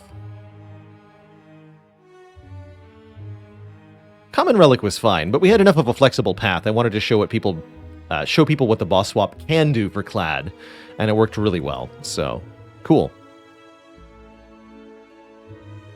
Very cool. Well, I'm quite happy with 2 Clad runs that are W's today. Next up, we're going to play some Monster Train. We are almost done with our challenge in Monster Train of maxing out the logbook. Should be pretty fun. We have 4 unmastered cards remaining in that game. Guess I'll do a couple Covenant 25 runs, but we might change to Covenant 1 runs soon. 100% BE with the pro stats.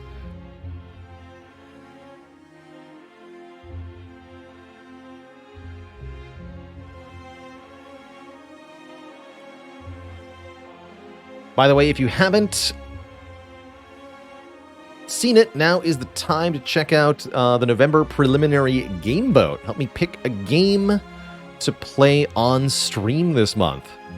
Anybody who's a sub can suggest a game in the Discord, and anybody who is a member of the Discord can thumbs up or thumbs down the suggestions in the community voting channel of the Discord. What does the community need to do to have me play modded Slay the Spire? You just need to fill up the support meter below my face. As we play modded Spire every time that fills up completely. That's when it's modded day. Chummy Lions just started playing Monster Train. I think it's a great game for those who are looking for more deck building action, but you've gotten satiated on Slay the Spire. It's a cool time. But my face, though, and to further clarify, it's a sub counter below my face. So every time sub is done, whether gifted or direct, it gets +1. All right, Twitch chat, I will be right back in 5 or so minutes. When I return, we're playing some Monster Train. Be right back, everybody. Don't go nowhere. Actually, what is it? Wins. Or wait, no. Kills, that's the one. Oh yeah, we're 6 and 6 on Clad. Okay. I've only done 12 Clad runs since we started this challenge.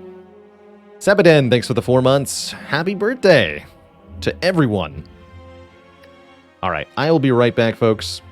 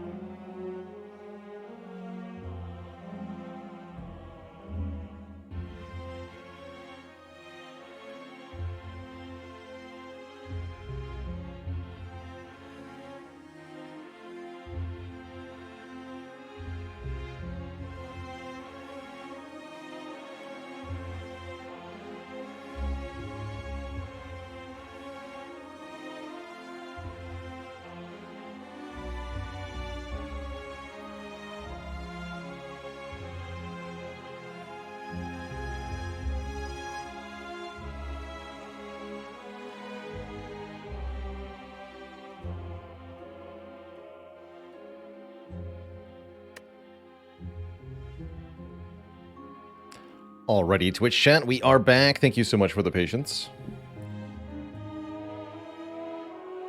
Squeak.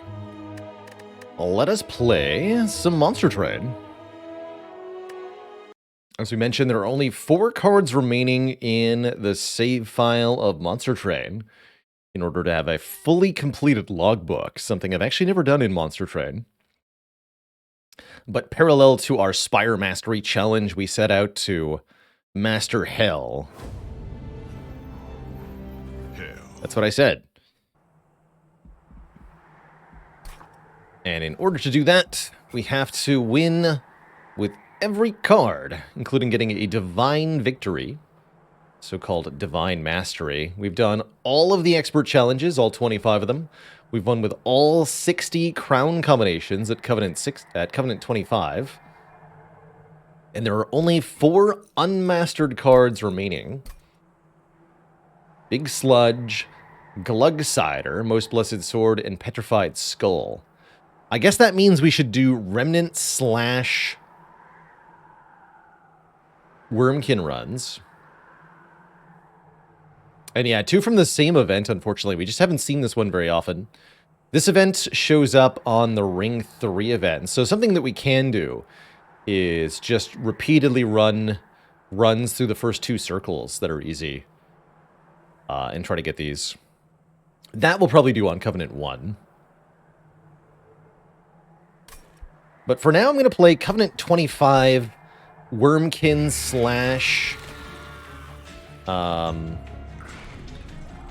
/ Remnant runs. Question is, who do I want my champion to be?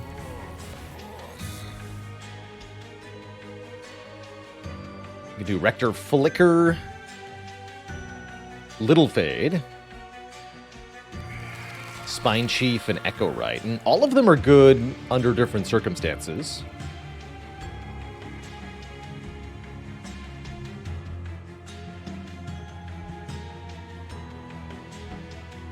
Fade's probably one of the easiest. Let's do Rector Flicker. That's what I'm feeling today.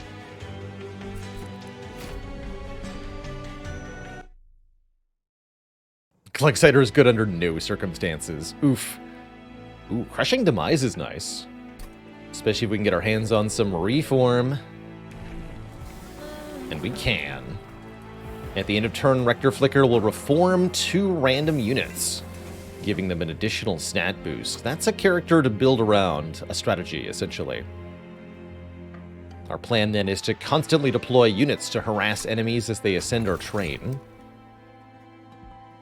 Split Anvil, huh? Mark of an Exile, not that important, as Rector Flicker is not likely to come under assault directly.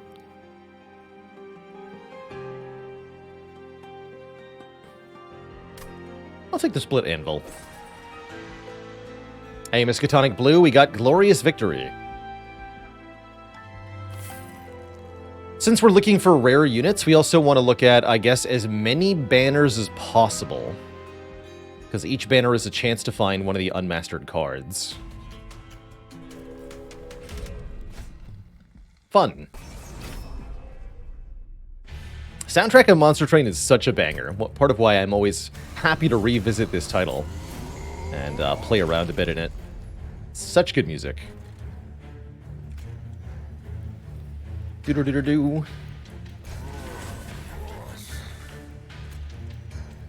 You weren't supposed to go first. That's fine, though.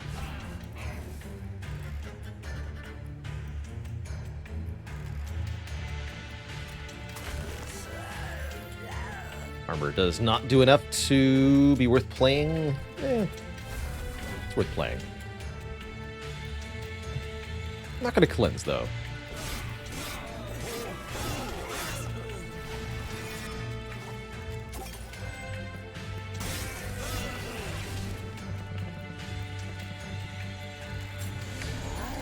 Units that burn out on the same floor as Rector Flicker can be reformed immediately by Rector Flicker, which is quite nice. Get them all.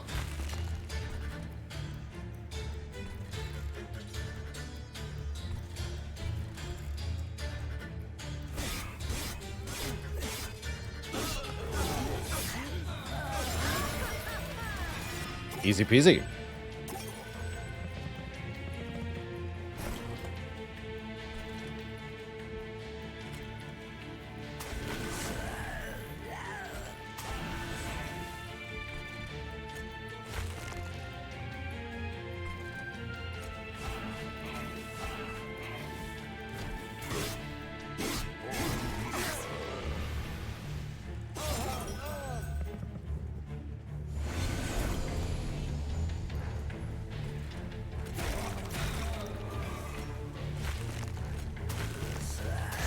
Get him.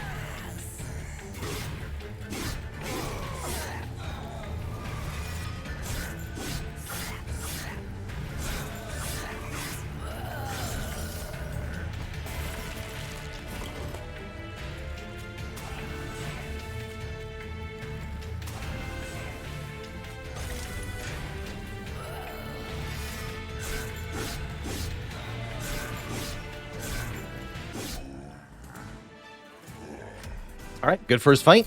We only took a little bit of pyre damage there. We're offered an Entombed Explosive, which can explode for 50 damage. Great with our Rector Flicker, but so is Draff, a Burnout 1 multi-strike attacker. But I hear that the Watchers started a sandwich shop. It's called the Subscribe. Love it.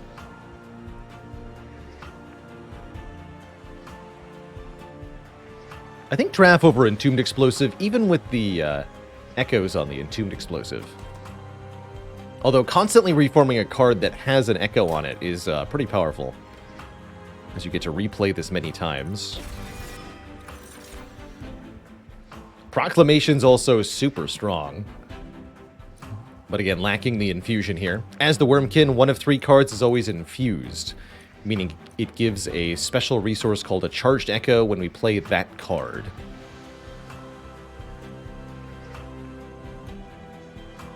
And quite a few strategies with the Wormkin can really break these cards. They're also needed to fuel the Extract keyword. I'll take this Hosting Kit. A simple but effective card. Endless.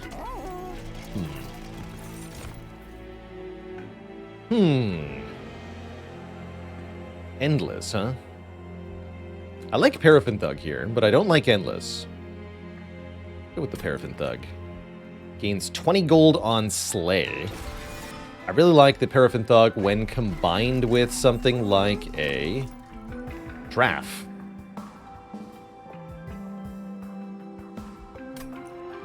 So let's do a Strength Stone, and then reroll. Quick or multi-strike would both be really good here. Quick it is. Cool. Actually love that. And that's going to be a unit that can make us quite a bit of money.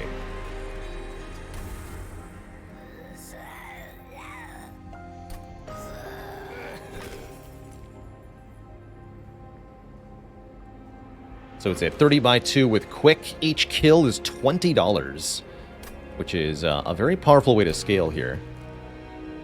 I like it. I'm also going to pay 10 shards for a Purge. Get rid of a card that I don't want. And we definitely want unit drafts, as those are a chance to be the rare units that we're missing. The Glug Cider and the Big Sludge. Big Sludge.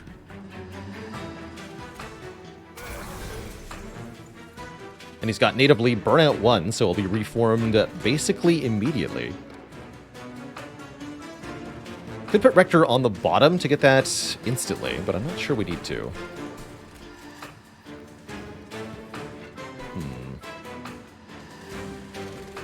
You know what? I'm willing to try. See how this goes for us.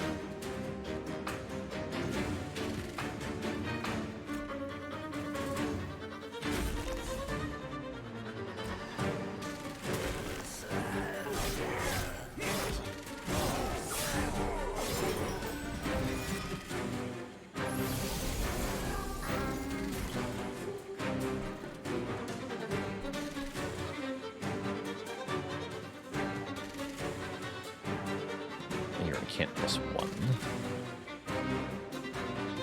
We can survive this. Although you're burnout 2 now, huh? Tricky, tricky.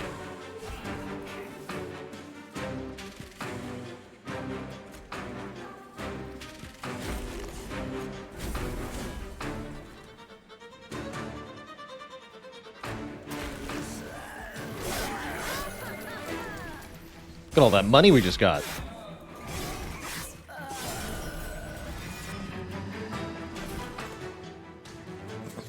My only regret is that this guy has 1 hit point too many.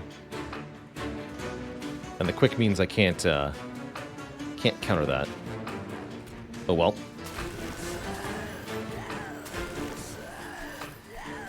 Oh well.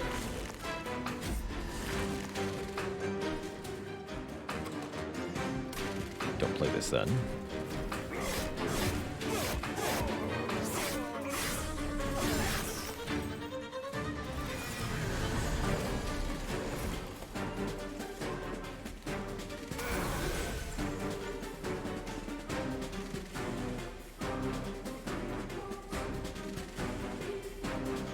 $17? Terrifying.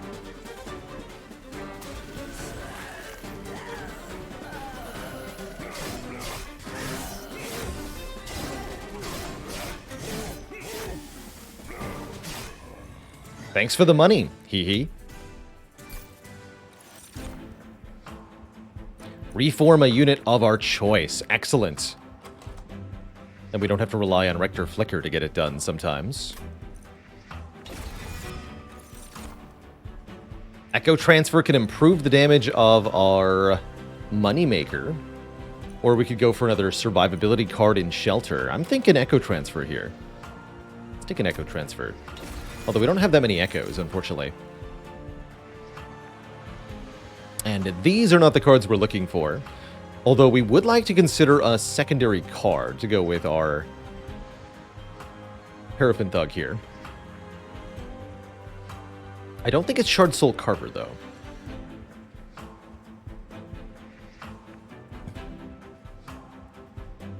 How do you play the Awoken Stygian combo? You want to abuse and can't. Awoken has a lot of good spells, but they don't do that much on their own. So what you want to do is take things like Siren of the Sea, and then find cards such as the card that makes 3 Thorn cards. So it's 4 spells in 1.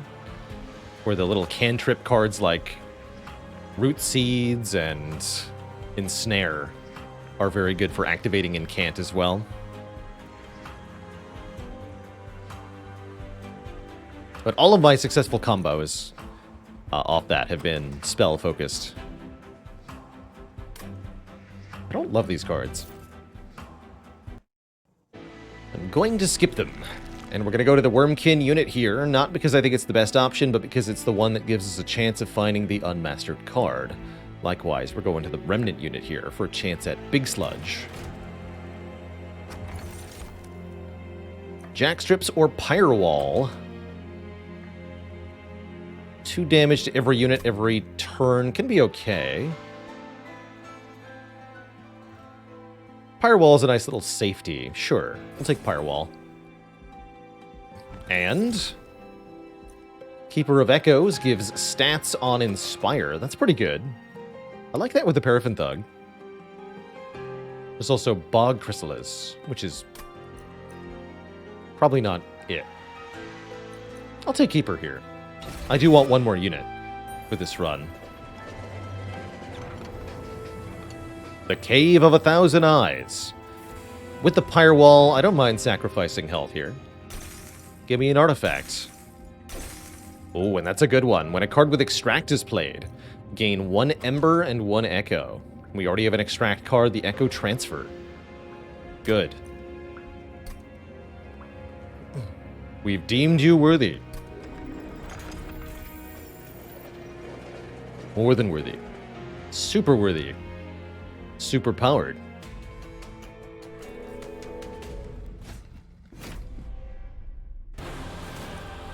Super explosive.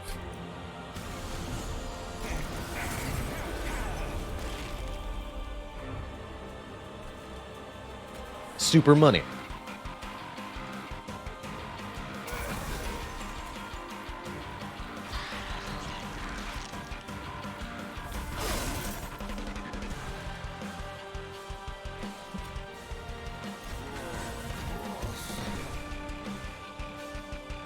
We'll have to keep our champ safe from the bombs, but shouldn't be too hard.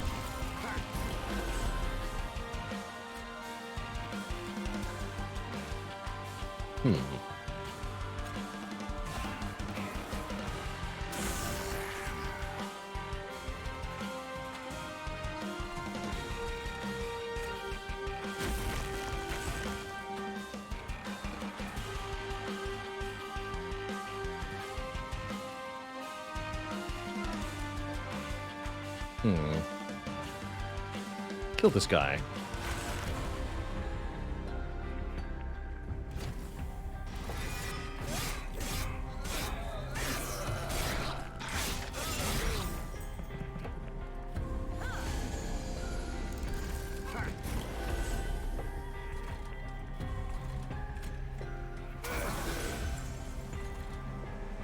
Perfect.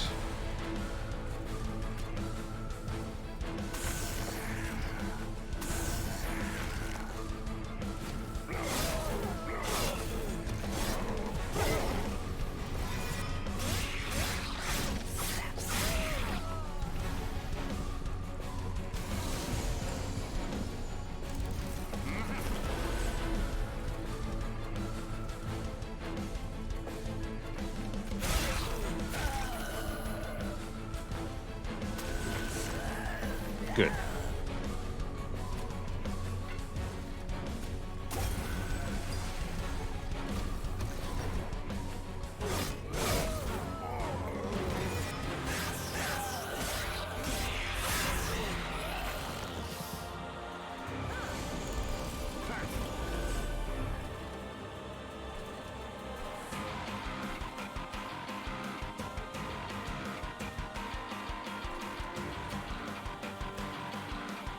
Hoping this is the right play. Not sure about that. So we'll kill both of these next turn too, but then we have the boss coming in.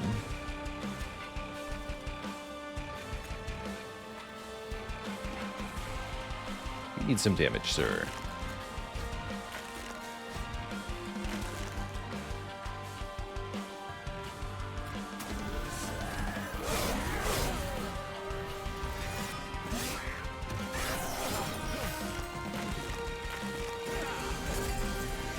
Final wave. Okay, Crushing Demise will just kill this Disciple Protector, and then we can play some powerful dregs to do a bit of damage here. Seems wise. Paraffin Thug is only going to do 100 damage to Daedalus. It's the current problem. And then they'll be perishing forevermore. So we have to make sure the boss takes a ton here. Oh, we can do Purifying Cleanse, actually. That'll help.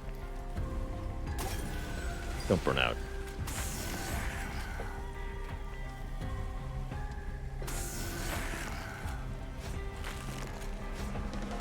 Here we go.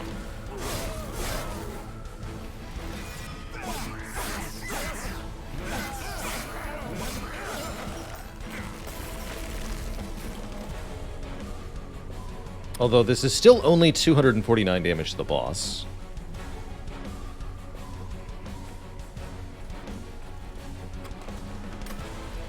You're gonna go up top. Actually, no, you're gonna go up top. Even better.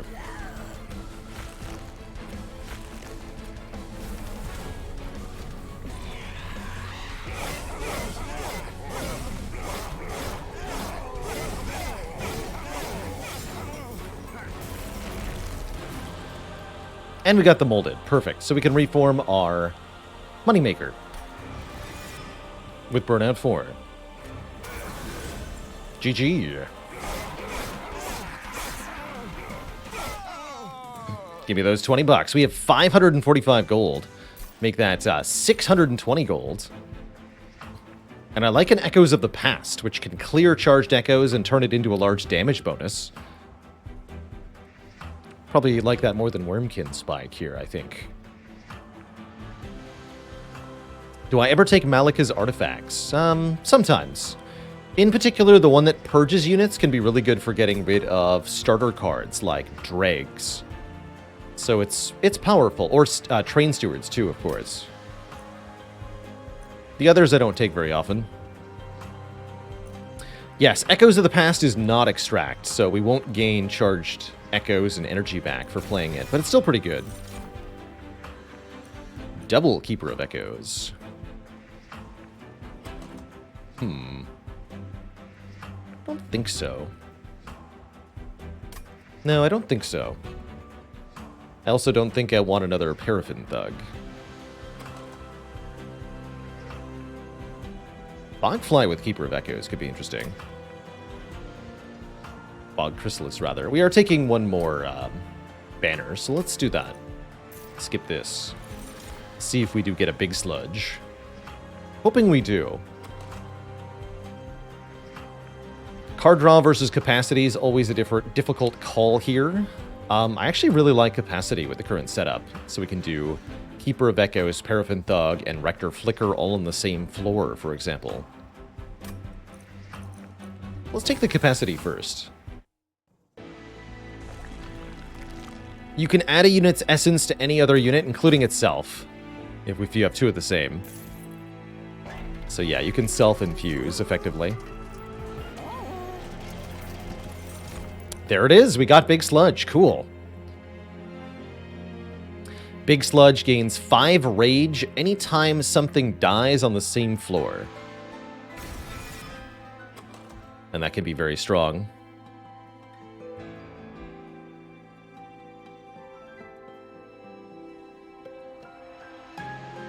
You have to use the base unit of the Big Sludge.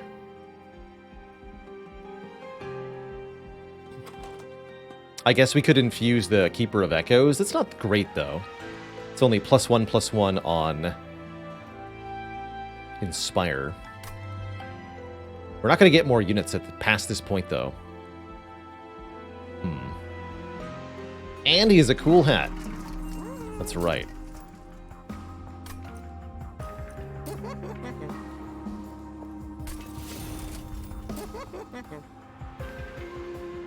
You should be free.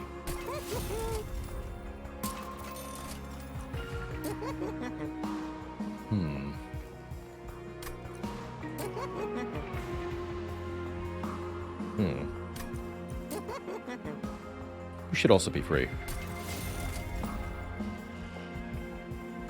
Probably just purge cards.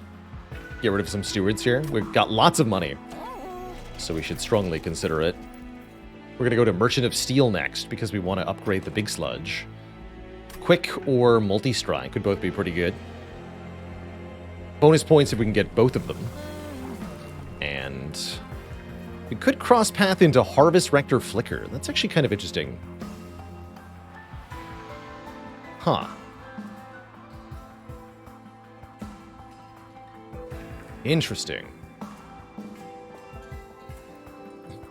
That would make for a very tanky Rector Flicker. And then maybe Big Sludge goes behind. We need even more capacity if we really want this to work, though.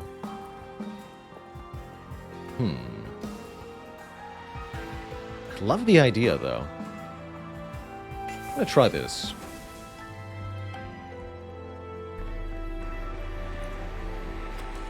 Spell Chain on Crushing Demise could be a game changer, too. Let's do that.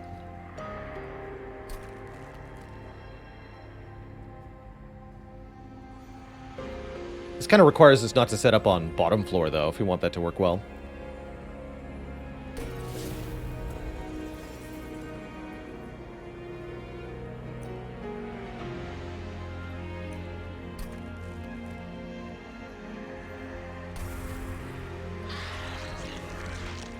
Not sure this is right, but it's what we're doing. It's what we have, really.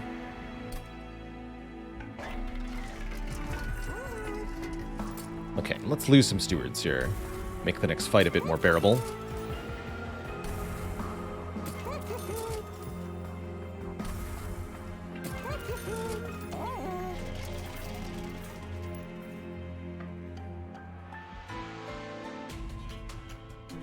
Exoplanet, thanks for the prime sub. Welcome to the Cozy Sub Club.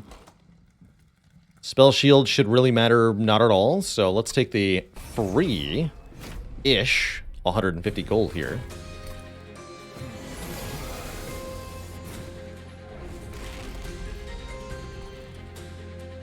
Got Big Sludge, huh?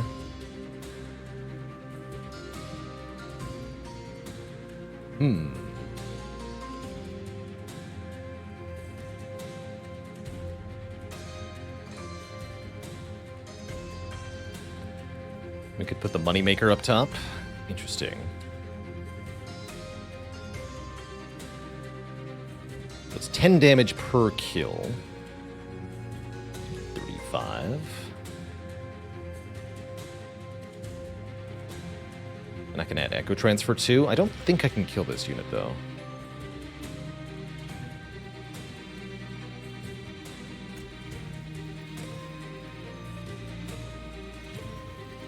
Let's see what happens.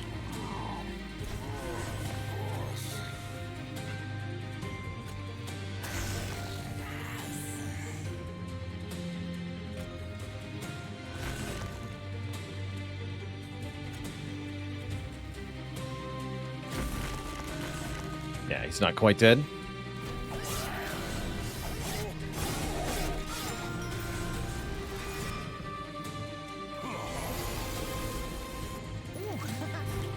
Oof. Okay, we can actually use Crushing Demise up top. It's kind of fun.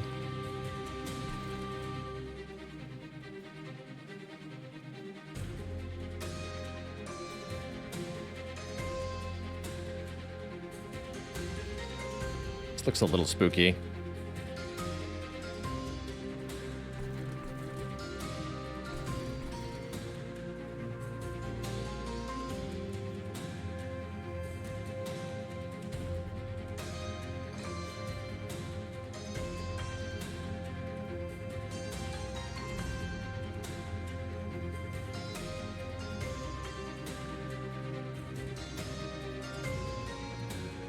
.25 incoming damage. Just playing the Dragon Front is enough to survive. Plenty enough, actually. Not getting kills is bad, though, but I'm not going to stress about it yet.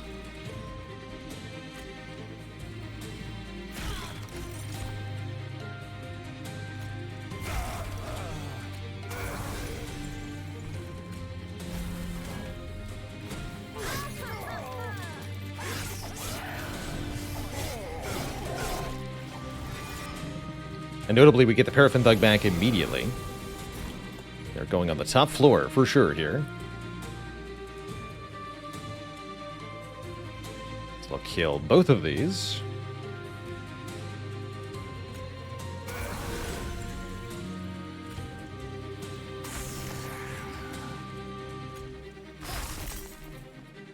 Oh, right. Spell Shield is different than Damage Shield, of course. My bad. That didn't work how I wanted it to.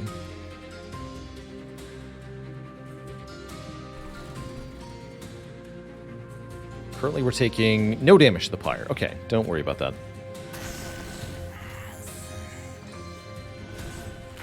Cool.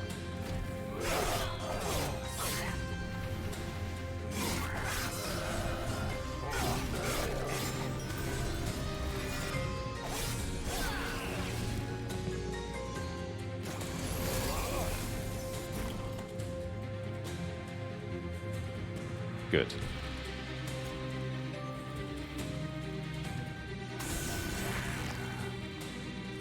You need to die. You need to die. You need to die too. And then hit the middle one. Not at all, not at all. Okay, so we'll have to figure out how to solve the middle guy. That's not too problem. Not too much of a problem, excuse me. Big Sludge is continuing to become big.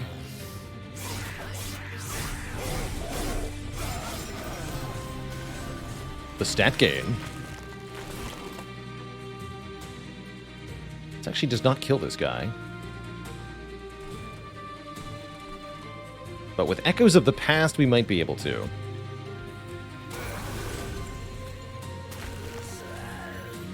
That's the hope, anyway.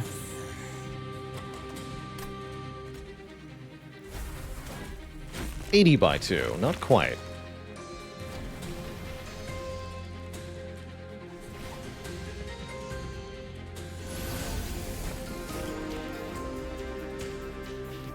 We actually do beat the boss directly, though. And with Echo Transfer... we can't Echo Transfer? Yes, we can. With Echo Transfer, we kill this guy and get money, too. GG.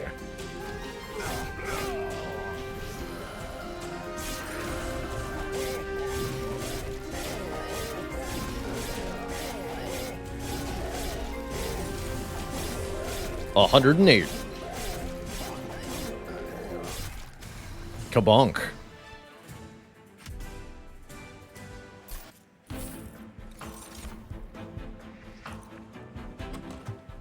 Yeah, we might want to put Big Sludge and Rector Flicker on different floors next time. Ooh, Remnant Host. That's good fuel for harvesting. Perfect. Votivary is also pretty good, actually. Admittedly. Serving a very similar purpose. It Follows. Thanks for the Prime sub and the 12 months. This is an extract card. Currently not generating enough echoes, though. Infused Eternal Kinstone is a good source of echoes, but do I need them? Kind of works both ways, huh? I think I just skip. Less is more, as it were. Really wish I could go Merchant of Magic, Vortex, Artifacts, but there's no Merchant of Steel next floor. So we're counting on this one to be good. And I think it will be. Quick Big Sludge is awesome. This Big Sludge can easily score a kill before other enemies act, although that actually might mean that Big Sludge attacks for less damage, because nothing has died yet. I think it'll still be worth it. And ideally, we'd like to get Multi-Strike. Our Stars, thanks for the Prime sub and the 13 months.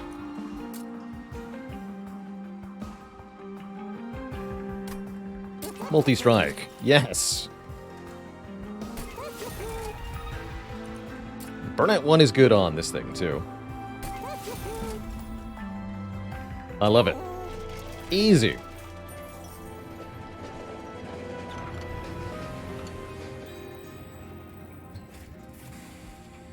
And we can add 10 attack power to the Big Sludge as well.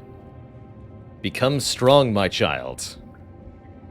As I do not need your heals. Can also add more damage on the Paraffin Thug to get more kills for money. But I think at this point we want the Big Sludge to be our money maker, as it were. The Paraffin Thug is already paid for themselves 10 times over. Just become stronger, my friend. And I'll take an artifact, too. Lost Luggage, draw 10 on turn 1. Excellent, especially since we didn't take a card draw upgrade yet. So 5 more cards on turn 1 is something that I do like quite a lot. That's right, Big Sludge is as yet unmastered, so we're hoping to win this run to master Big Sludge.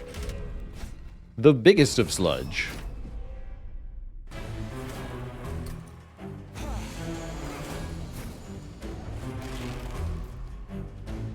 We got pretty much everybody on turn 1. Cool.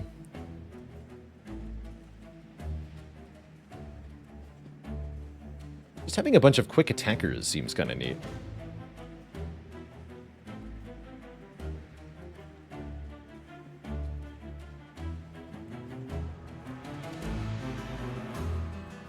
Let's try this.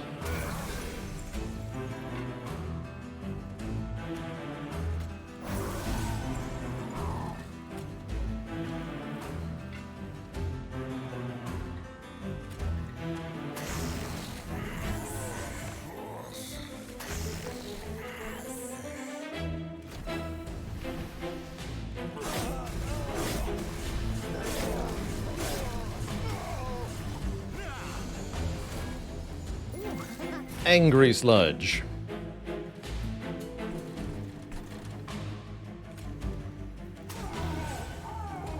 Oh.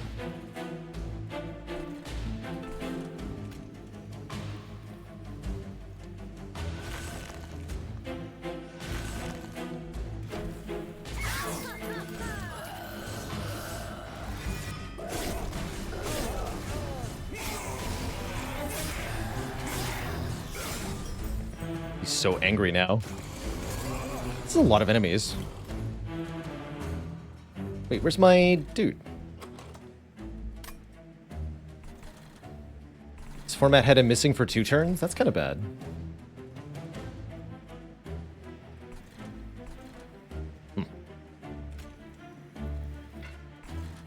This is bad.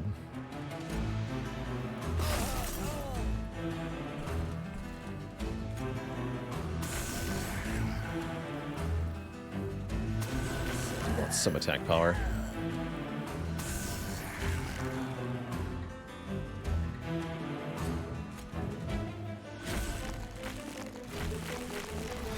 There we go.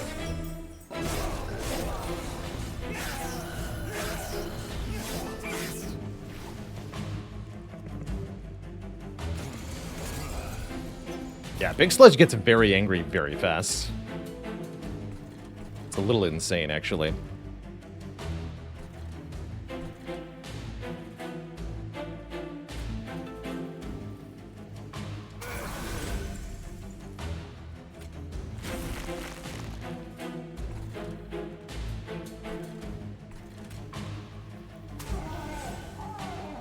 Good. This is not great, but we do have the armor on the pyre, so he can slip through with 30 or less health. He's currently at 108, minus 78 brings him to exactly 30. Okay, well, no problem then. Easy peasy. And then I'll just make money off these 2 next floor. Cool, well that worked out. Here, you can join in the fun, buddy.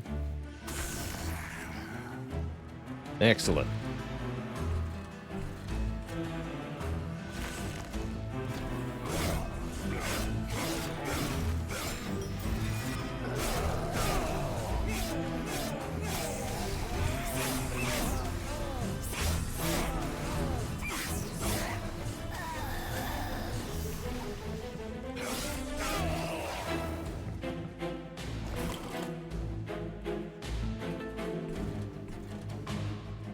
Simply beautiful.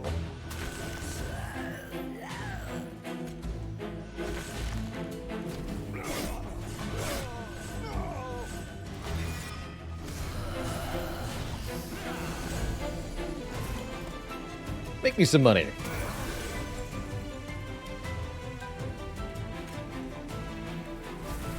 Unfortunately, Stealth Boss is gonna, well, stealth through all of these units. However, we can throw more chaff in their way momentarily. And get rid of all the support staff, too.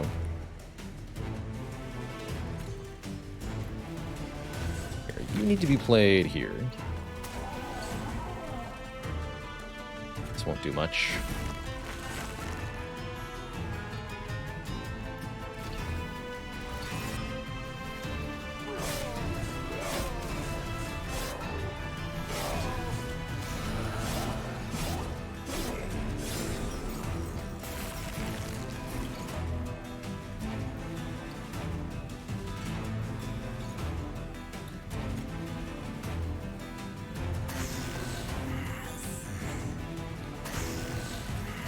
This is the order to eat the most charged echoes. Or eat the most stealth stacks, excuse me, on the boss here. We get 2 more reformed units. No Big Sludge back, but that's probably for the best, actually. Oh, they die immediately, huh?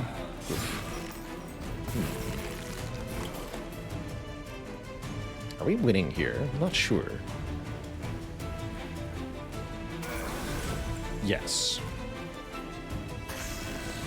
Looks like the answer is, I believe, yes.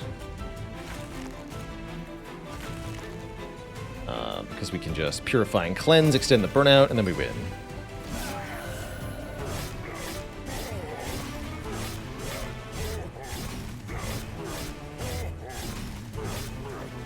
GG. We are filthy rich. Koikak, thanks for the 500 bits. Don't know where they came from, but you know where they're going to. To me. More reforms seems pretty good. Yeah, I want more reforms. Melee weakness can be strong. This is an extract card for the Korska, and it can quadruple the damage of the next attack, either letting us make money or setting up super powerful hits from the big sludge. Either way, I like it.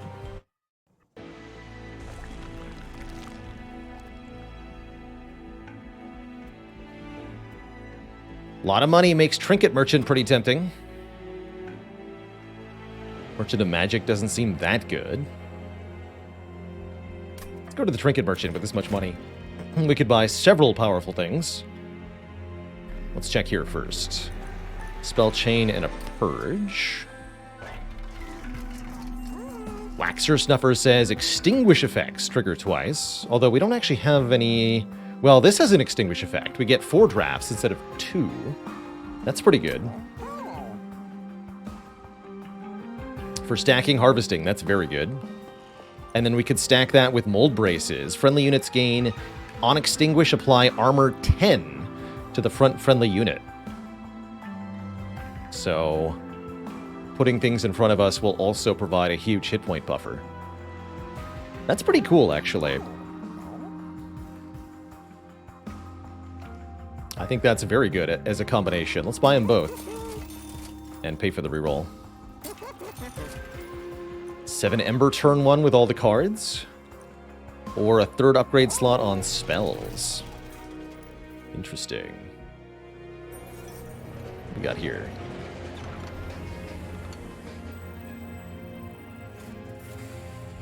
Infuse Nexus Spike with the essence of 2 spells.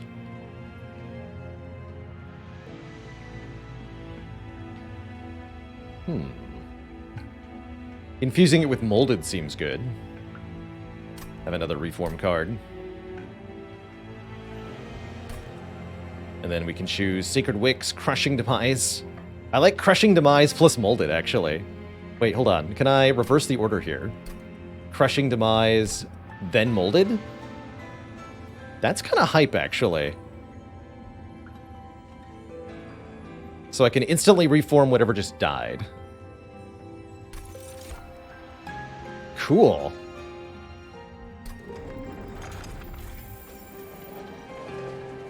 Do we want to remove Consume that and -2 cost it? Do we have a -2 cost here?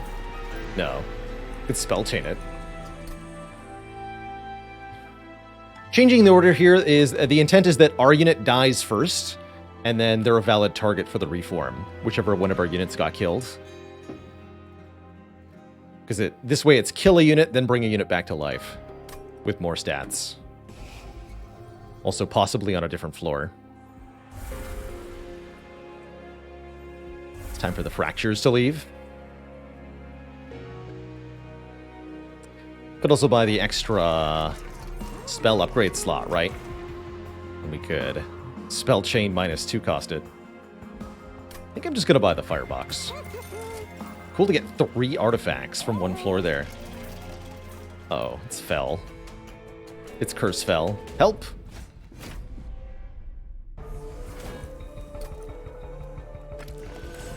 Actually, wait, how does Lost Luggage work? She adds the thing first, right? Yeah, so we're actually missing one draw on turn 1 because of her shenanigans. How rude.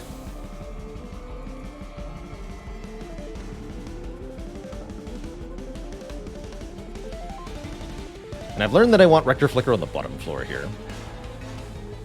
Probably going to be Rector Flicker, Big Sludge, plus the Remnant Host over and over again, usually.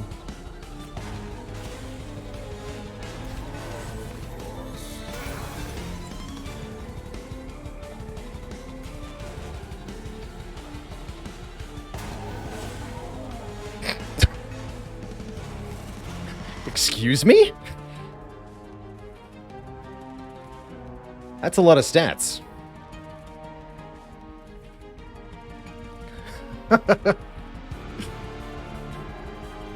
That's maybe too many stats. And everything dies. The whole floor dies. That's ridiculous. I love it.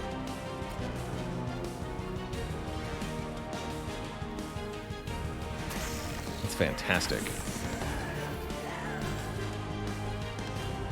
Let's play this to get rid of it. Yeah, we definitely want endless on this host.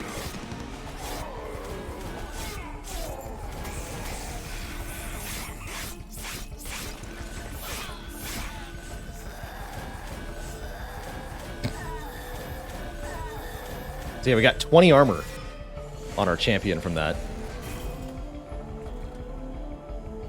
Amazing.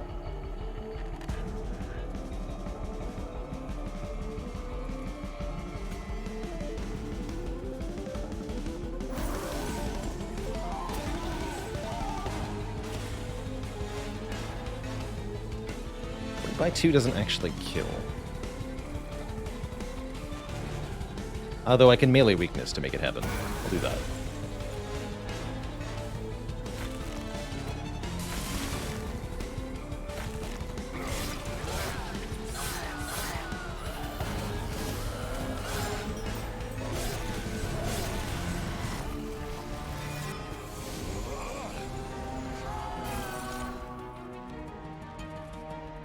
Rude? Can plus 60.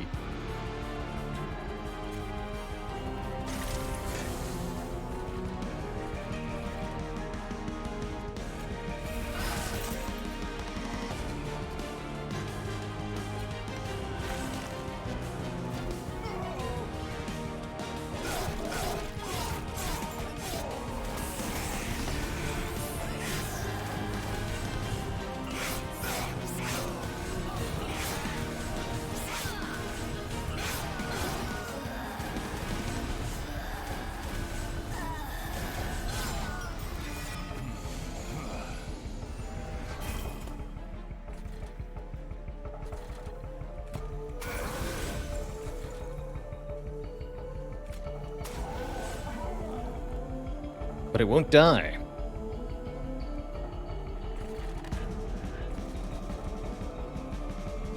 Awkward.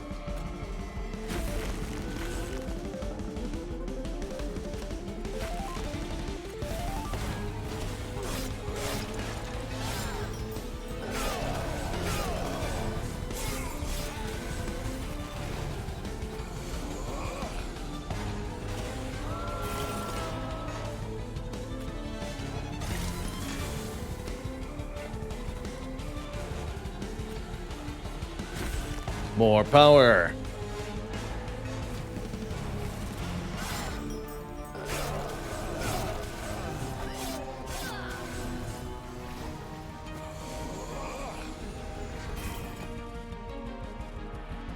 It's actually getting hard to kill the remnant host, though. Slight problem for us.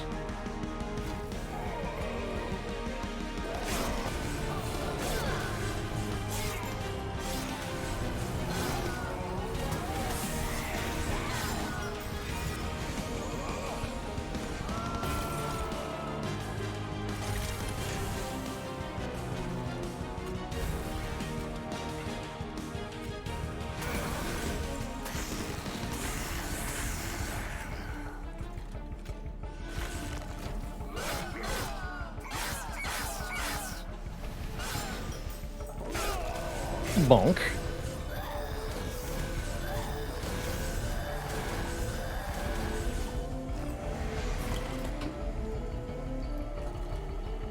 And strong.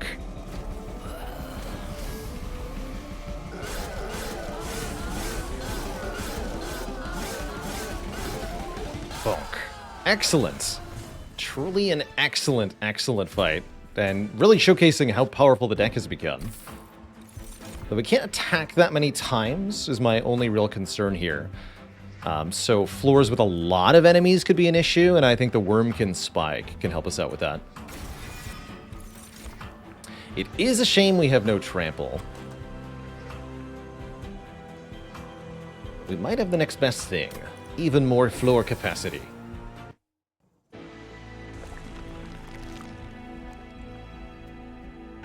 Let's see, what would we want to dupe here? You could dupe the Remnant Host. That's cute. Although not that many units will even fit on the floor at the same time, usually. We'll move $275 feels okay. We also have an actual reason to look at the Merchant of Steel, which is getting endless for the Remnant Host, which would be very strong if we were to find that. Good talk. Alright. Increase the harvest bonus.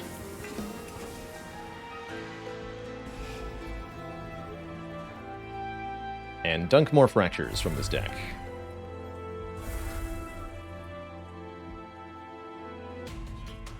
He can't keep getting away with it. Or can he?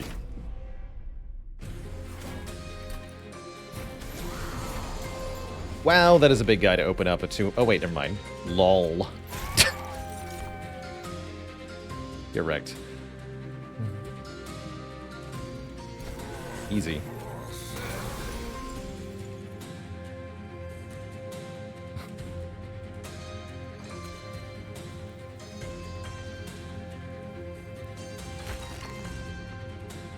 I should have played the drag with the... Kind of need this drag to be dead next turn. You'll be dead, so I can play the big sludge. Okay, we'll do it this way then. Sure. Seems fine.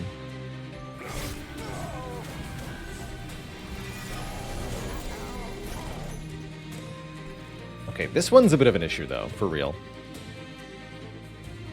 Spooky.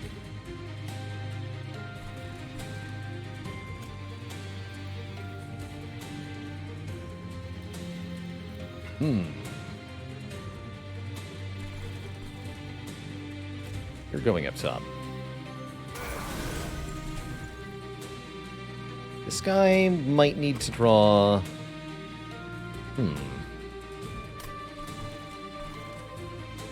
He's a problem. He's definitely a problem. What do I do about that?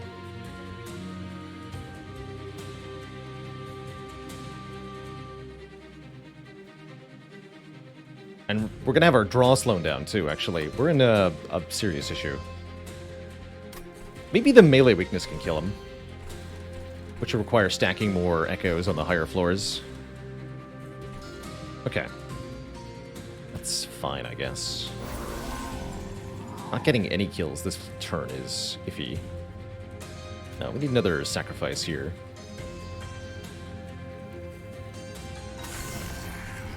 But then this needs to go on the top floor. You should go in the middle. Spread those echoes around. Here goes.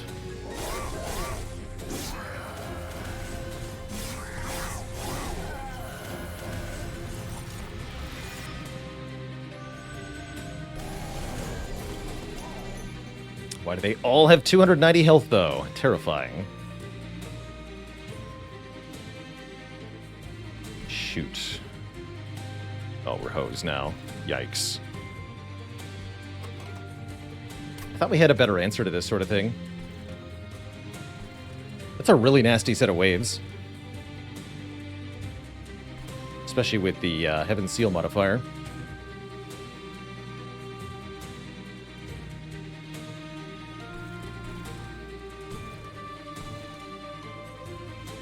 Okay, looks like we want these regs on the bottom.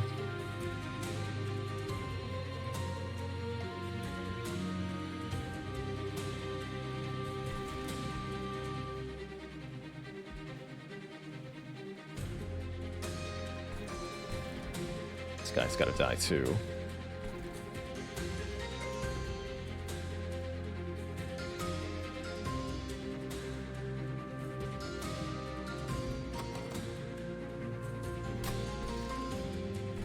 I still think we could use the melee weakness as long as we kill the front guy.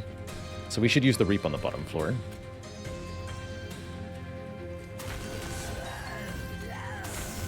Okay, kill you. Reap for 8 here. Kill this thing. Take 5.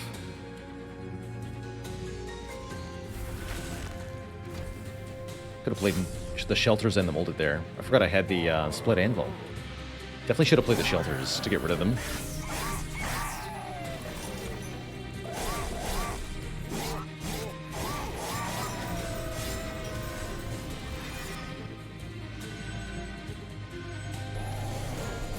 Okay, this is more reasonable.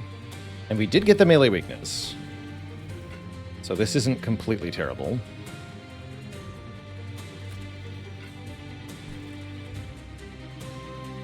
This has really got to go down here.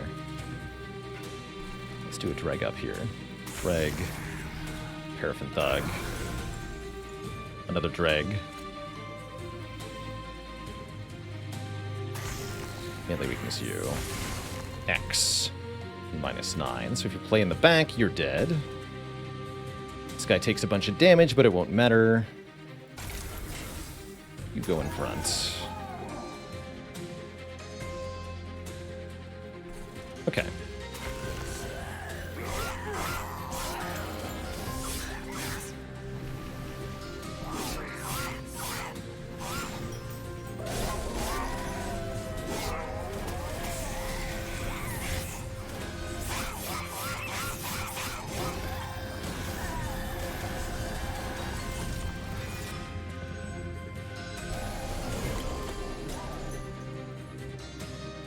Starting to get somewhere with Big Sludge, but what about up here? If we don't kill this guy entirely, we're in for a real problem here. But it looks like we can probably use the Remnant Host to get some bonus damage in. And the Echoes of the Past can be applied to the Paraffin Thug, too. That would mean not using the Remnant Host on the bottom, but I think that's probably where we're at. Yeah, 254... There we go. So we can actually echoes of the past on the bottom here if we want to. Play the drag up top, or we can do the inverse.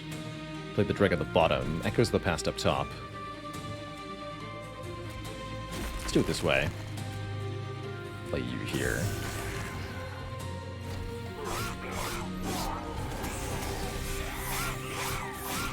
Okay, I guess I didn't need to be so afraid of this fight.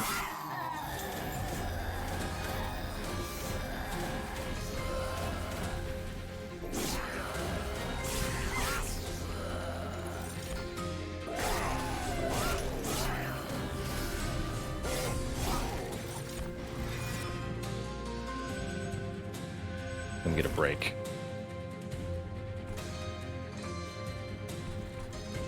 So you're dead. I need the other guy to die. Okay. So if we want all of the armor to apply to Rector Flicker, we can play the Remnant Host behind Rector Flicker. That way all of the burnout effects will stack to the frontmost unit.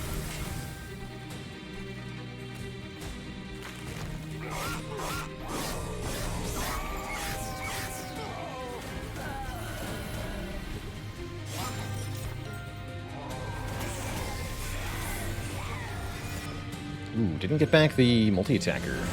But if we just win on the bottom floor, we don't have to worry about this. And we do just win on the bottom floor, so excellent. It also played Nexus Spike up top, but no need.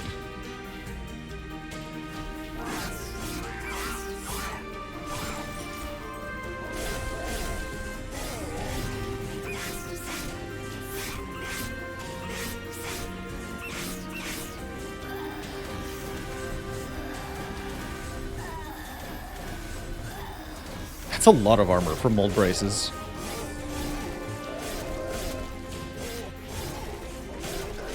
Very good. Get sludged.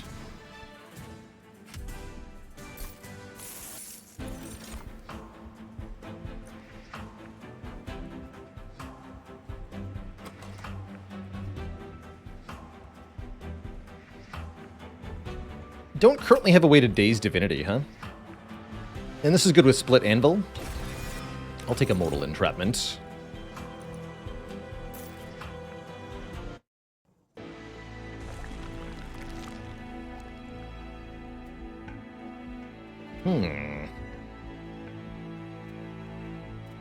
Remove 2 and dupe, or Merchant of Magic.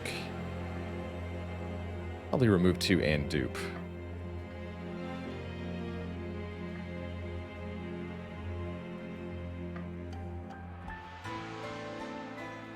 Get rid of these shelters now.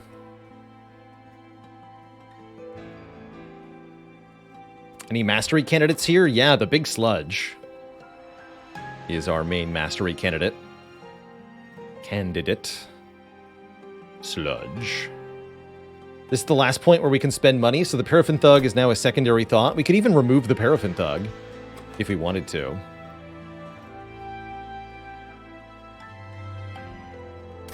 Don't think double Remnant Host is actually any good.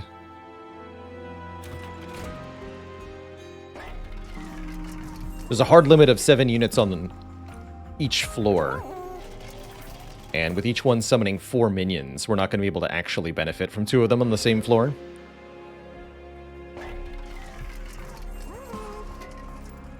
More Weeping. No, none of these are any good. Base charge is okay. 2 echoes on each floor at the start of battle. It helps a bit. Not a lot, but a bit. Don't think we want Volatile Gauge, although that is pretty cool with Split Anvil.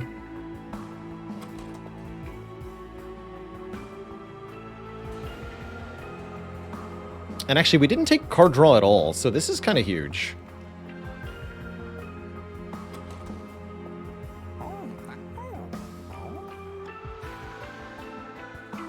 But it would mean this won't be 0 cost, right? Yeah, we can't do that. No, we can't do that.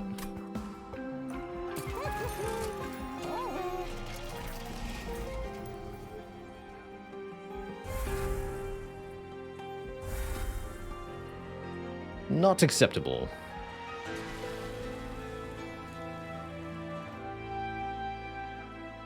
Doubled Crushing Demise looks kind of powerful for the last Divinity fight. I'm gonna do this. I'm gonna alter our setup here now that we no longer need to get money kills.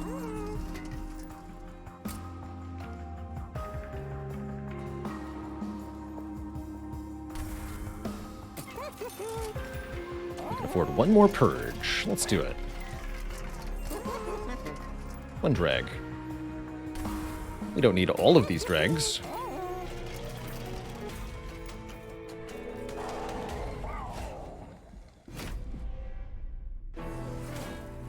Good question, Jotunborn. I think something that's reformed will stay 0 cost, despite the Volatile Gauge, because it has a modifier making it free. And that would take precedence.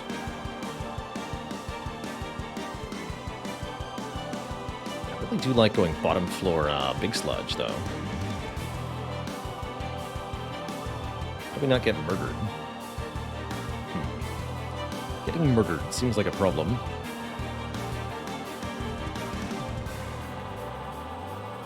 Does seem like it would be an issue. Alright then, set up here. Yeah, pro tip, don't get murdered.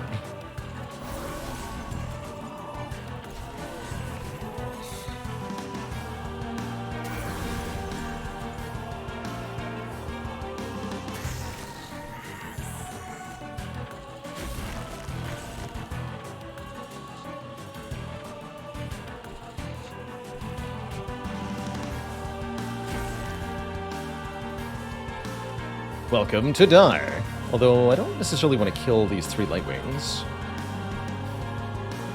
I do want to apply 32 Reap to Seraph, for sure.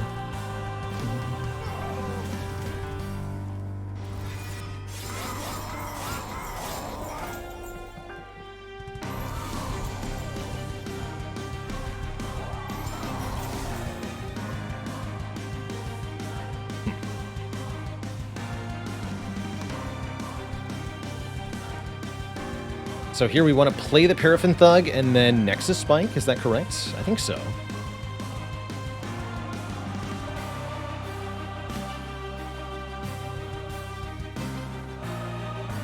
This is quite sad overall. We didn't draw our Remnant Host yet. Not too concerned.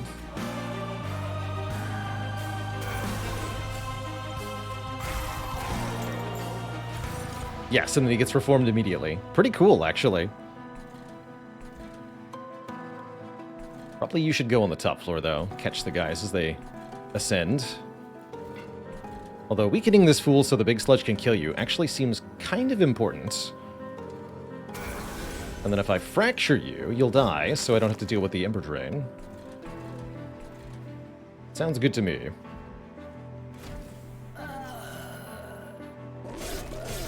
Wait, why is Big Sludge in front of Rector Flicker? I did that wrong. That's concerning, actually.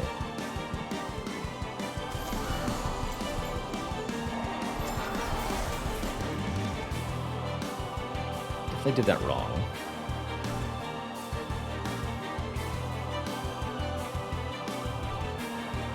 Concerning. So you didn't get reformed. Because you were below. Right. Even more awkward. Great.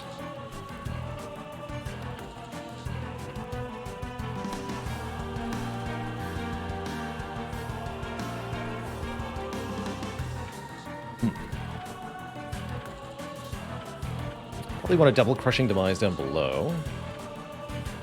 Need one drag up here. Actually, no, we want to do... This would also work, sort of. Big yikes all around is what I'm seeing.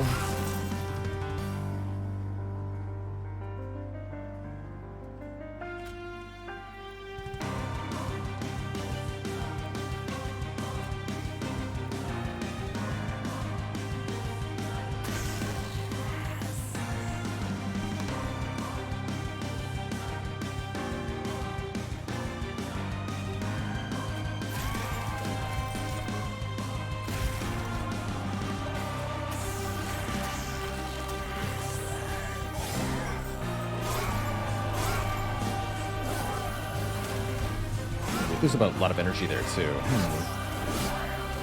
Might have goofed this. Uh-oh. Oh, no, you got armor. Okay. You'll be fine. Smiley face. Totally fine.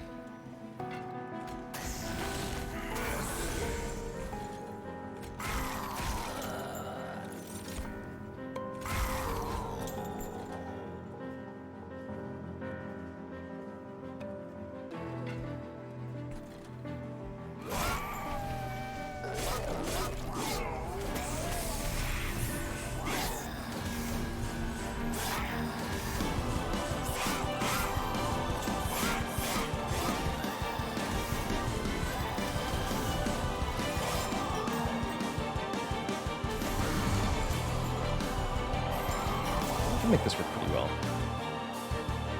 I'm not too worried.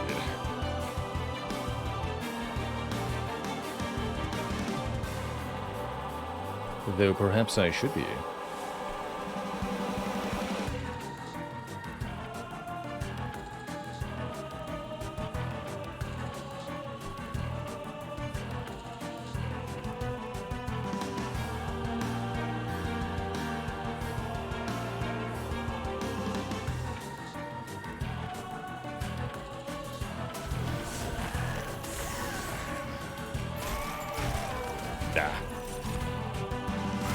Okay, good. That was almost terrible. And I can reform immediately, too. Which I will do.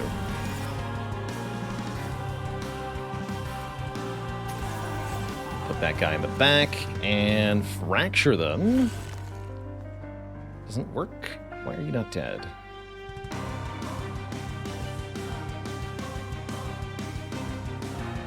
Does burnout happen before Reap does? Unclear.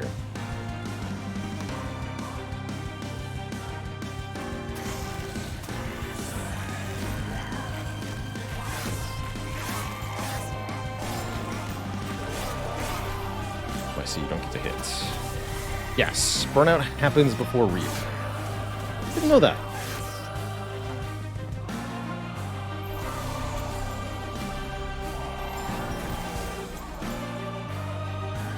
Shoot.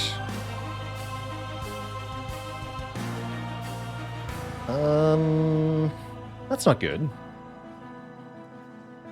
Yeah, that's why the big sludge is supposed to be behind Rector Flicker. See, we're having a bad time. And now I can't play any more stuff because I put things in the wrong spot. So, Problems Town, definitely here.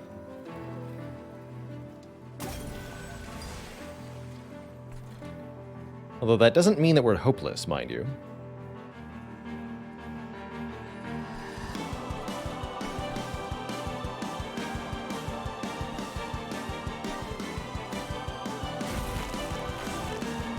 Can always reform the big guy, after all.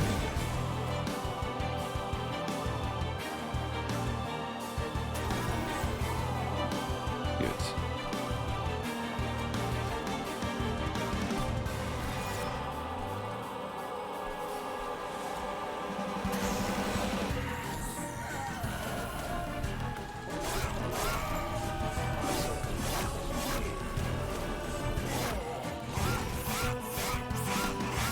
A little bit worried about some of the stuff getting up top, but we do have answers. Quite a few of them.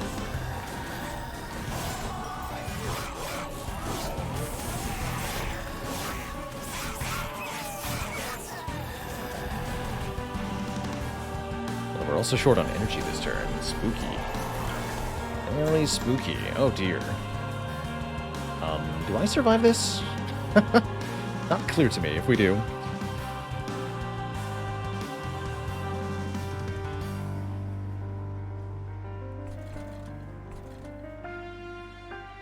Can easily win this fight by just starting over and playing correctly. Not sure I'm going to.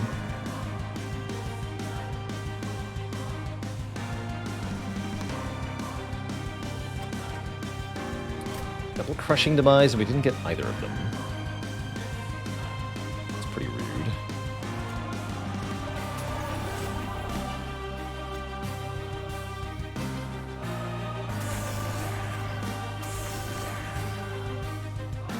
So we do 92.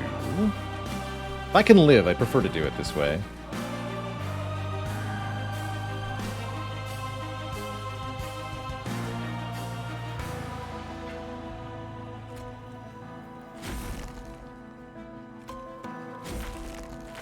You died of one hit. They all died of one hit. We take 50, 75, 85. We do live. I'm going to allow it for now.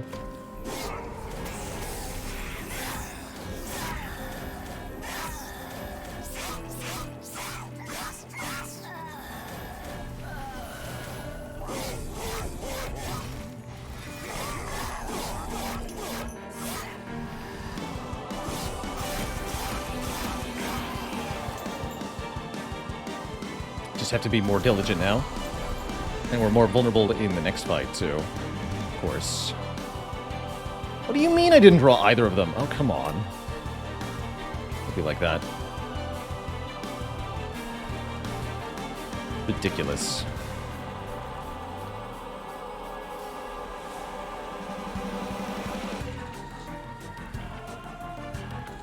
Just ridiculous. You have burnout one, so you might as well go in front, huh? Fancy a light.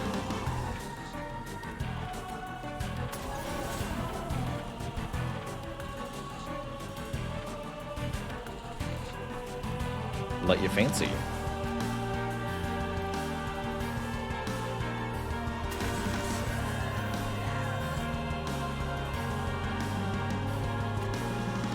You.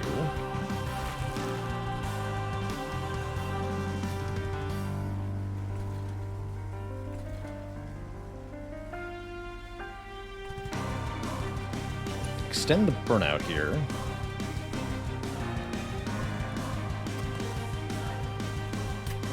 No. Okay.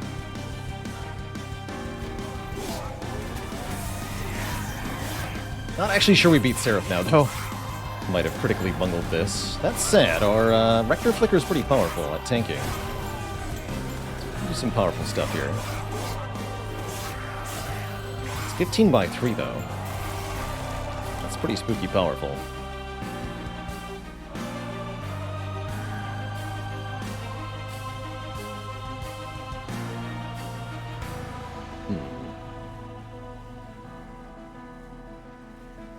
Okay, he's not at full health, so I can Mortal Entrapment. That's pretty good.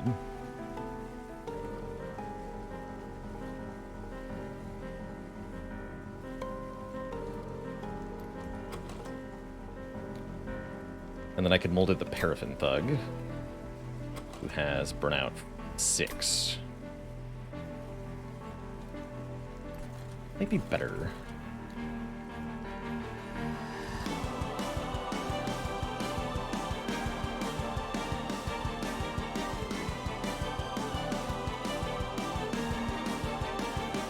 Doesn't feel like this does 4,000 damage, though.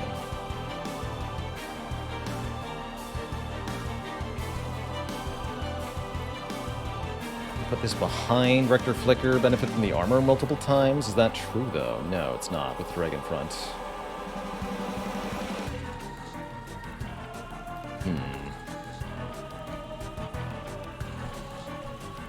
I think I did this wrong. I guess the conclusion I've arrived at.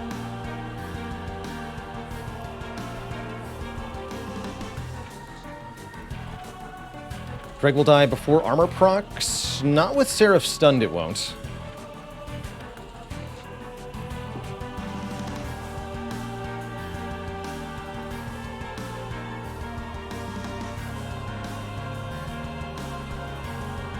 No, not with Seraph stunned.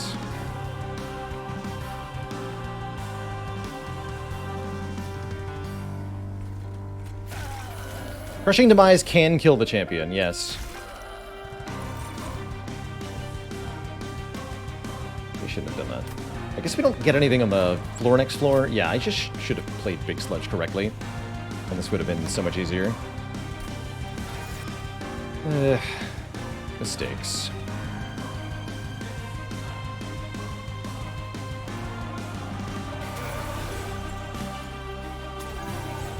Yeah, okay. I'll cheat this, because I'm not going to hunt for Big Sludge again. Let's play correctly.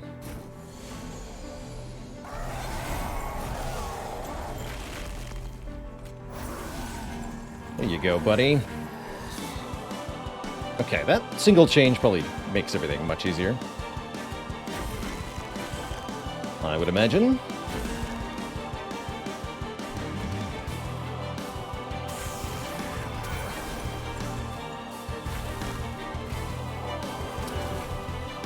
Napstab Nuke, thanks for the Prime sub and the 2 months of support. Thank you, thank you. For the Cositude. Okay, but what if we're just dying now?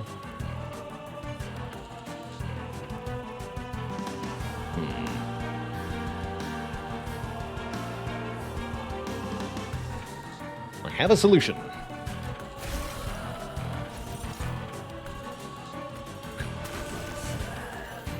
Easy peasy.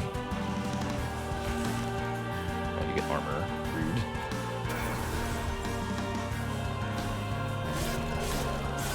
So we have a similar problem to before, but this time our Big Sludge shouldn't die. Although, where the Big Sludge might have died, it could be Rector Flicker dying instead.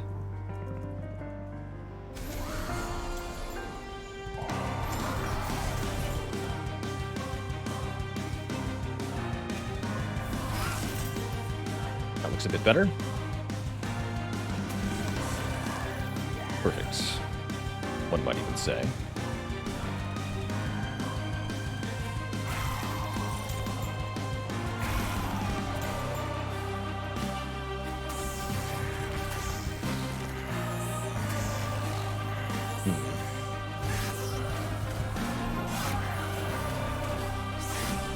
Does not help.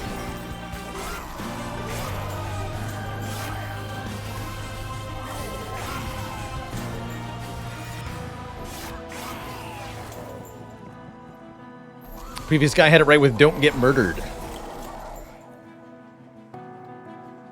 And you're welcome, Duke of Lameness. When it comes to, with the Mastery Challenge stuff, filling out the logbook and Monster Train, like 90% of the difficulty is finding the unit in the first place. The remaining 10% is finishing the run.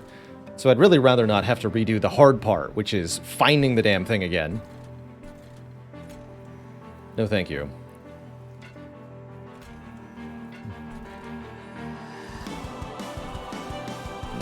thank you. So you're at 95 by 2. Almost strong enough, bud. Although this will help, right? This will help a ton.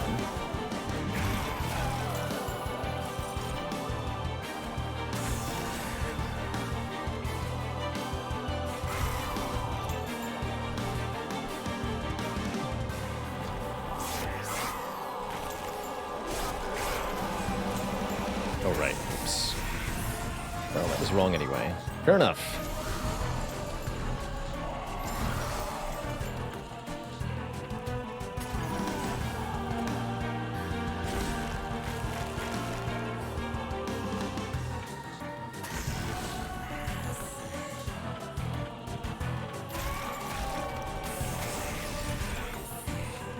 He'll be fine. This is already looking much better than last time.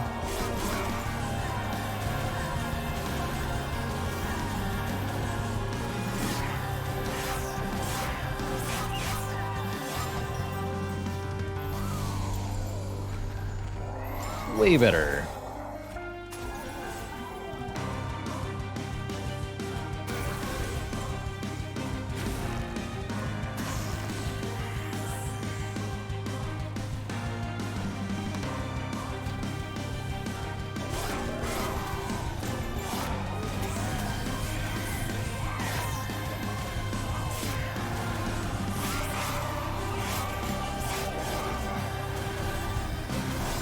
There we go. Now he's invincible now.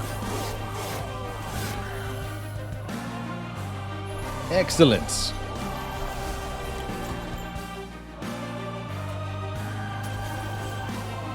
Oh, still alive, huh? Impressive.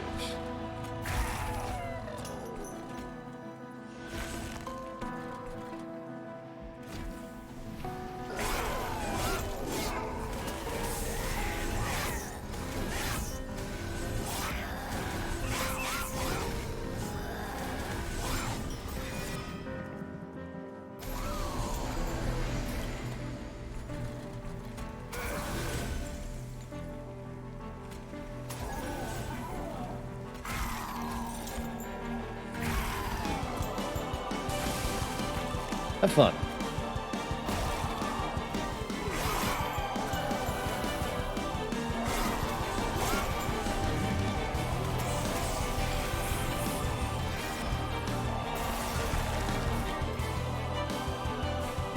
Yeah, and this is much more decisive in our favor here. 325 health plus 76 armor. Bonk for 988. Okay. On to the divinity.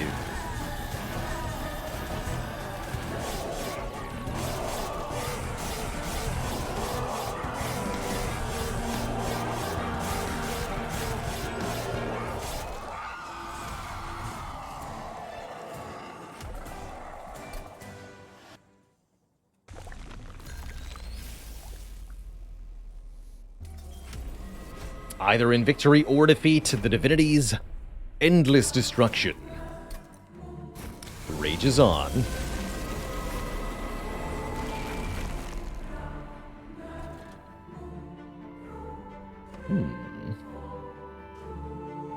All right, buddy.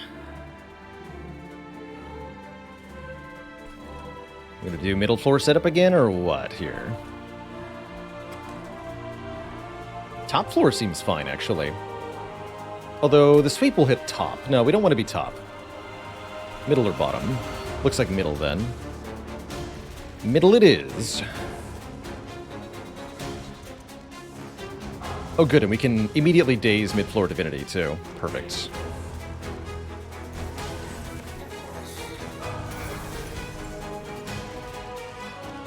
Let's go. Nexus Spike. Kill our guy and reform him immediately.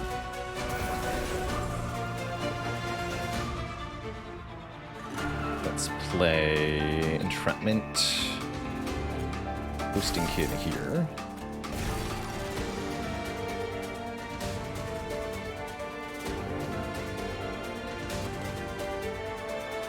I'll not play the blocker.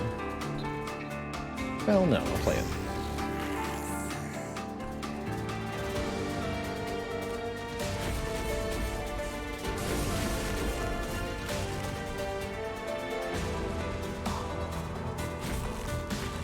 Rector Flicker, you can have some power.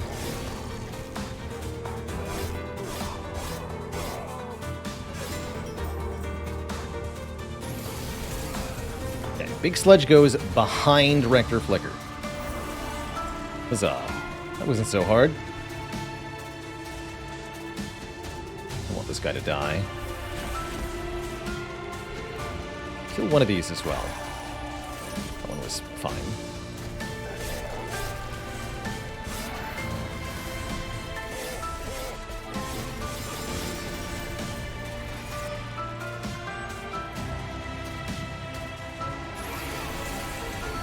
Alright, the really tough waves have started to arrive. This is where we're going to mercilessly use Crushing Demise to pick off enemies.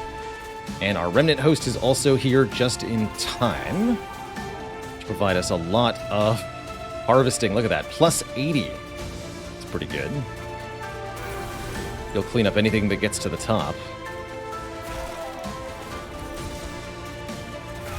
Alright, got one of the big guys. Good. Would have preferred to hit the Dark Wings here, but so it goes. There, you're both Reform food now.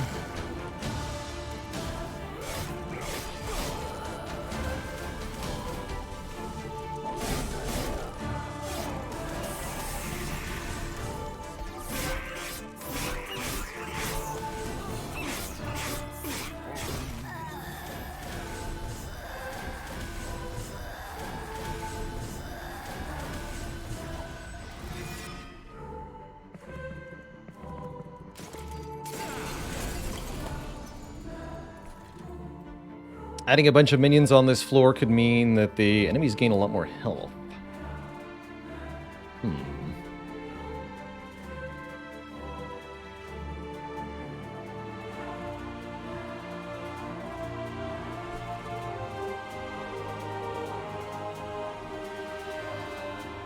Let's play this up top then.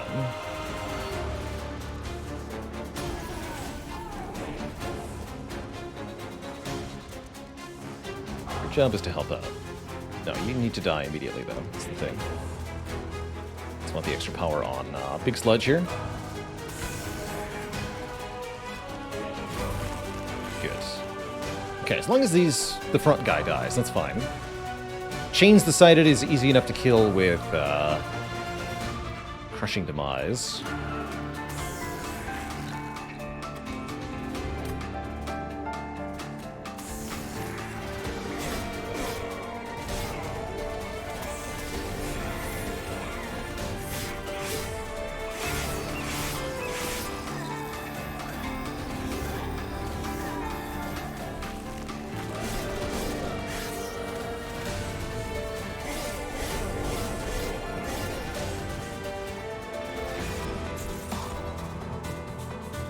Tough fight overall, though. This floor is pretty tough, too. Okay, we got a Crushing Demise. We can wipe out the top floor here. We should do that. And then I can immediately reform Paraffin Thug, put him on the bottom. Weaken these guys. What about Chains the Sighted, though? Chains is not taking enough damage here. Guess that's fine. You go here. Get a boost. We're going to cast this twice up top.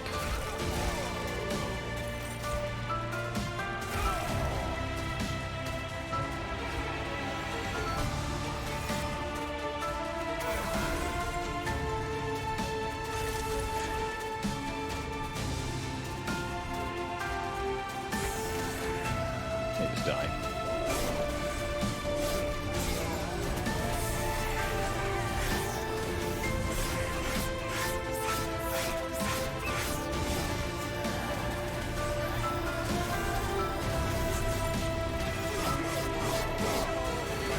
Guys aren't too big a problem.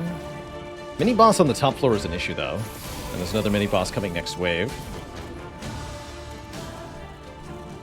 Guess we can daze the mini boss, but otherwise I don't see this actually ending very well for us. You're gonna have to help out on the top floor, bud.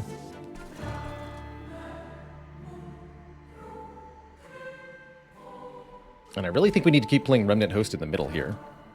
So we just have to do our best up top. Looks like our best will be pretty good.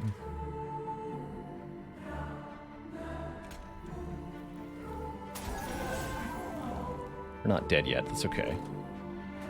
Paraffin Thug will kill them.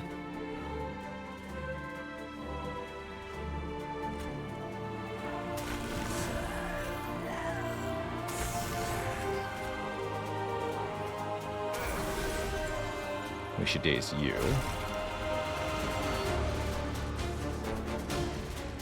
Or burnout? I don't think so.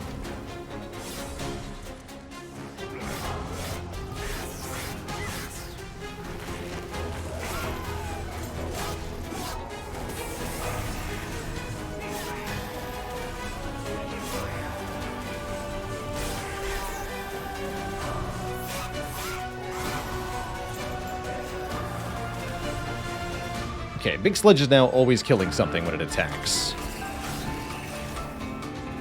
We did kill the first mini-boss. The second one will be killed by Crushing Demise, I believe. Yeah, there it is. These are dead. Don't love that part. But I do love that part. X.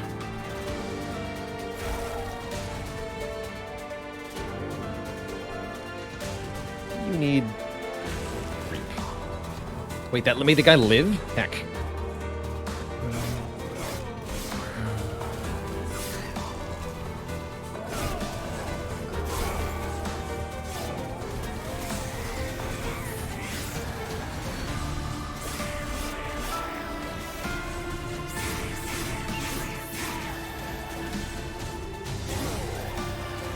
Wow, exactly 10 health. Spooky.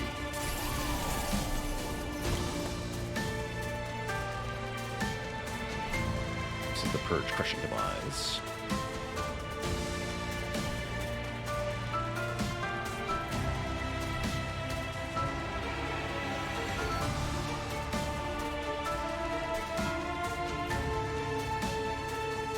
Almost to the point where Rector Flicker can solo the endless phase of the boss here. Almost.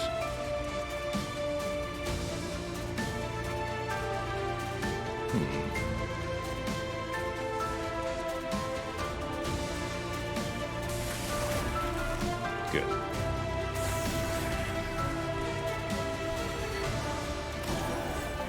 So I can use this on the bottom. Kill that guy.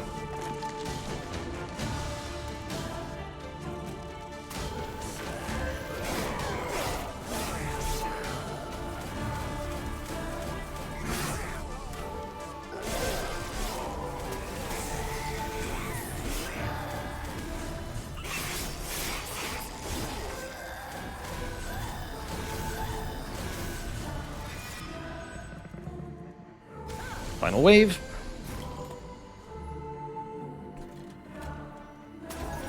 You know, I think things might just have worked out.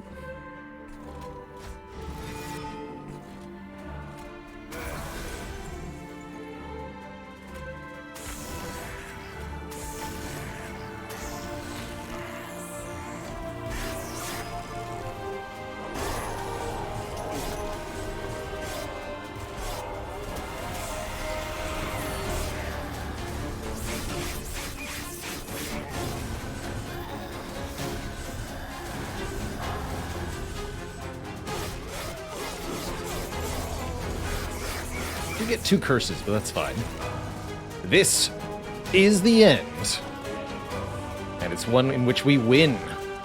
Rector Flicker tanking while the big guy does all the work. GG.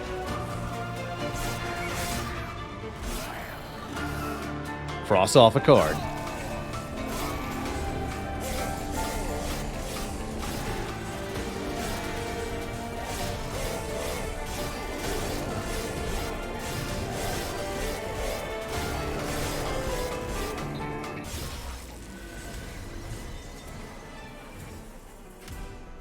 We got it. Alright, that was worth the save and quit. Happy to have done it. As we're now down to the final 3.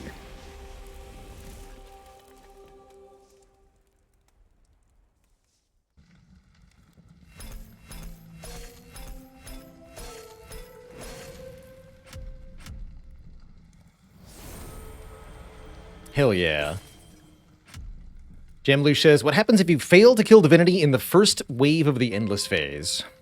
Just his head will ascend to the Pyre room, and the Divinity's head will fight your Pyre.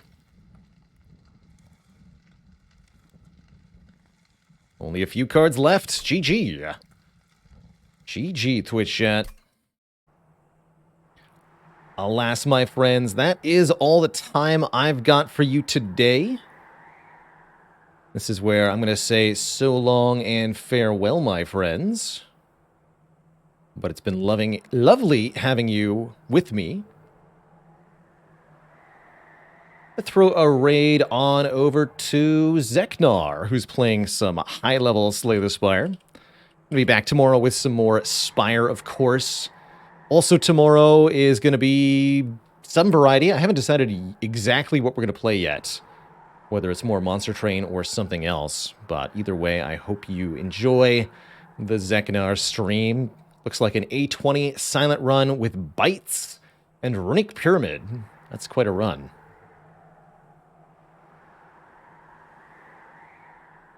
Bot?